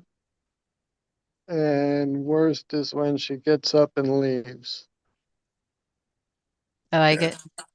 Mm, Well, that's All right. love. That's adorable. And we want to get you a portrait of Kitty for your birthday. no doubt. Here we got a post here. It says, "Is there anyone here who knows about occipital lobe epilepsy? Hi there. I'm a mother of 5-year-old boy who had two episodes of seizures with 4 months of gap and was diagnosed having occipital lobe epilepsy in the EEG so far. It's really heart-wrenching seeing my boy struggling with those hard times, and still MRI is pending. He refused to do that. Help me. Please. Help me." Really? Um, MRI pending. To help occipital you, lobe, please. I don't know what it is, but I can look into it. I believe we were talking about this the other day, like, yeah, like Tuesday or something. It's the lobe in the back that Oh, man. gives vision to the eye, and yeah, Here, maybe.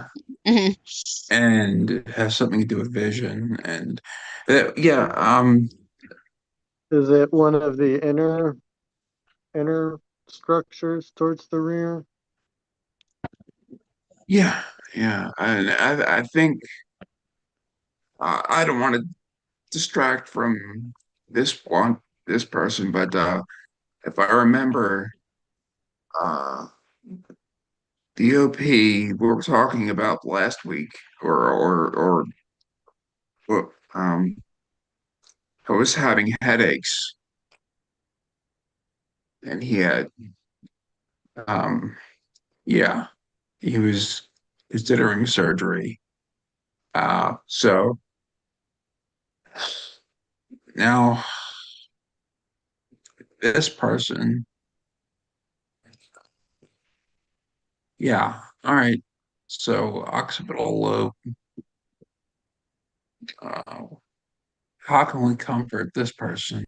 Uh, Well, what I'm seeing here is that, like, if this has something to do with the vision, then maybe it could be causing him hallucinations. Like if something is wrong with that part of the brain, apparently that's what this, quick little Google definition in the chat is, that damage causes vision loss, but it could be color agnosia, hallucinations, and movement blindness. So it's the thought of like your vision getting selective is really intimidating, especially for a child. So if his seizures are affecting him that way, and that's something that, like, the number one thing that I've learned since the universe is that, like, everybody's seizures really are different. So that's intimidating to especially any parent. But absolutely, when you find like I think that's even better though, for finding a provider who actually is gonna care, be genuinely in charge of their treatment.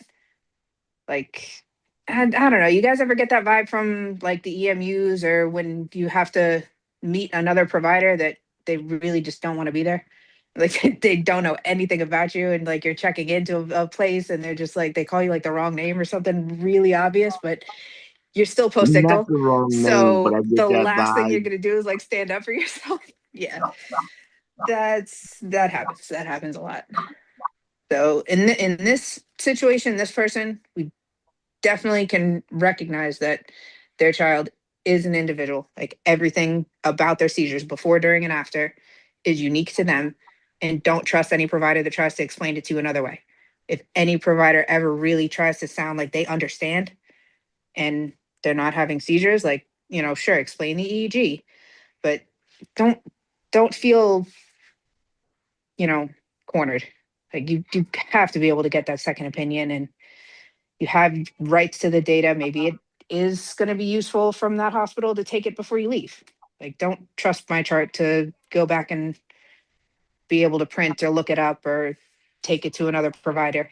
That's the other thing too about some of these hospitals. I never know which one of them are like a club anymore.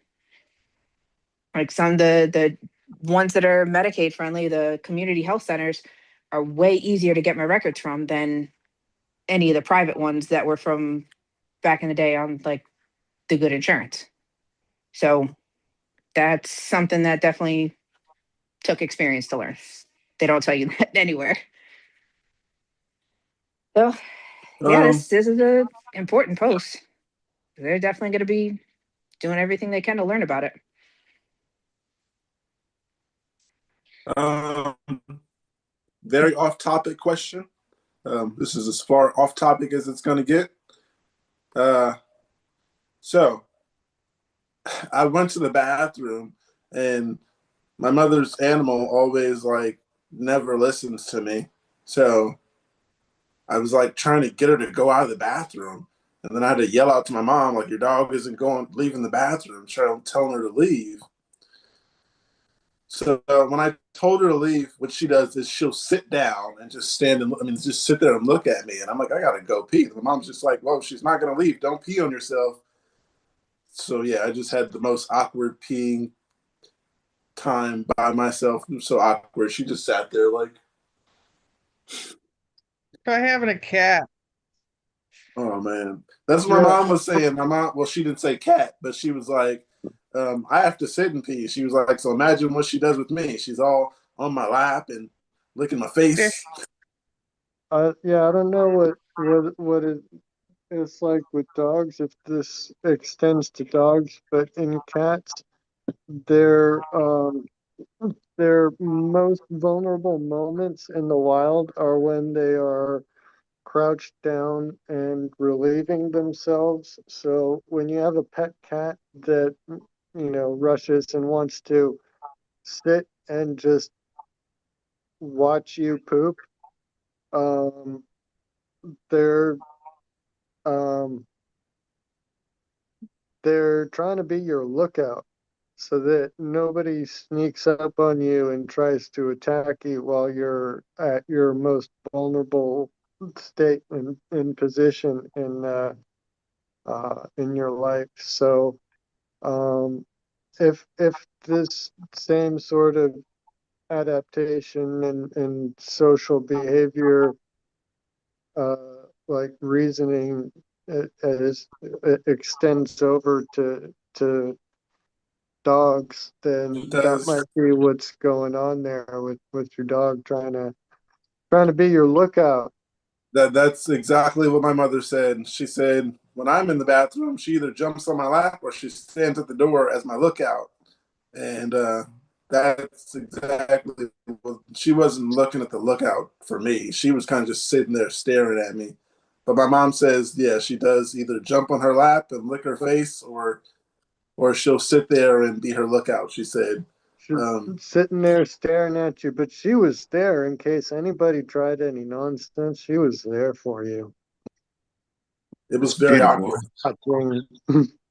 I don't know how That's you Yeah. that's guys a cute do way it. to look at it. If if you can't shut the door, I guess.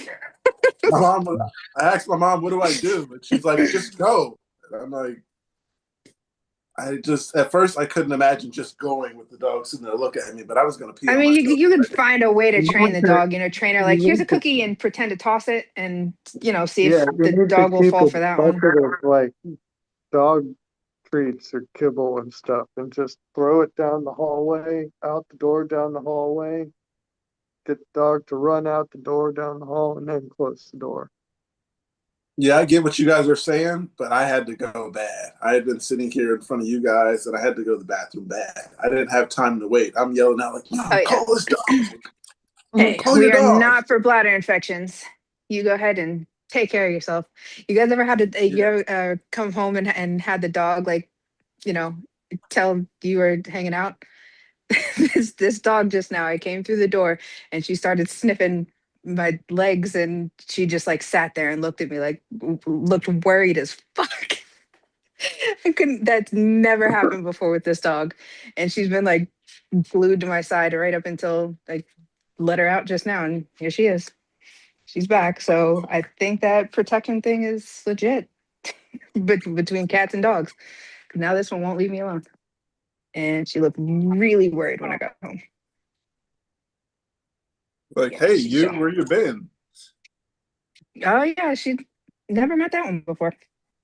I wish I had the Oh. time to go find something to throw and take her attention off, but like I said, I had to go and bad and as I soon mean, as if possible. you do it for like a week, that'll kind of train them to just every chance you get, go get it, toss the treat.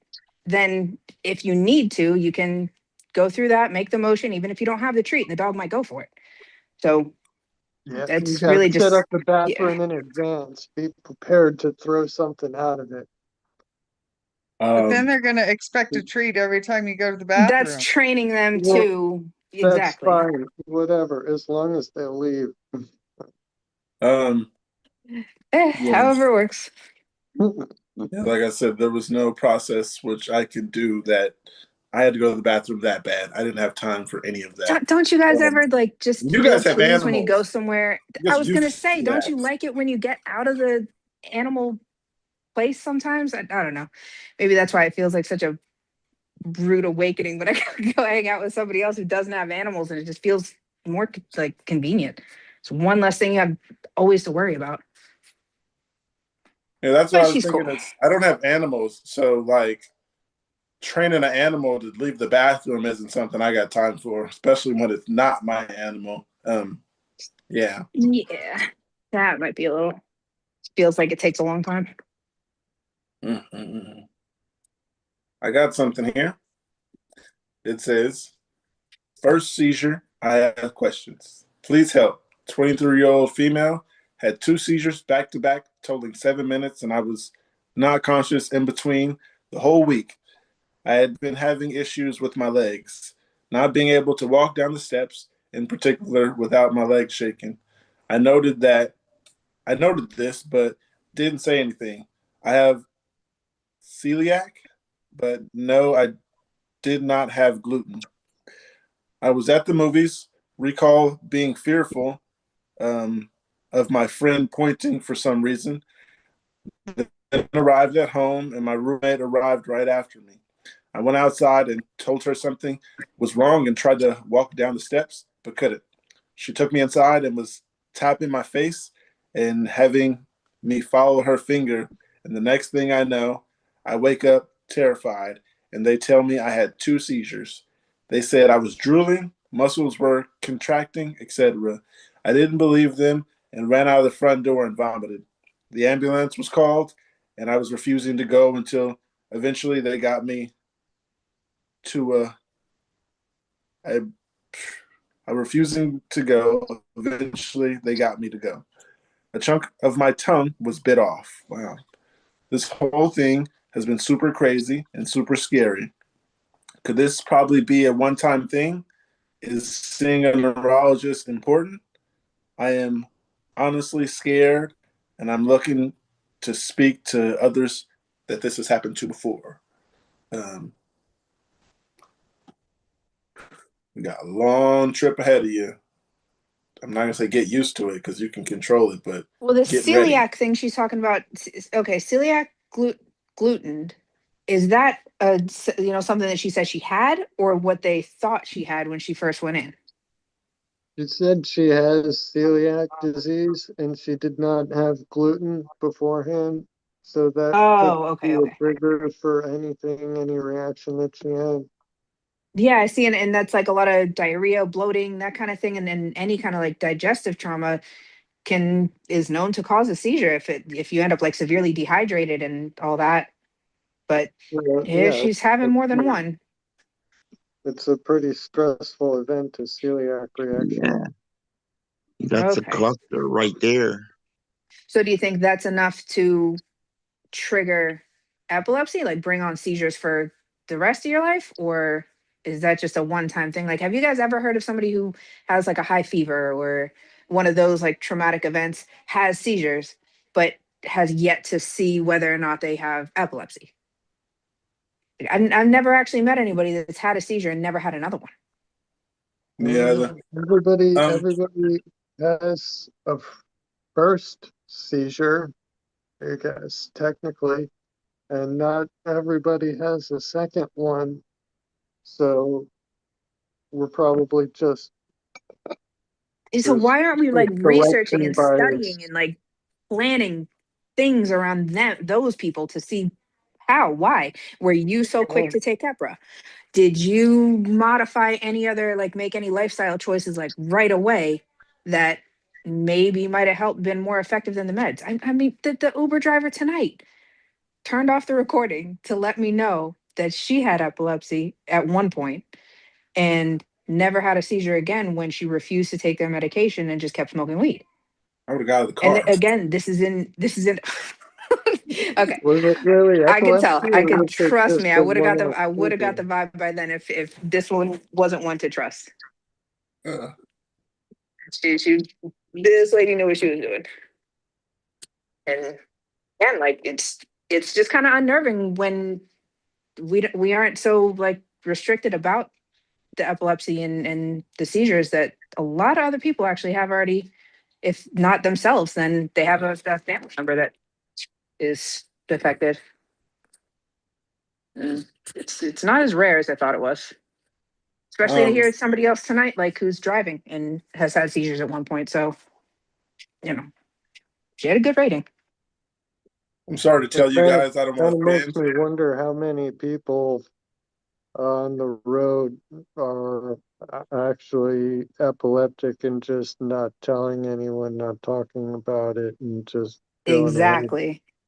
Like, yeah, I don't know. Yeah. Uh, I forgot what I was gonna say. It Um, started off as I'm sorry to tell you. oh yeah, I'm sorry, you guys, but I don't trust anyone with epilepsy, including you guys, to drive me anywhere. It could be to the corner, out of the driveway. Never again will I ride with an epileptic.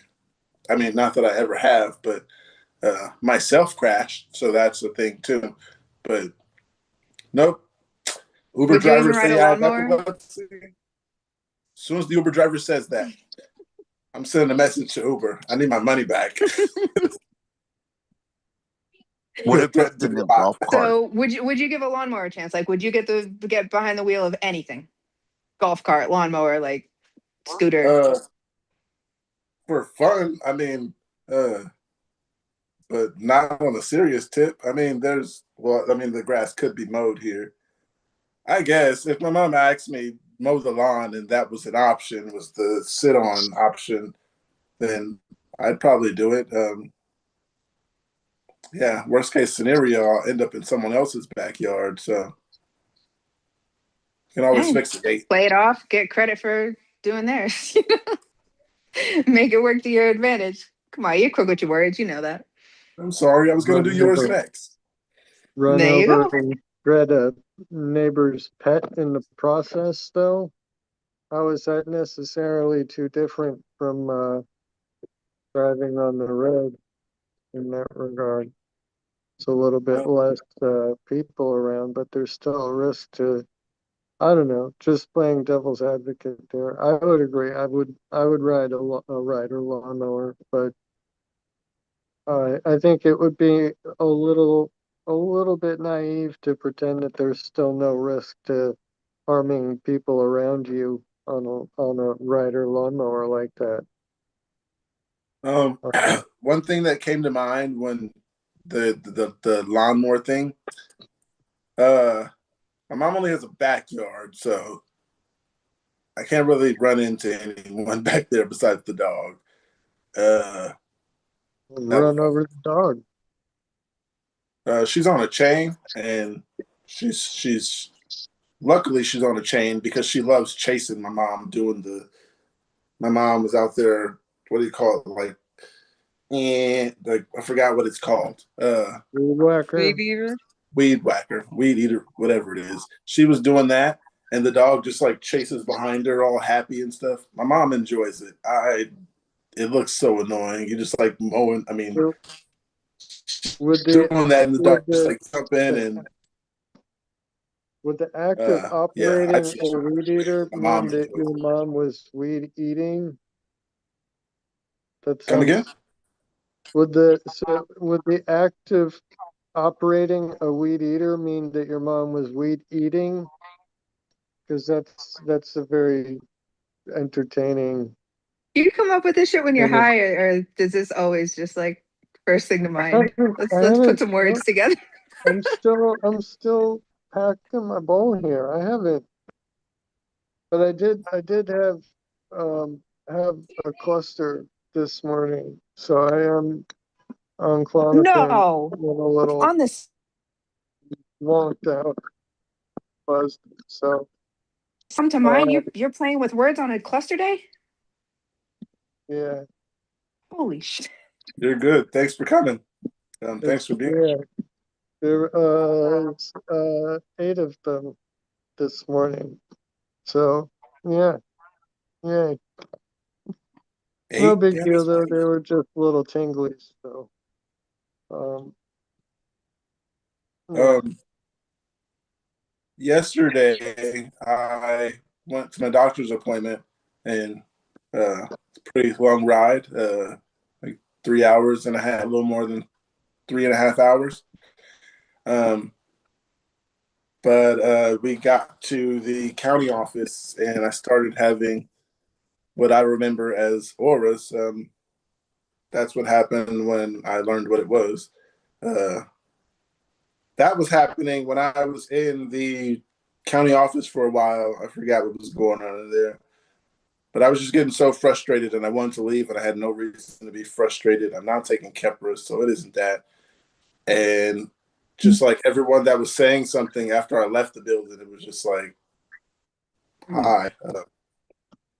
Yeah, I was just trying to just get through that. I was like, where is this Uber, Mom?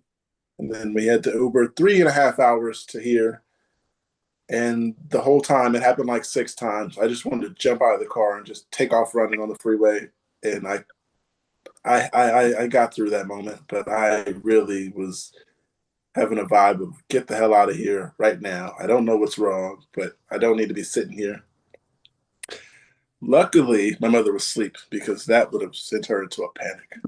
Um, so yeah, I don't point out stuff like that to her because it's going to be way more panic than necessary. Yeah. So also, yeah, yesterday you guys didn't get the update. I went to the doctor, the optometrist, and they told me I'm blind in my right eye. No clapping to that, Kate. Yeah, there's no clapping this time. They said you're But legally. you start off sounding like you're taking care of yourself. I don't think I ever said that. I went to the doctor. Usually Yeah, that's still a good thing, but you know we can relate. you've been telling me forever. Go to the doctor. Get your glasses. Your eyes are going to be bad. I went to the doctor. What he told me was glasses aren't going to save you. I told him, thank you very much for telling me and keeping it blunt. He said, put the drops in your eyes, and that's what you got to do. You got Going to glaucoma? glaucoma in my right eye. And Oh shit. he said, did you see that waiting room? I said, yeah. He was like, I have no patients your age. And I said, yeah, I noticed Yeah. there's about 30 to 40 people in the waiting room, and all of them are above 65. So Yeah. he was like, I have no patients as young as you. Your eye is bad. I don't know what's going on. And I told him I'll look into talking to a neurologist about my eye. I don't know if it's that, but my eye is bad. Something's They putting said. pressure on it. But what side was the stroke? Like, what happened there? That's the weird thing is about the stroke. With the stroke, it was on my left side. But that was weird because my left arm was messed up, but then my right eye, I was seeing doubles. Wait. But yeah, it was weird because I'm getting lefts and rights and all different stuff. I couldn't work my left during that time, but then my right eye was tripping after the stroke, and then yeah, it was awesome. Yeah. Hey, well, at least you're doing what you got to do. Yeah. And Not if helping. anything, but I mean, benefit of planning ahead. I mean, were you satisfied with the treatment they offered, or are you going to take this to another opinion? Try to I get a better love treatment going? I love the opinions that Stanford gives me. They're amazing. And and they keep it blunt with you. He told me how bad it is. There's no saving it. Just take those drops. And I was like, thank you very much. But the other place I was going, the little clinic I was going to, they were telling me, oh, you take these drops, it'll just be better. And they never said anything about this is as worse as it's going to get. Well, this isn't as worse as it's going to get, but take the drops, they said. Any of you guys have glaucoma? Yeah. You have it in one eye or both?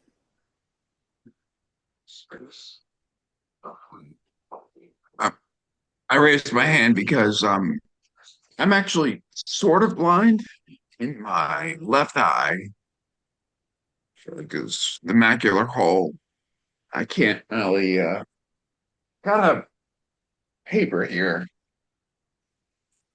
I test your vision, and if I close my right eye and I look directly at Pookie, he looks like a big blotch. I can't see him. He's completely blind to me out of this eye. I can see peripherals. I can see the rainbow and the cars, but yeah, I can't. Oh, I'm tripping. I'm looking behind me and stuff. Yeah, but yeah, I'm sort of. That's why. That's why if you ever see me reading, I have to cover this eye to compensate. So they say Yeah. glasses are no good for you either. Yeah, but you're absolutely right about the eye office with all people. I remember that. That was weird. There was like no one under 80. Oh Yeah, there man. was a lot of people in there that had their either son or daughter or someone holding them by the arm, walking them to the room. I was like, Oh all my these God, people man. really need this, not me. But yeah, my eye is that bad, but I can see. But things like that, My husband got diagnosed with glaucoma. Non It's the one they can't do anything about except drops. At like 40 something. And yeah, there was nobody else his age at all. And it was horrible. And it still is horrible. But those drops have boric acid in them, so be careful. Okay? Yeah. Seriously. They'll eat the skin away from you, like around your eye and stuff, if you're not That's why I careful. was not taking it. But yesterday, I told him that yesterday, and he was like, you should take it. Yeah, I don't know why they don't make one that doesn't have boric acid in it. I'm not really sure, but you should definitely increase your cannabis too to keep the pressure down. Did he say it was maybe related to the injury that caused your epilepsy in the first place? He did not say. He asked if it could have been getting hit in that eye. He was like, maybe someone gave you a shiner when you were. I'm like, no, nobody gave me a shiner. But you got a bad head injury, which is, yeah. Equal. Hey, we just learned about occipital lobe. Yeah. People definitely get seizures there. They had this little thing that they opened my eyelid and they put it on my eye. And the pressure tester. Such a weird feeling, but it was funny. And he was like, don't blink. I was like, I can't blink. It's under my eyelid. And he was like, your eyelid's kind of jerking. And I was like, I don't know. I can't do anything about that. Not trying, right? Yeah. They numb your eye and then they stick that thing on there. We own one of those. I've had to take Joe's pressure before without numbing drops. It's not fun to try to be the person to put something on somebody's eyeball. Somebody you love. Yeah, what's funny is I was outside vaping before the appointment because I had like 45 minutes to an hour. So when I went in, my eyes were also I was smoking, so my eyes weren't all the Yeah. way open. Right. And they were asking, you done anything today? You tired? You get any rest last night? I was just like, no, I'm doing pretty good. I was just like, good day, just other stuff. He was like, all right. Yeah. Yeah. And so that's why he had to hold my eyeball open. I mean, my eyelid to get that thing Right. in my eye. Right. So Very wait, interesting. so all of that then was was with you being medicated with the cannabis, which Yes. presumably would even actually lower what It should. normally would already be there. Right. It should do that. Yeah. I don't know, man. That's That yeah, maybe yeah. I would I would take the drops. Glaucoma is sense of vision is not something to mess with, especially it's at our age. It only ever goes downhill, really. Um, yeah. yeah, there's a history of vision problems in my family, and I'm already continuing carrying on the next generation. I'm right there with you with that with that experience, like all of the everybody around, all being like all of the other patients at least 30 years older. And I was there, my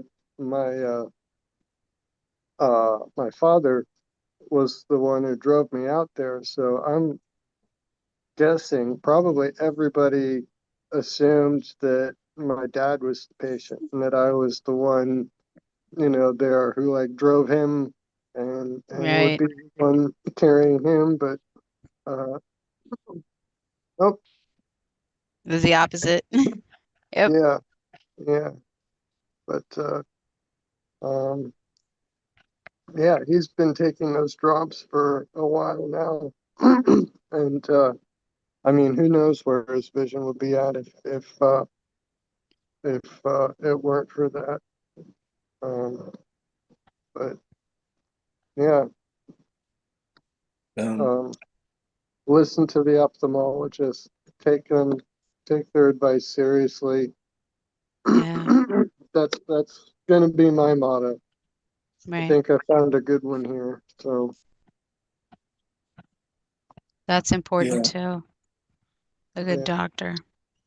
yeah. So if you've got one you trust over there, Pookie, I would Yeah. Keep going. personally suggest the same. Not that you asked for it, my advice, but you know, I say things because I need you can advice. always you can always count on me to give my advice, regardless of whether it's welcome or not. Me too. I'll just go ahead and throw something out at you. Love advice. Um, Okay. there was something I was gonna say. What it had to do with my eyes. I can't remember. Um, but I have something here. It says starting carbamazepine. Question about side effects. Hi everyone. I hope it's okay to post here since I don't have epilepsy, but my doctor prescribed me carbamazepine 300 milligrams for mood stabilization. That's not how you spell that. I'm coming. I'm coming to you guys because you are true experts on this medication. I wanted to ask about the side effects. Feel free to share your personal experiences with all side effect experiences. Um, and yeah, I didn't try carbamazepine. My experience with side effects was that lamotrigine caused insomnia, and other than that, I'm doing pretty good. And it makes you B12 deficient, which means you can have focals. If you're taking it, you should pretty much try some B12. Shout out to Nature's Made. Um, it's working for me. It's almost been a year, no focals. So, um, next. Your experience with side effects from medication is the question. I thought the question was carbamazepine. It says feel free to share your personal experience with other medications as well. Oh, Feel free. do you want all of them? Because my list of medications is Yeah, Ficampa was I the mean, I got quickest all one for day. me. Ficampa was the quickest, like worst one for me. I want him I was like having a lot more seizures, Yeah. and yeah. I just did they, everything that comes along with that, the mood swings and like brain just like never feeling like you don't get back before you have another seizure. Yeah. Like that's what the Ficampa was. I could not stand that for more than 2 weeks. Okay. And that was 2 weeks after titration.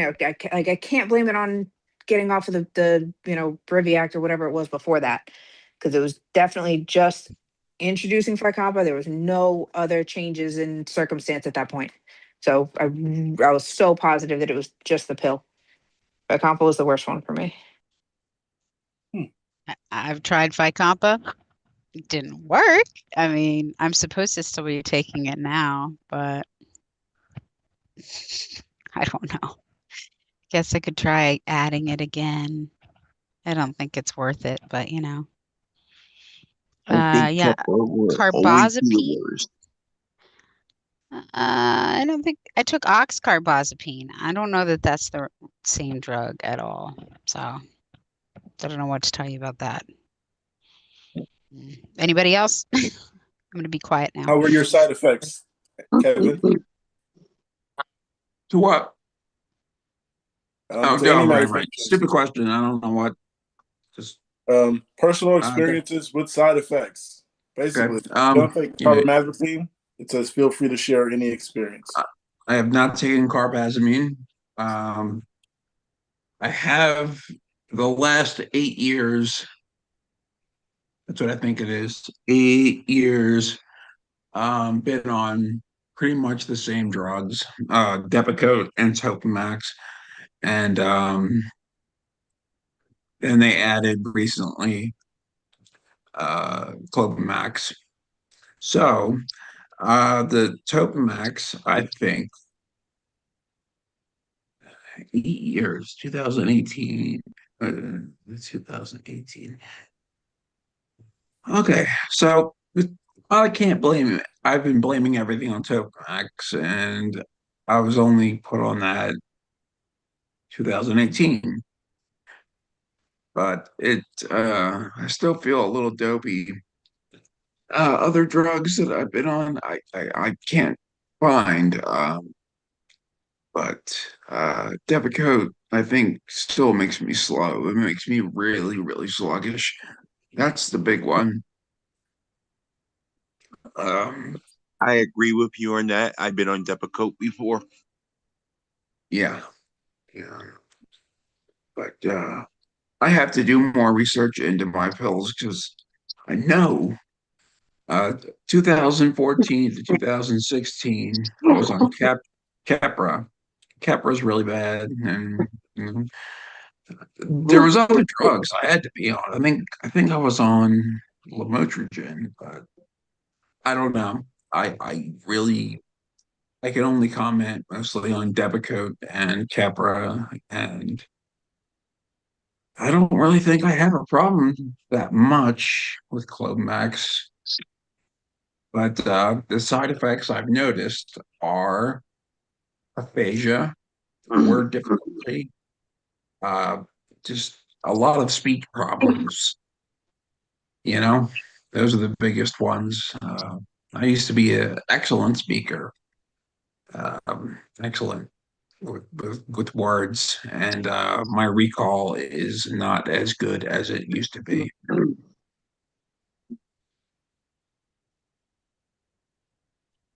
Mark, you said you had some stuff.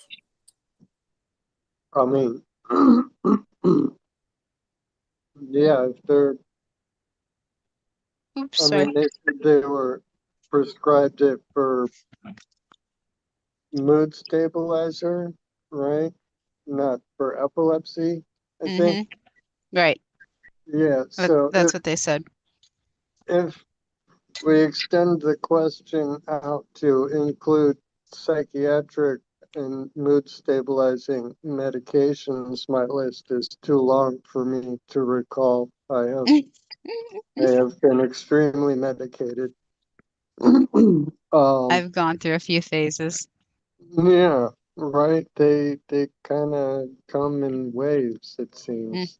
Mm-hmm. But I guess for brevity, I'll just say the the epilepsy meds, the Lamictal. But okay, so I was on the generic. Um, so no glucosamide, the other one, right? Mm-hmm. I don't know. Wait. Lamictal? Yeah, Yeah. isn't that the brand name? Yeah. I don't Lamotrigine really is know. the I know it's generic. lamotrigine and Lamictal. I don't know what their brand names are. I'm so bad.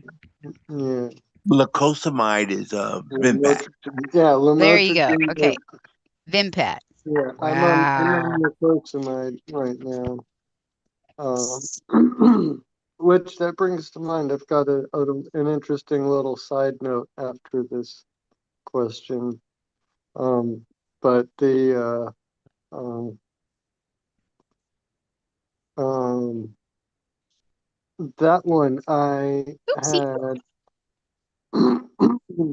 I had seen a bit of improvement in terms of my mood, sort Mm, of. okay. It's hard to judge or tell, but I don't know. But the it caused sun sensitive rashes. They weren't the Stevens Johnson syndrome, but they were like everywhere that the sun touched my skin, I would get these little red bumps, little red itchy bumps. Um, look like acne or whatever, but itchy as hell. Um, and it's hard in Florida to avoid sunlight. Um, so that was we took that one off the table for that side effect alone. I don't know how much, like we had barely even titrated up fully to the actual therapeutic dose before making that realization. So I don't know what other uh, side effects may have come with that. Um, but it did seem to be a net positive on the mood there. Um, we switched that over to glucosamide, and that has some issues with mood negatively. When I got up to 200 milligrams 2 times a day, it put me in a very like dark, angry sort of situation where it was difficult for family to be around me. Um, but backing down the morning dose to 150 and the evening dose still at 200 seems to have been enough of a decrease to sort of offset enough of that for me to be tolerable. Uh,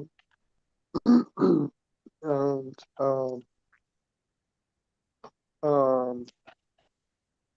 uh, in addition to that, I'm on Lyrica right now, and Lyrica, when each time we added that, it seemed to improve my mood and like I was actually genuinely happier, noticeably happier during the day, and it seemed to improve the quality of my sleep uh, by measured or as measured by my Fitbit. Like the number of hours I had was longer, and that, that wasn't what we were aiming for, wasn't even on the radar there. So that was an interesting side effect. That's nice. Yeah, right. I mean, So yeah, we I were all like the talking about lyric. insomnia, right? Yeah, I like the lyric. I would recommend it to anybody. Um, Okay. Well, that's if if interesting. the I if wonder the what the do evaporates they I out. wonder if they have a generic of that, what it would be. Um, yes, pregabalin. Oh, okay. All right. Yeah, I'll yeah, keep an eye out for that. I've yeah, heard Want of to that. talk to somebody finally yeah. It's a in May. gabapentinoid. Um, so it's similar to gabapentin and Okay. I'm on gabapentin right now and Dilantin and clonazepam. yeah. I don't know. I don't know how they'd feel about adding pregabalin if you're already If I'm on on gabapentin, but gabapentin. maybe I could switch Maybe, from yeah, maybe switch them out and see if they're. yeah. I mean, like I told everybody earlier, I had 8 PCs since January 27th or something. Oh It's kind of a wow. lot. And Yeah. a bunch of them nobody medicated me for. So Wow. one of them went on like, oh my God, it must have been like clusters or something because it went on for like 75 minutes before I was able to get my own medication. Wow. Wow. That's intense. So That's I'm good. kind of mad at my doctor. So maybe when I talk to him in May. All right. Wow. I'll keep a memory of that. I'll write Yeah. it in my book. I'm sorry, Kevin. What Art, did you do you consider the VNS to be a medicine at all? Because that does treat depression. I mean, they call it a dose. So yeah, Every time it Oh, that's discharges. interesting. And honestly, I had heard about the VNS and was looking at it, trying to, um, subtly mention it to my doctors before I knew that I was having epilepsy because I had seen it. Um, it Huh. had been used in some cases for like intractable depression, and given how many different antidepressants I'd been on, um, yeah, that was something. So when I finally got to the point where they had mentioned the VNS as an option, I was pretty much already sold. I'm not Uh, sure how it's affected me. Forgot to mention that eye medicines, but I I over the past yeah 10 years or so, I think I've had the VNS. Uh, Mood is balanced, I guess. I don't know if that's out of depression, but it's balanced. I would say more and more over the years, or that's just middle age. I don't know. I'm too old to be angry. there's a lot of people who get angrier in their middle age, so I Yeah, don't know. It's, I'm not angry in the way I was before. But that's a discussion for another day. Maybe Eh, that's more like acceptance or something like that rather than loss of Well, anger. I'm not like I don't know. mad at the kids. I did. I saw a kid on the subway the other day, and I wanted to had one of those intrusive thoughts. I wanted to rip out his stupid earring, and Oh, then I said, "Well, he jumped through the yeah, the yeah, I get traffic it. I get facility." it. He was I acting like a said, little punk, and you were I like, said, you "Oh, wanted, you're so cheap. You can afford, eight stupid earrings, and I yeah. should you Hey, rip I those out." understand, something about him just sent Right. you to that place, but you didn't go there, right? Like Well, no, you that's didn't that's really go the whole way. You were like, that's called okay, an intrusive thought, but I'm not gonna obviously do that. But you know, obviously, yeah. so it's just it, why did I bring that up? Because you have fewer of them, and you were wondering if Yeah, perhaps the VNS had helped to chill that particular part of your brain that brings on the okay. intrusive thoughts that are perhaps angry sometimes.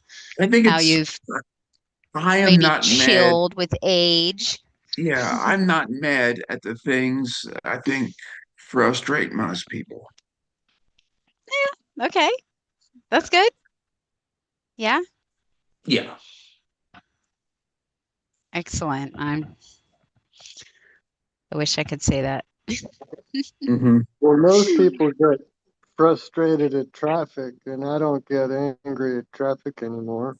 So there's that. Oh no, as a pedestrian, you still get. I'm a. I'm not mad at traffic. I'm afraid of traffic because they're. Oh, yeah. You got. Yeah, but yeah, you're absolutely right. Yeah, Oh, yeah. I mean, they as seem very. a passenger watching traffic idiocy around me, it doesn't piss me off anymore. I just kind of, it's Yeah. somebody else's responsibility.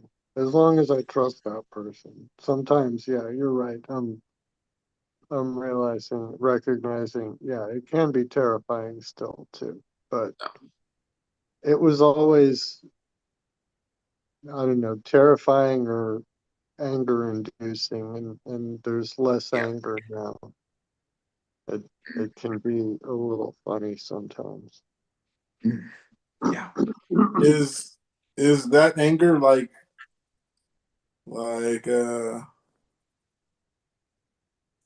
would it be similar to like okay, me yesterday, I was having auras in the car and I was just getting really frustrated and really angry with I don't know what and ready to run away from the car mid traffic. Is that what your anger was like, or you just angry, like you ready, angry? Me. Just. Mark, Okay.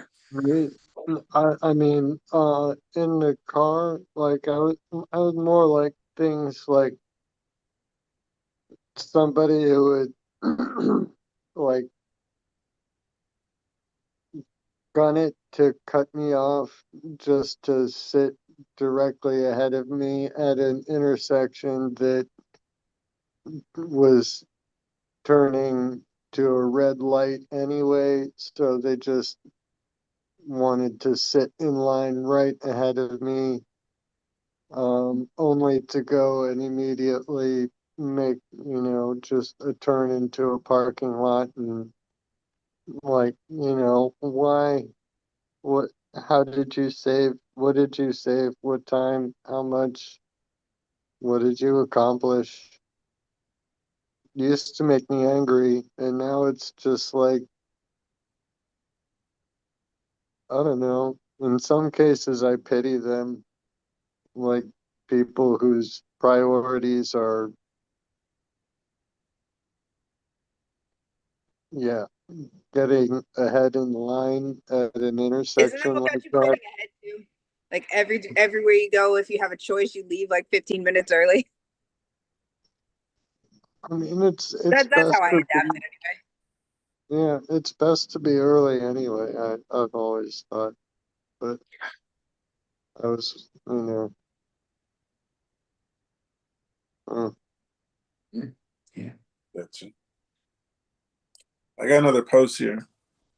It says losing words or formulating sentences incorrectly.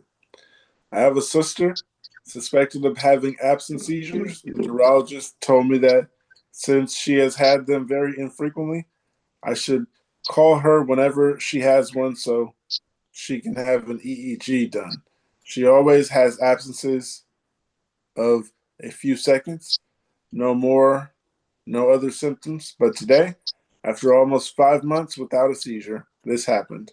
I asked her for a massage because my back hurts, and she started laughing and doing it, but differently, saying, "Oh, I don't remember how to do it." After a while, she was sitting in front of me talking and stumbling over her words.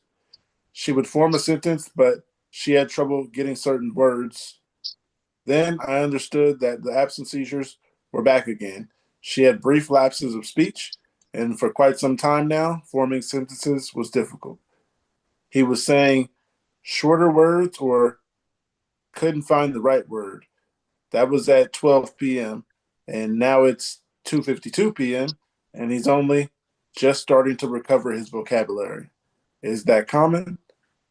Oh, is that a common symptom? Very common.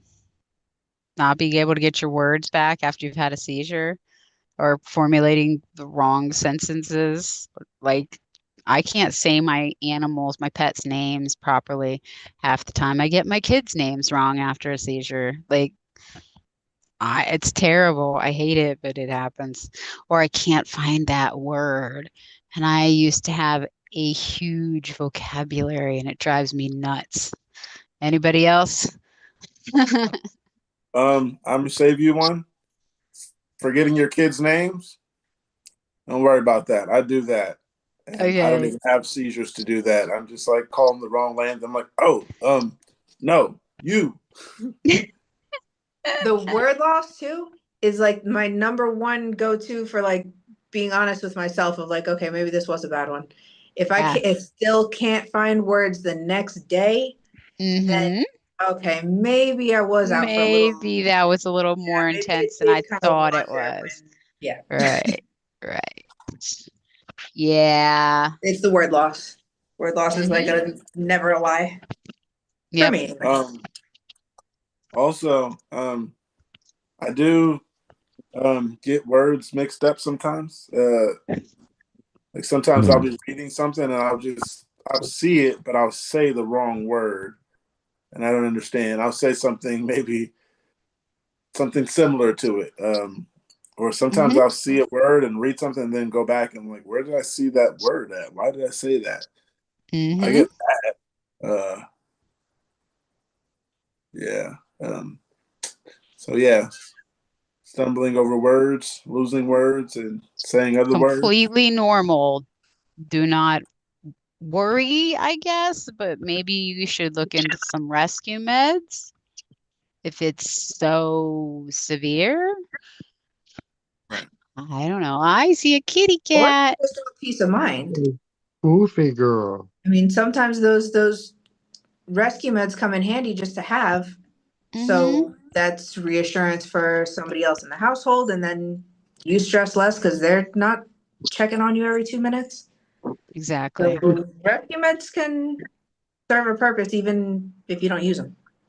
Yep.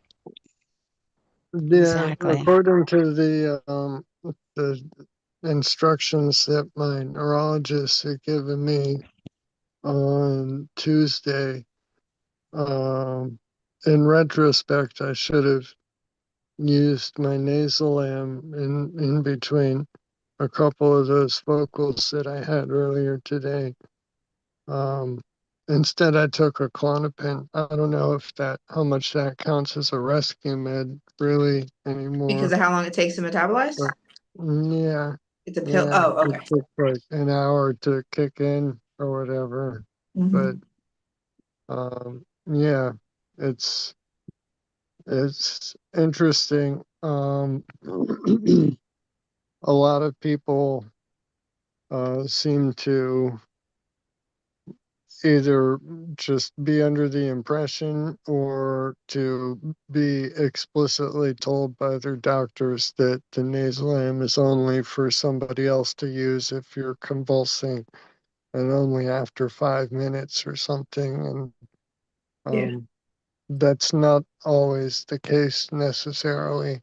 And, like I said, my doctor is telling me that, if it's, well, first off, told me that to my family members, if I have a TC, like any TC, give me the nasal am. Don't wait and start counting minutes or whatever. Just give it to me. And So yeah, did they say but, if there's any hint that a TC is starting? You Like mean it's never counting going to brain like a cells quick. as they um, die? no, I mean, if I am having one of those focals and kind of zone out and then start convulsing, they can go for the nasal am, and however long it takes for them to get to it, if I'm still actively convulsing by then, I think it would probably be safe to call it a TC. um and yeah, so at that point they can just give it to me straight away. They don't need to look at the stopwatch or whatever. But Yeah. um, yeah, another thing, my neurologist is going to try to get me on a new med I haven't heard anybody mention before here, but I mean, it's basically, it's still name brand only, but it's basically um, extended release Vimpat, controlled release Vimpat once a day. Okay. But she What was does that saying make it? Like that, 3 pills total that are extended release? Could that, wasn't that like, hasn't everybody else encountered that before? Like mine was carbatrol extended release. But sometimes you end up literally taking less medication and you don't like get drug resistant as fast, and it ends up like letting you take 1 pill for a lot longer than you expected. But Wow. yeah. yeah, so I um she was saying that she's expecting that um the insurance will probably decline it because it's still, new and name brand only. Um, but she's saying that in her experience, the name brand really does make a difference with the Vimpat. It does, for whatever reason, it is a better quality, um, enough that she would, you know, switch to it there. And she said as soon as she gets the denial that she fully expects, she's prepared to have, she will have a 2-page full letter of like the entire history and Why it's going to um, save them money in the long run, right, so you don't yeah, end up in the hospital. right, yeah, yeah, Right. yeah. So Right. yeah, so she said that she's gonna um I mean, it's nice because she's, I mean, I've only recently switched over to her, but now she's doing all of this, and she said, "Don't worry, I'll do everything. I'll do all of it for you. You don't have to do anything." She's gonna send it to the insurance's mail Minute. order pharmacy so that the insurance will send her the denial. So I won't even necessarily need to hear anything from the insurance to pass along to her. It'll all be Right. So yeah, Did she never leave you with the had. impression that she knows how to like streamline it? Because usually the denial process gets lengthy. I, I don't know. Yeah. I've No, never had if she's a got the experience, like provider. if Cool. that doctor's office knows how to get paid, then I'm Yeah, sure they're I've doing everything they can. never had a provider who would put this much effort forward towards it for me like this for a medication. Normally it's like, Yeah. we'll write this for you and just Be on off your we way. go. Collect their like Yeah. 50, 60, and $70 And copays. then it's like my job to go and um, hear from the pharmacy and let the doctor know that the insurance needs the prior authorization letter and um, like being the back and forth between all of them is so exhausting I mean, nowadays, I sometimes. think more providers are taking the initiative though to understand like literally how to get paid. Yeah, well, Like prior author, it is kind of similar steps, and their copays are getting higher. So yeah. technically, they are getting paid more. But yeah, Um, just got another post. I need I got to, some. I gotta go, but All thank right. you guys for listening to all of that. I feel kind of rude just unloading and then leaving like that, but you know, See you tomorrow morning. I'm gonna play the seizure card. I had seizures today, so I get to do this. But Gotcha. yeah, I'll see you guys tomorrow morning. Um, on this post here that says losing words or formulating sentence incorrectly, the two comments. The first one says, sounds like postictal confusion, which can definitely last hours after a seizure. The word finding issues and sentence formation problems are pretty typical recovery symptoms. And the second comment said this could be aphasic seizures. Um,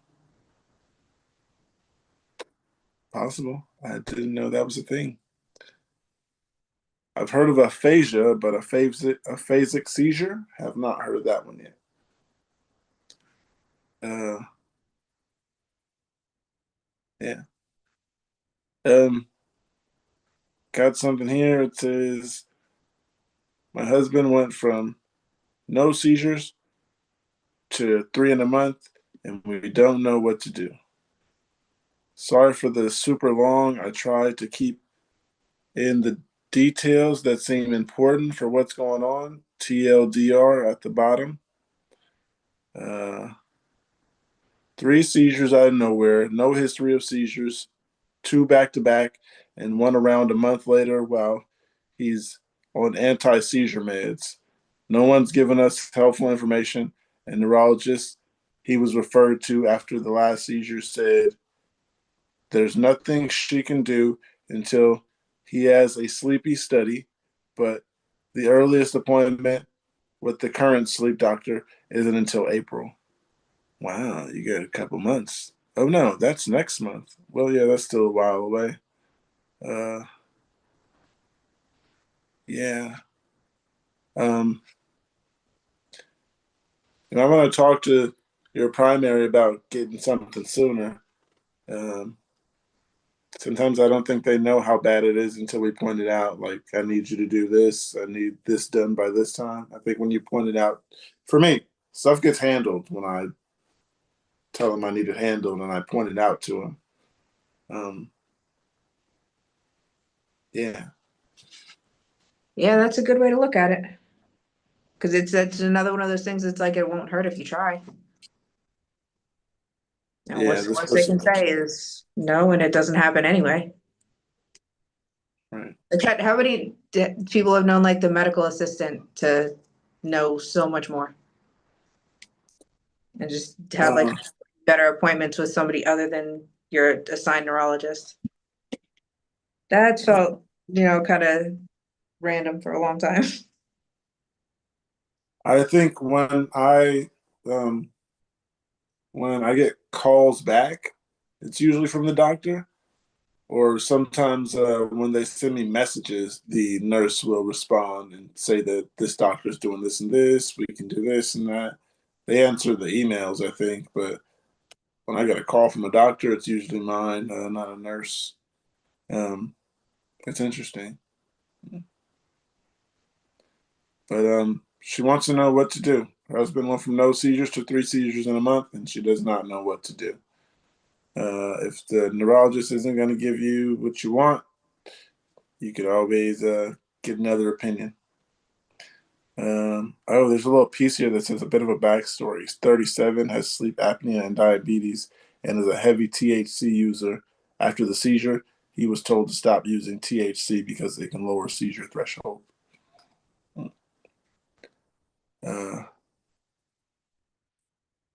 For me, after seizures, smoking, I'm not gonna say usually helps. It helps. Yeah, that's it. That's all. It helps after my seizures. The post-ictal headaches usually helps them. Helps me calm down, lay down, maybe take a nap if I want to. But otherwise, I'm just struggling through that pain and that headache and limbs hurting. Weed helps. I got no judgment of weed, but this guy's coming up on 37 now. He's sound what overweight or something, or and he's got 37. to mix. He's not overweight, but he has diabetes. I don't. That doesn't exactly mean overweight, but yeah. Diabetes, Well, yeah. He's got comorbidities. yeah. There we go. And he's coming up to where his hormones are going to be changing a lot, and so he's either got to. I would suggest start making some changes in his life. You know, nothing against marijuana, but he's his body is telling him something, and he's got to listen. Mm-hmm. It doesn't mean he can't start again later, but if you really want to Right. make sure that Completely you agree. have a good idea of what's happening, because there's always the chance that like he's got something that's got a pesticide on it or something like that, and he's smoking it and then he's smoking a pesticide. You never know. So I think he's just perhaps with all this going on with his body, maybe he's giving his brain too much stimulation or I don't know, whatever. And right. it's lowering the threshold. He can certainly, yeah, like you said, once he gets his body under control, Yeah, no problem. exactly. Go back to it later. Yeah, have some fun. You can always Okay. reintroduce things. It's Yeah, just definitely. if you want to be sure that that's not what it is, then you have to cut it out, right? Yeah. That's all. All right. That's our advice, I suppose. Yeah. Mine and Kevin's anyway. Yeah, I think so. Yeah. Hey, Pookie, we doing a show tomorrow? What's going on with that? I know of. Okay, good. All right. Um, I will. All right. I'll be out then. I gotta leave. I'll see you all tomorrow. right. See See you everyone tomorrow. else. Tom and okay. So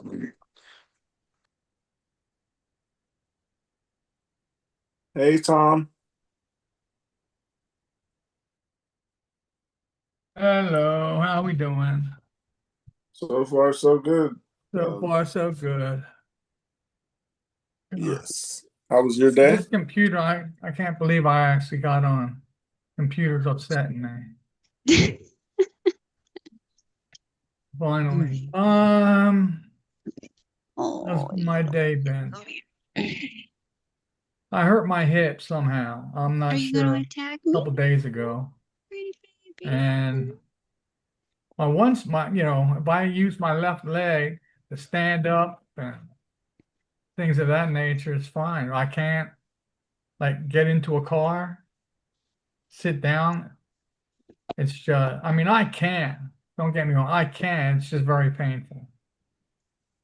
But well, that's okay. That's neither here nor there. Oh, well. So how are you doing?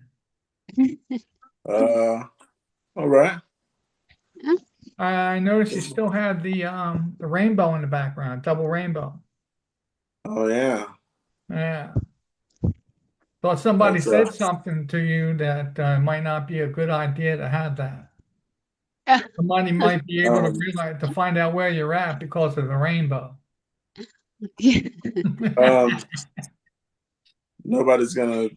I'm not. That's I not something know, I'm I worried know, I'm about. Is teasing. someone I'm coming to teasing. look for me? I forget who it was. Who, Mark, I think maybe. Yeah, Mark said they can do Street View and look at the Yeah, picture and and see where I'm at. hey, maybe Yeah, they can stop in and say, hey. my Yeah. husband threatened the same thing for my background, and I'm like, dude, my background is online. It's just a background. What? Just a mountain. Yeah, mine's is around the corner somewhere, but I doubt anyone's Don't gonna say come it out looking loud. for me. Somebody's listening. You want to come They're look gonna for get you. me? I don't know what's Hey, exciting. You come looking here. I I want to don't leave. know. I think these people taking too I'm like, many what are you talking about? anti-seizure medications or something.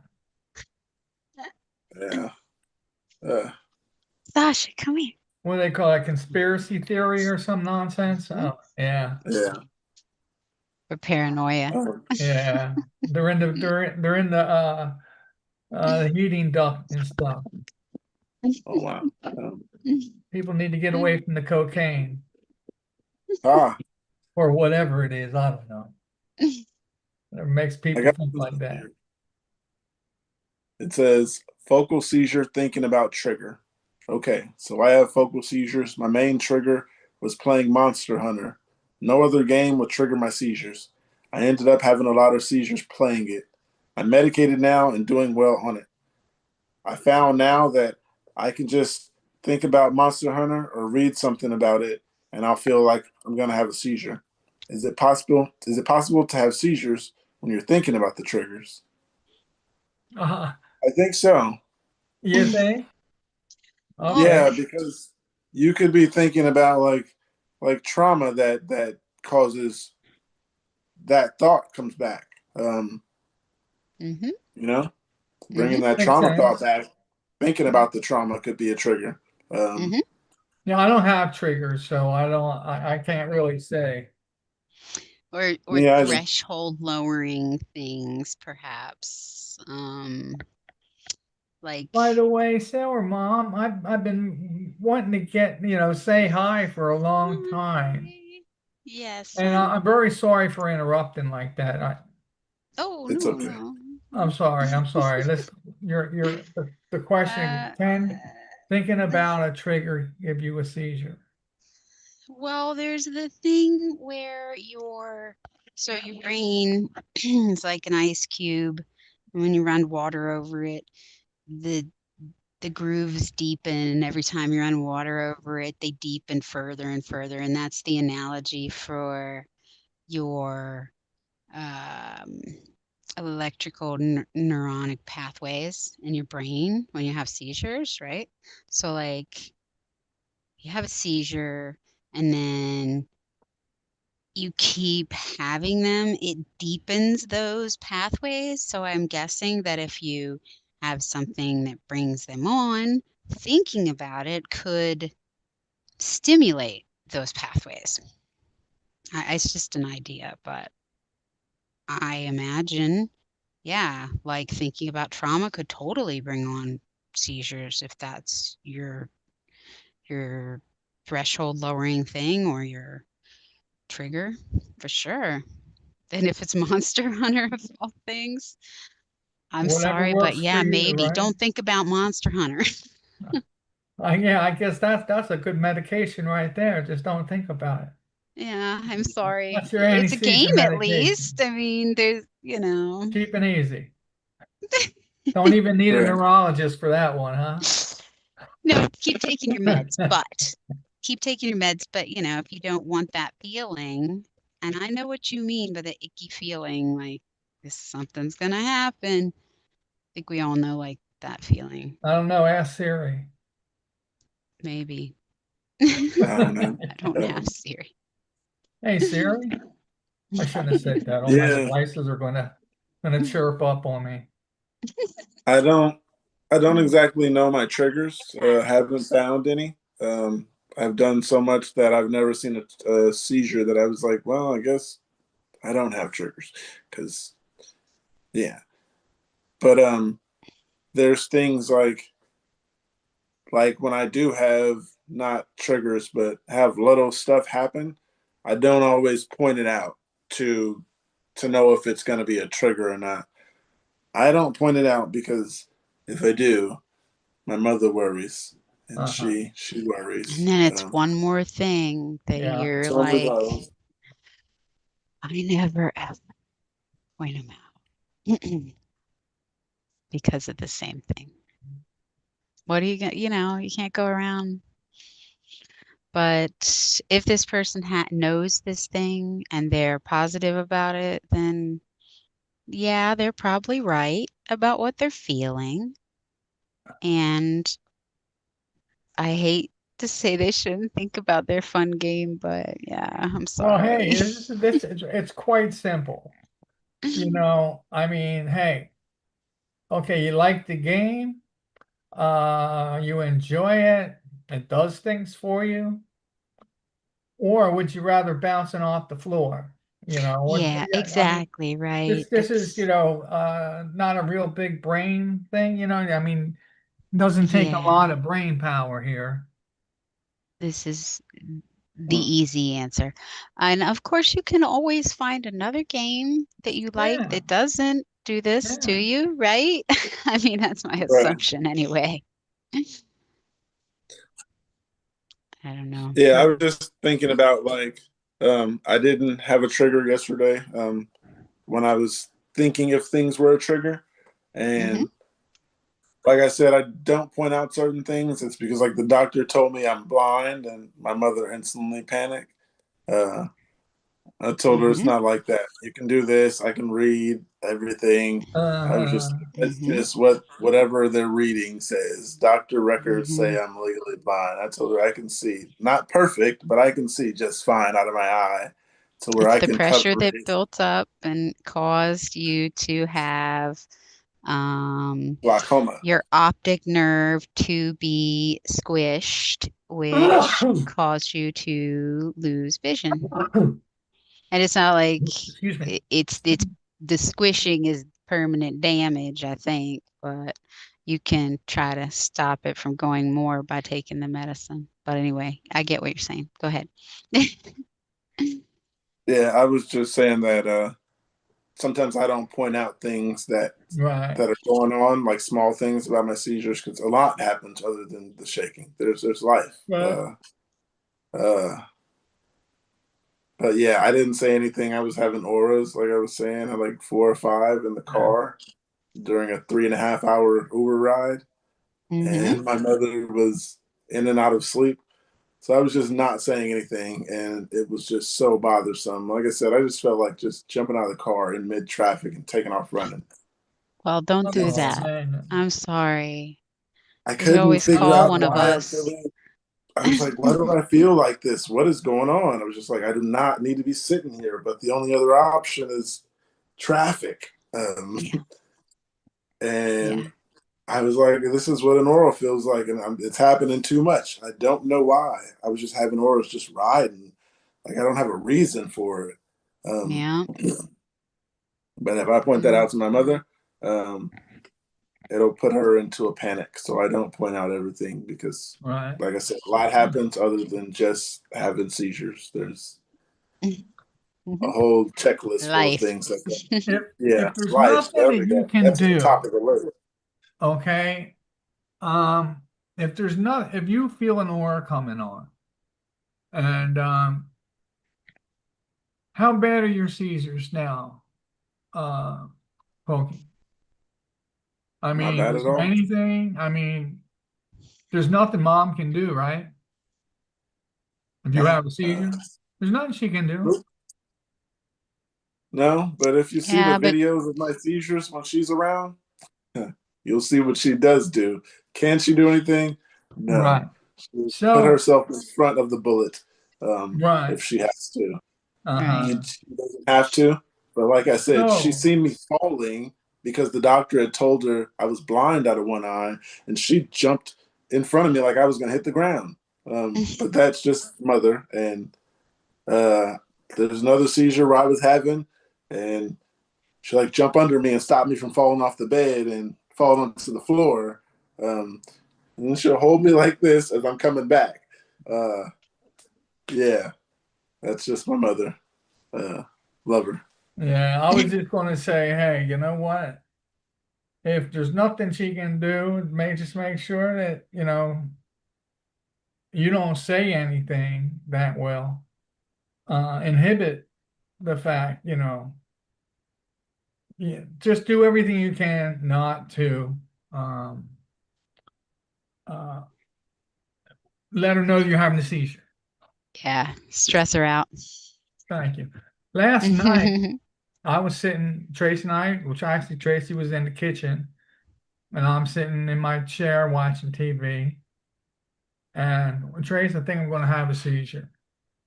And well, Tracy was kept doing what she does. And it's like, I mentioned this before that, I do have that, um, anyway, that emergency medication. Rescue Clonopin? med. Your rescue med. Clonopin, is it? Yeah, Right. usually. Or Yeah. something generally like that. Yeah. So anyway, I have a couple of those. Hmm. And Tracy's like, why don't you take one of those? It's like, honey, I get a few of them at a time.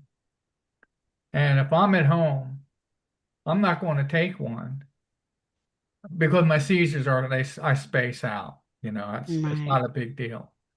right. Usually I'm Okay, sitting down anyway. okay.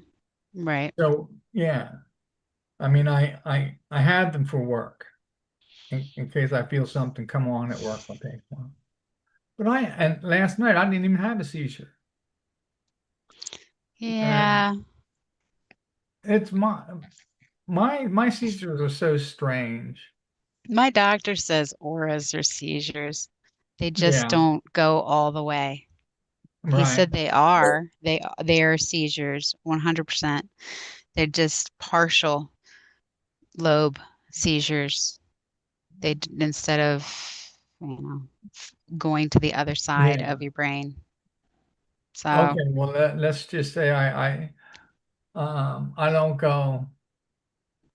I mean, because I was watching TV and I was waiting to because Tracy wasn't right there, so she didn't know whether or not I had it.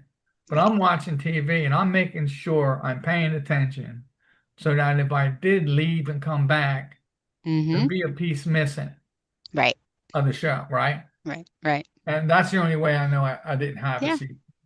Oh, good. That's great. No. I'm just saying that because I was Yeah. telling him, Yeah. oh, I have auras, and he's like, no, auras are seizures, honey. And I was Yeah. like, I oh, know. Yeah. okay. Right. I've learned that since I've been with you guys. I Yeah, never really even knew that, but now you guys yeah. schooled me. I feel So educated. I Thank you. feel Educated. educated. Everything I learn on here. Uh-huh. I Um, appreciate you guys a lot. We I appreciate you was too, Tom. I'm sorry, Pookie. Go ahead. my when I had an aura and it wasn't in the car because yesterday's were where they were in the car. Hmm. They're much worse in the car because you can't escape. Right, You Hmm. can't get up and walk away just to right. Right. You're feel better. having, um, And oh shoot, what that, is it called? Confined spaces. Can't think. yeah, My vocabulary that's is what gone. that's what was so worse was having it, and I was in the car, and then I was trying to be quiet about it. So the whole Which makes it time, my much body, like, worse. Oh my my mother's next to God. me sleeping in the car. So I'm trying to listen, focus on your breath, focus on your breathing, and not be too loud, not be too obvious that something is going on. Right. Like that. And then it was just so much worse that I could not get away. And then she would move and I'd be like, oh, I gotta be still so she doesn't notice. I was just going through so much. I wanted to jump out, like I said, and just take off It would be running. good And if you could just lie down in the back seat, huh? she was So laying she couldn't down. see you. Oh no, I'm so sorry. She what? She wouldn't let you? She was laying down already. She was asleep. She had a pillow. There you Yeah. go. You completely We, lost me. You were talking about being in we the car. we left for our doctor's appointment. I mean, for my doctor's appointment at like 7:10, something like that. We got Okay. there at 10:40, and then we were done around 2 something, and we went to somewhere else until like 4. And then we took off back home and didn't get home until 9. We spent the whole day outside, doctor's appointments and other things. But yeah, that was a long ride going through auras. Yes. Like I Yeah. said, the only thing I could think about, and it keeps crossing my mind, is that is something dumb. But the only thing I could think about is just run, find somewhere, and I would look around like there's nowhere to go. Um, yeah. Can I ask a question of Go both of ahead. you? Now, Mhm, Sarah Mom, do mhm. you see your neurologist often? You missed our little I have an epileptologist Okay, yeah. because I had a neurologist and they were like, I wish I I had an can't epileptologist. take care of you. You get to go to the big epilepsy center. Okay. So that's what we did. But yeah, so I have an epileptologist and he's a long way away, like 6 hours or something. He Wow. wasn't, he was only half an hour away when I first started seeing him. And we did all the EEGs and in-hospital stuff.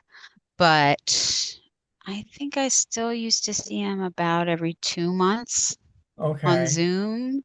And Okay, that was that. You just said it right there. Okay. then Wednesday, yeah, like he never showed up for my appointment. At Okay. my Zoom appointment, and I waited for over an hour. I had to call the hospital and ask, and his coordinator told the receptionist that he was already on to his next appointment. And then I had to make an appointment for May. And I Wow. had And yours is had as just a Zoom appointment? yes, and I had 8 TCs since my last Zoom appointment with this man. I do not feel like he gives a crud Serious. about me. Oh, Anyway, yes, Zoom. If that was your question, that was my yes. question. Nine And tenths out of nine times out of 10, we're doing Zoom. Yeah. okay, next, Pokey, did you want to ask her something? I was going to ask you, but go ahead. Okay. So now, Pokey, when you go see your neurologist, when you have to drive 2 hours or whatever, however long it is to get to your neurologist, what is it exactly your happens at your um, appointments with your doctor? At the moment, I don't have a neurologist. Um, I'm in between neurologists, I'd say. I'm working Okay. on a second opinion. Uh, so when I did go see my other one, it was like every 6 months, 3 to 6. Okay. He'd like to know what was going on. He's like, Yeah. he used to get an MRI on this day, and he would set things up. There was a new neurologist. I'm not gonna follow him. I'm gonna get a new neurologist because the first time I talked to him was over a Zoom chat, which isn't bad. I'm not saying anything's bad with Zoom chats, but that was the first time I met that guy. And then he was just like, listen, he was like, this, talk to me, tell me what's been going on. So I told him, I'm taking B12 because I was having focals, but the B12 fix that. I told them that I read up on it, and the lamotrigine makes me B12 deficient. So taking the B12 by Nature's Made, shout out to Nature's Made. They said that pretty much takes away the focal. So why keep taking it? And then I'm like, well, I'll get these little myoclonic jerks or whatever. And he's like, oh, well, you can take Omvi for that. And I just felt like he made too quick of a decision from what I said to 3 seconds later to take Omvi. He didn't even compare the other options. He was just like, oh, there's Omvi for that. Like what my doctor did, my neurologist. Yeah, he wanted to Basically, change my medication on me. Don't even know you. right. First time we So, met. okay, so anyway, what my question was is that whenever I go to my neurologist, go into his office, it's pretty much the same thing. Okay, how you doing? What's going on? Anything new? There's really, and when I had a VNS, he might check my VNS to see once in a blue moon, they would check to make sure my VNS works. And I just tell them I take my magnet and swipe it every now and then to make sure it's working. But so anyway, our neurology appointments or our appointments with our doctors can pretty much just be on, video chat. I mean, because there's really nothing they can do except unless you've already had an EEG or maybe you had blood work done or something they need to go over with you. Yeah. I think mine, it would have been different if it wasn't our first appointment. It was Well, like yeah, the first okay. time That's meeting you. understandable. Yes. And yeah, and like I said, it was a 20-minute conversation. We getting to know each other in 20 minutes Yeah. and you prescribing Omvi in 20 minutes. I was just like, I'm not sure if I like this guy. And yeah, and he had already planned, we'll plan another video over Zoom, what he said, in 6 months. So, it's just going to be a video doctor. I'd like you to check on me. Like I said, if I would have got to meet that guy and would have got to go to the visit for me and his first visit, it would have been different because I had everything on paper to tell Right. him what was going wrong. Uh-huh. But when it was time to tell him and we're doing a video chat, I didn't have time to read down everything that's happened and flip pages and read down to the bottom of that page and what's happened since the last time I talked to you. It didn't help. And I just felt like he just threw a medication out there way too fast. Yeah. He doesn't have any of my past records. None of that. Just I don't like, again, we talk about this all the time about neurologists. I did have an epileptologist that I really did appreciate. And she taught me more in 6 months than I knew in the 20 plus years of being an epileptic. And then she got a job somewhere else. I'm at Kaiser. But yeah, neurologists are fly-by-night people, I'll tell you. And I'm not going to waste my time going into a neurologist office. Unless there's something specific that we need to go over and talk about. Otherwise, we can do it video chat. And everyone that I've talked to says the same thing about their neurologists. They go into their neurologist, there's nothing they can really do except you can talk about it on the phone, or video chat. I like to look at somebody when I talk to them. But yeah. And it's a shame. We've got a serious illness, but there's really nothing they can do about it except change our medications on us to make it just that way. They're justifying their job justifying their paycheck by changing our medications on us, because that's all they know how to do. In 20 minutes, I got another medication. Right. And I'll tell you, at least I went in to see the man for the first time. 10 minutes later, he wanted to change my medication on me. No. Right. Right. And then, okay, then remember the debacle I had with my VNS that I had to have shut off. And he argued with me about it.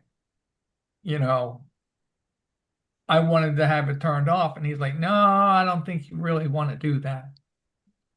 Well, let's look at it this way. Can you uh,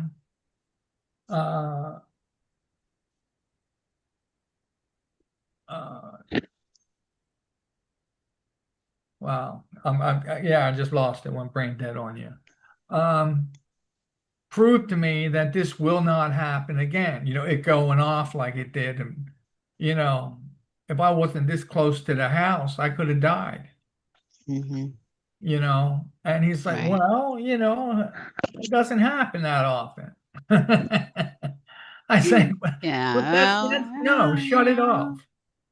And he's like, The, well, you know, the seizures no, I have where I stop breathing, they don't happen yeah, that it doesn't often. happen that often, you know. So finally, I got him to shut it off. I haven't seen the man since. Yeah. And the only Mm. thing I do is I make sure that my meds are filled. In fact, I go to his assistant to have my meds, you know. I'll Yeah. tell him, you know, say, Eric, Right. my meds, you know, I need my Klonopin. You know, I'm not getting any more Klonopin. Mm-hmm. So he says, well, I'll see what I can do, Tom. And they filled it. But anyway, Pokey, I'm sorry, you were going to say something.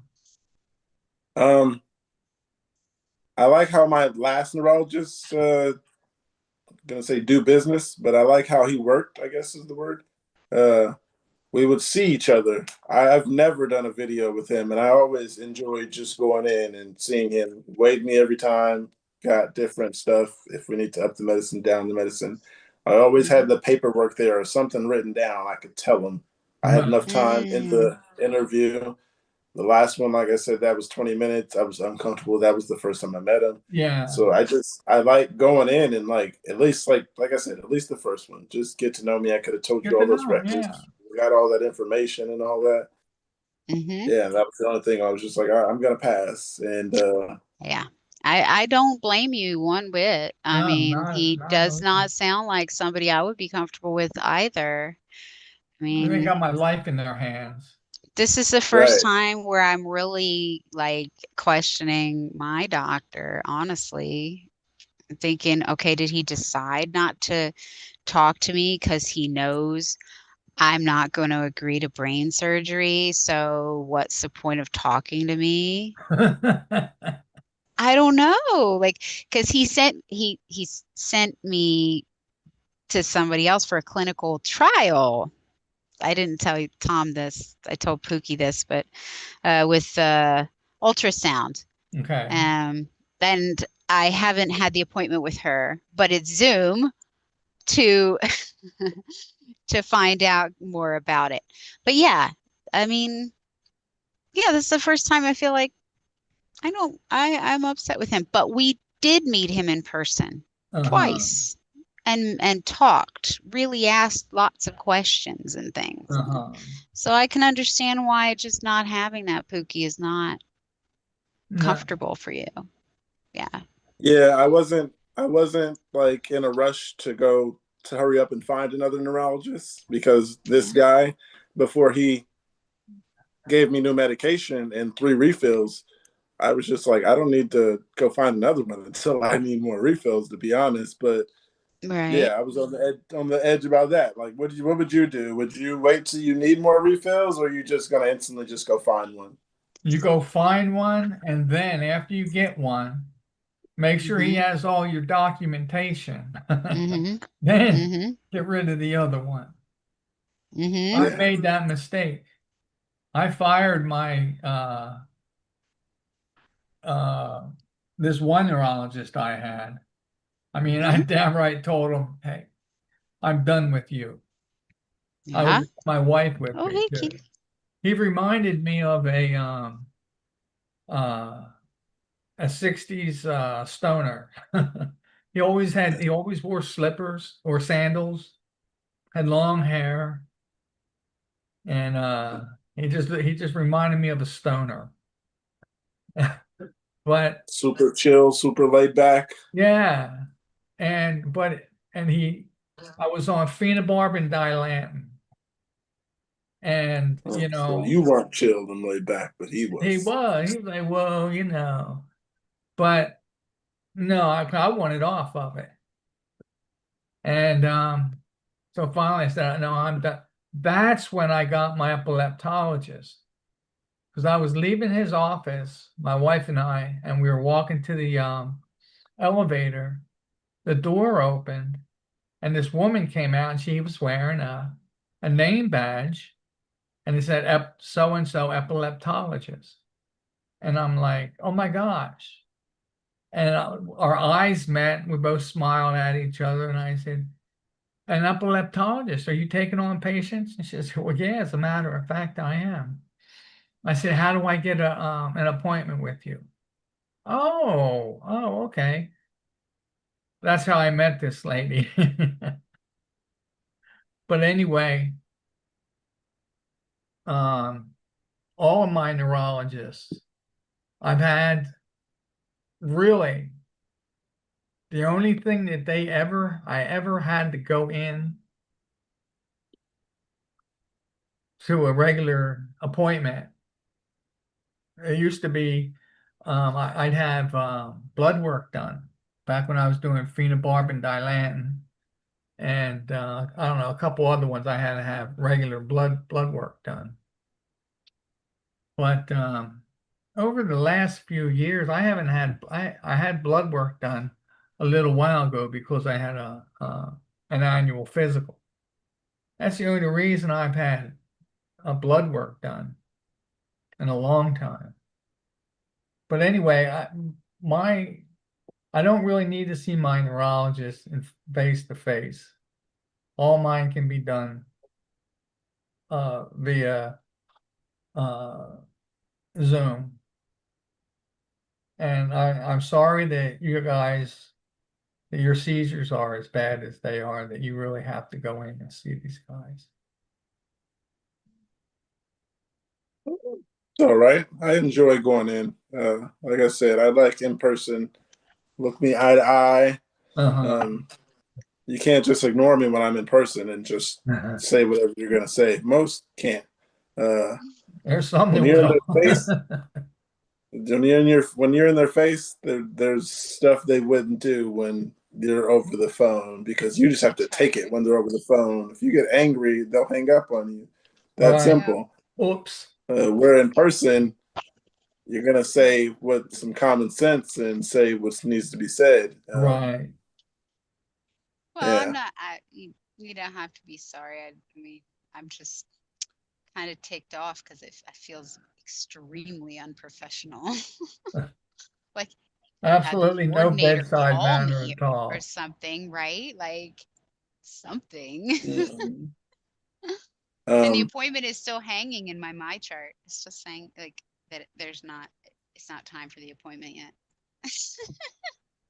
In my chart, it shows our next appointment, which is I believe is in May. Yeah. And it says video appointment. Sign in, I think, for 15 minutes early or something like that. Yep. Yeah. And I did all of those things. I'm so acquainted with it now. This is like the fifth year I've had this dude as my doctor. I'm like, Yeah, that's an hour you'll never get again. Get back. yeah. I could have been doing things. Oh well. I'll stop ranting. Yeah. It just feels unprofessional. Tom, do you oh, the icebreaker today was name two non painful sensations. The worst one and the best one. The best one would be an orgasm. Got that a lot today. Seriously. I'm sorry, Steph. I'm sorry. I'm sorry. No, It's it's the that common was a lot opinion. of people's answer. Yeah. It's the worst one that's harder, I think, My for most worst people. would probably be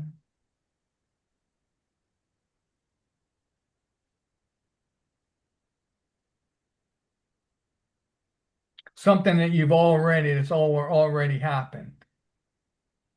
Not something that could happen. So the past, Something that's happened already. a sensation of the past, from the past. Yeah. Um,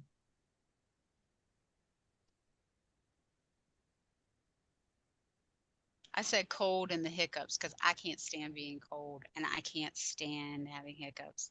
oh, I think it was at the time when my ex-wife told me that she was leaving me. Oh, yeah, that's a bad feeling. I get a weird sensation. Um, like yesterday, that aura, that was a horrible vibe. That's the worst I've ever experienced. I can put that right there. Uh, But the best one, um, I love just like the feeling of you succeeded. You know what I mean? the what? So it's like when I do something, I like completing task. I like that Right. feeling. That feeling that I completed this. They said I couldn't because I'm epileptic. Even that, like completing stuff feels good for me. That's a Yeah. very good feeling. I love that. I didn't know there was My anybody kids else do like me not there. understand. They Oh do not yeah. understand the completing Here's a things. task that I always enjoy fulfilling, Yeah. and that's taking my medication. Oh, there you go. Yeah. I'll have to do that eventually. Because that was my alarm that just went up. I didn't hear it. got a 7 o'clock alarm for my medication at night. And the morning I just take it in the morning, before I take a shower or something. The first time I go into the bathroom. There you go. So those are my two ways of taking my medication. I'll be right back. Cool. Yeah. Yeah, I love the sensation of finishing something. Like I've been trying to finish my yard for a while, but when I get even a little bit of it done, like clearing a bunch of Feels good. tumbleweeds, I'm like, Right. yes, I did that all by myself. Right. I did that. That's what I feel like. That's a sensation. I did that. I did that all by myself, even though people keep talking about how useless I am or how, helpless I am, how I'm a toddler or whatever. That's the one sensation I can't express to anyone other than an epileptic. It's because explaining to people that this feels good and I just completed it, they're gonna be like, "What the fuck? You just washed the dishes or something? Why does that feel My good?" kids are like, why are you dancing around and singing? Because you cleaned the kitchen or you mopped the floor. Why are you like, and I'm like, Yeah. I can't tell you. It just feels really, really good. Right. That's what's hilarious is when I tell my kids, I can't tell you. I don't know. I can't You won't be explain able it. to But it feels understand. good. Yeah, it was like, what do you feel good about that? I'm like, My daughter I says don't that to me know. all the time. Why do you I feel used to good tell her, about I think it was now that I'm finished. I think that was it. But now I That's come to find out it's just doing it, doing what I wanted to do and Right. finishing. So good. Now that I went back to take my medication, when I was taking it, and I was thinking, one of the worst feelings is knowing that I missed my medication. Oh And yeah. waiting to see if I know something's gonna I happen. know that I'm going to have a seizure. Oh God. But this was before. Right. It's not the same, man. I can miss a dose and not have a seizure. But it used to be if I missed a dose within like 16 hours, I would Yeah. have a seizure. Oh yeah. Yeah. So Sooner than that that, that was probably. my biggest issue is when I missed a dose is when is this going to happen? That Where am that I going to be? that angsty fear. Yeah, the anxious. The angsty fear of I know, but I know it's when. going to I happen. know, but when. It could be in 5 minutes, or it could be in 5 hours. Yeah, I like And that's that. when they were I like that worse. as an answer because it sucks, and we all know that feeling, I think. Uh-huh. Yeah. Yeah. Yeah. Yeah, those are the worst feelings. That aura. Yeah, being trapped in one place and not being able to move or do anything or shake it off or anything. Uh-huh. Mm-hmm. That's how I was yesterday. Being trapped in that car, I didn't know Mm-hmm. what to do with myself, and still Yep. just sitting there trying not to let her see the fact that I'm having an aura, and that was very frustrating. Um, but yeah, certain things I can't point out with mom because it's like it'll turn into a bigger deal than it should be. Right. Um, Right. Right. and like I said, like we left the optometrist office yesterday, and they said I was legally blind. Mom thought I couldn't see, so like I Legally stepped off blind. the Where did they curb come and I, up with that? huh? Dude, Where did they come up with the fact that you're legally blind? he's Oh, got you weren't glaucoma. here, right? I What? forgot you weren't He's got here. glaucoma in one eye. Oh, Yeah, He's got bad glaucoma in one eye. I'm yeah, it's going to bad, bad. guess that it's closed angle. Am I wrong? I don't Closed know. angle, because there's two different kinds. There's open angle and closed angle. And what happens is your the brown part around your eye flakes off and gets stuck, and it closes that gap, and then your optomic nerve optic swells. nerve. And yeah, I'm sorry, your optic nerve swells, and then it cuts off the circulation of the blood flow, or the fluid to your eye, and that's what does it. I'm sorry, my husband has glaucoma. But because Mine, yours is so bad, I'm wondering which kind it is. yeah, they said it's too bad for me to be in that office that I was in, Yeah, and yeah, yeah, it's like he was like, you see all those yeah. people out there? And I was like, yeah. And he was like, I've never seen someone as young as you with their eyes that bad. He was like, all those people out there are over 65, and you're the only one under 40 here in the building, Mhm. nurses. And I And was this just was like, an wow. optometrist office?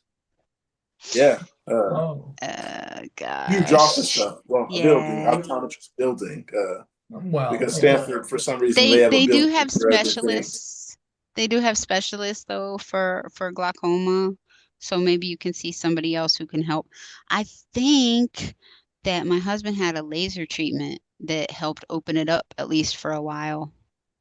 So there's I always gotta, some things. You got to find the next specialist up.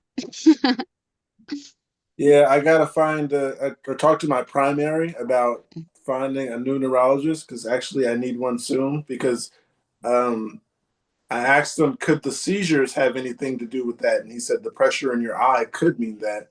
He was like, or you could have got a That's shiner as a kid and not remembered it. And I was like, that's what that I'm isn't coming saying. up to me.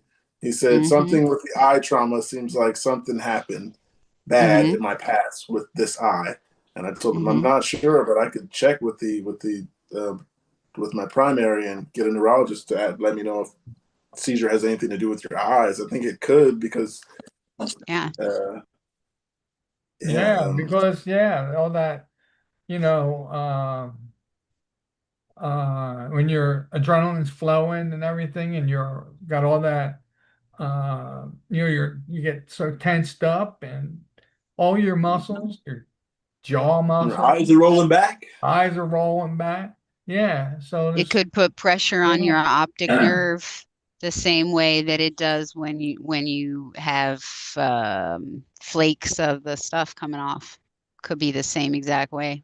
Or while you had a seizure, you might have bounced your side of your head off or Yeah. something. Or you Yeah. might have hit your head having a seizure. Good Yeah. grief. How many times? Yeah. That's Let what me they were count the asking me. Is there any scars. time in particular Count the that you hit ways, your head? count the scars. Yeah, that's what they kept asking me. Is there any time in particular that you remember that you've hit your head? And I was like, that's what I'm saying. He also asked, he was like, you ever remember getting a shiner as a kid? I'm like, no. They were like, that could have been it. Any trauma to that eye? And I'm like, not that I can remember. And the shiner is not the thing that came to mind when I thought about it. People, a the lot of times, car, people don't think. right? Like, Oh yeah. Big statement sometimes. See, that's what's so strange. Our disease is or whatever you want to call it, sure. disorder. Yeah. The Center for Illness, Disease whatever. Control said it is a disease. Okay. There you go. It's a disease. Okay, it is a disease. We just can't pass it on. Oh yeah, it's not contagious. Not contagious, right? Okay, so yeah, I mean, people make these blanket statements and questioning us with this blanket statement concerning maybe you hit your head or done this or that, and it's like, you realize the trauma that we put ourselves through. How many times did we hit our heads? And expect, well, look at some of the epileptics have to wear helmets, man. You know, and yeah, mouth guards and yeah, right. That's what I think of all the time. Is so many people's are so much worse than mine, so I shouldn't complain. Yeah, I'm like, it could be so much worse. Why yell and scream and be angry about it? And that's why, like I said, I don't point everything out, because if I point everything out to my mom, like I said, it puts her on edge. And that's the whole thing with like the appointment yesterday, going to that appointment and that doctor saying, there's nothing we can do for your eyes. It's just really bad. Going out of that place. Good luck with that. I wouldn't say my mom was in panic, but she was. Because she's a kind of mom. was. It was like when I stepped off the curb, my foot landed a little bad. She almost jumped under me to save me from falling. I was like, Mom, I can see. Man, you got an Sometimes awesome I just mom. trip up. I was like, I can see pretty good. I was like, you can wave your hand in front of my eyes. You can do the fingers. I can read in front of me. I read all day, time to time. But the doctor said it's that bad. It's not as bad as they make it seem. Yeah. Right. Yeah. It just means they don't know how to treat it. Not necessarily that it isn't reversible, not necessarily that there isn't something else that could be done if you saw a specialist who was better at this, or if you talk to your neurologist or someone what's like the that. cheapest way we can go about doing this? I don't know, but definitely you should contact your insurance to find out their I was going to say, asking your insurance would help. They'll tell you what they can do, what they'll cover. That's what I always do. I'm annoying. I'm really annoying. Yeah, just procrastinate for a while and save yourself some money. Right. Yeah, don't procrastinate too long, because that is an illness. It just gets worse. That can, and it will not ever. It's something you want to take care of as wherever soon as possible. you're at now, you want to keep it there. You don't want it to keep going down. And I keep telling my husband this. So here we are.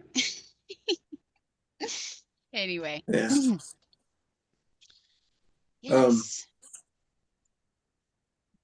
Yeah. Yeah, you guys, it was nice talking to you today. It was great to see you. I'm sorry.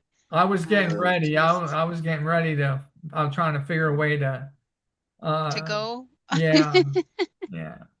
I'm gonna help you out. Thank you for jumping in front of the car for me, for jumping under the bus. All right. But All to right. everybody out there watching, And hello and Yes. good night. Yes. Hello and good assalamu night. alaikum. All We right. Good are night, live. Tom. It's great to So see you. All right. Good night, Yes. Pookie. So It's very wonderful to much see you so. too. I All hope to see you yeah, guys again soon. All right. press that like button. And And yeah. yeah, Huggy wuggies and all that good stuff. that's right. Subscribe, guys. All right. Bye now. Prayers.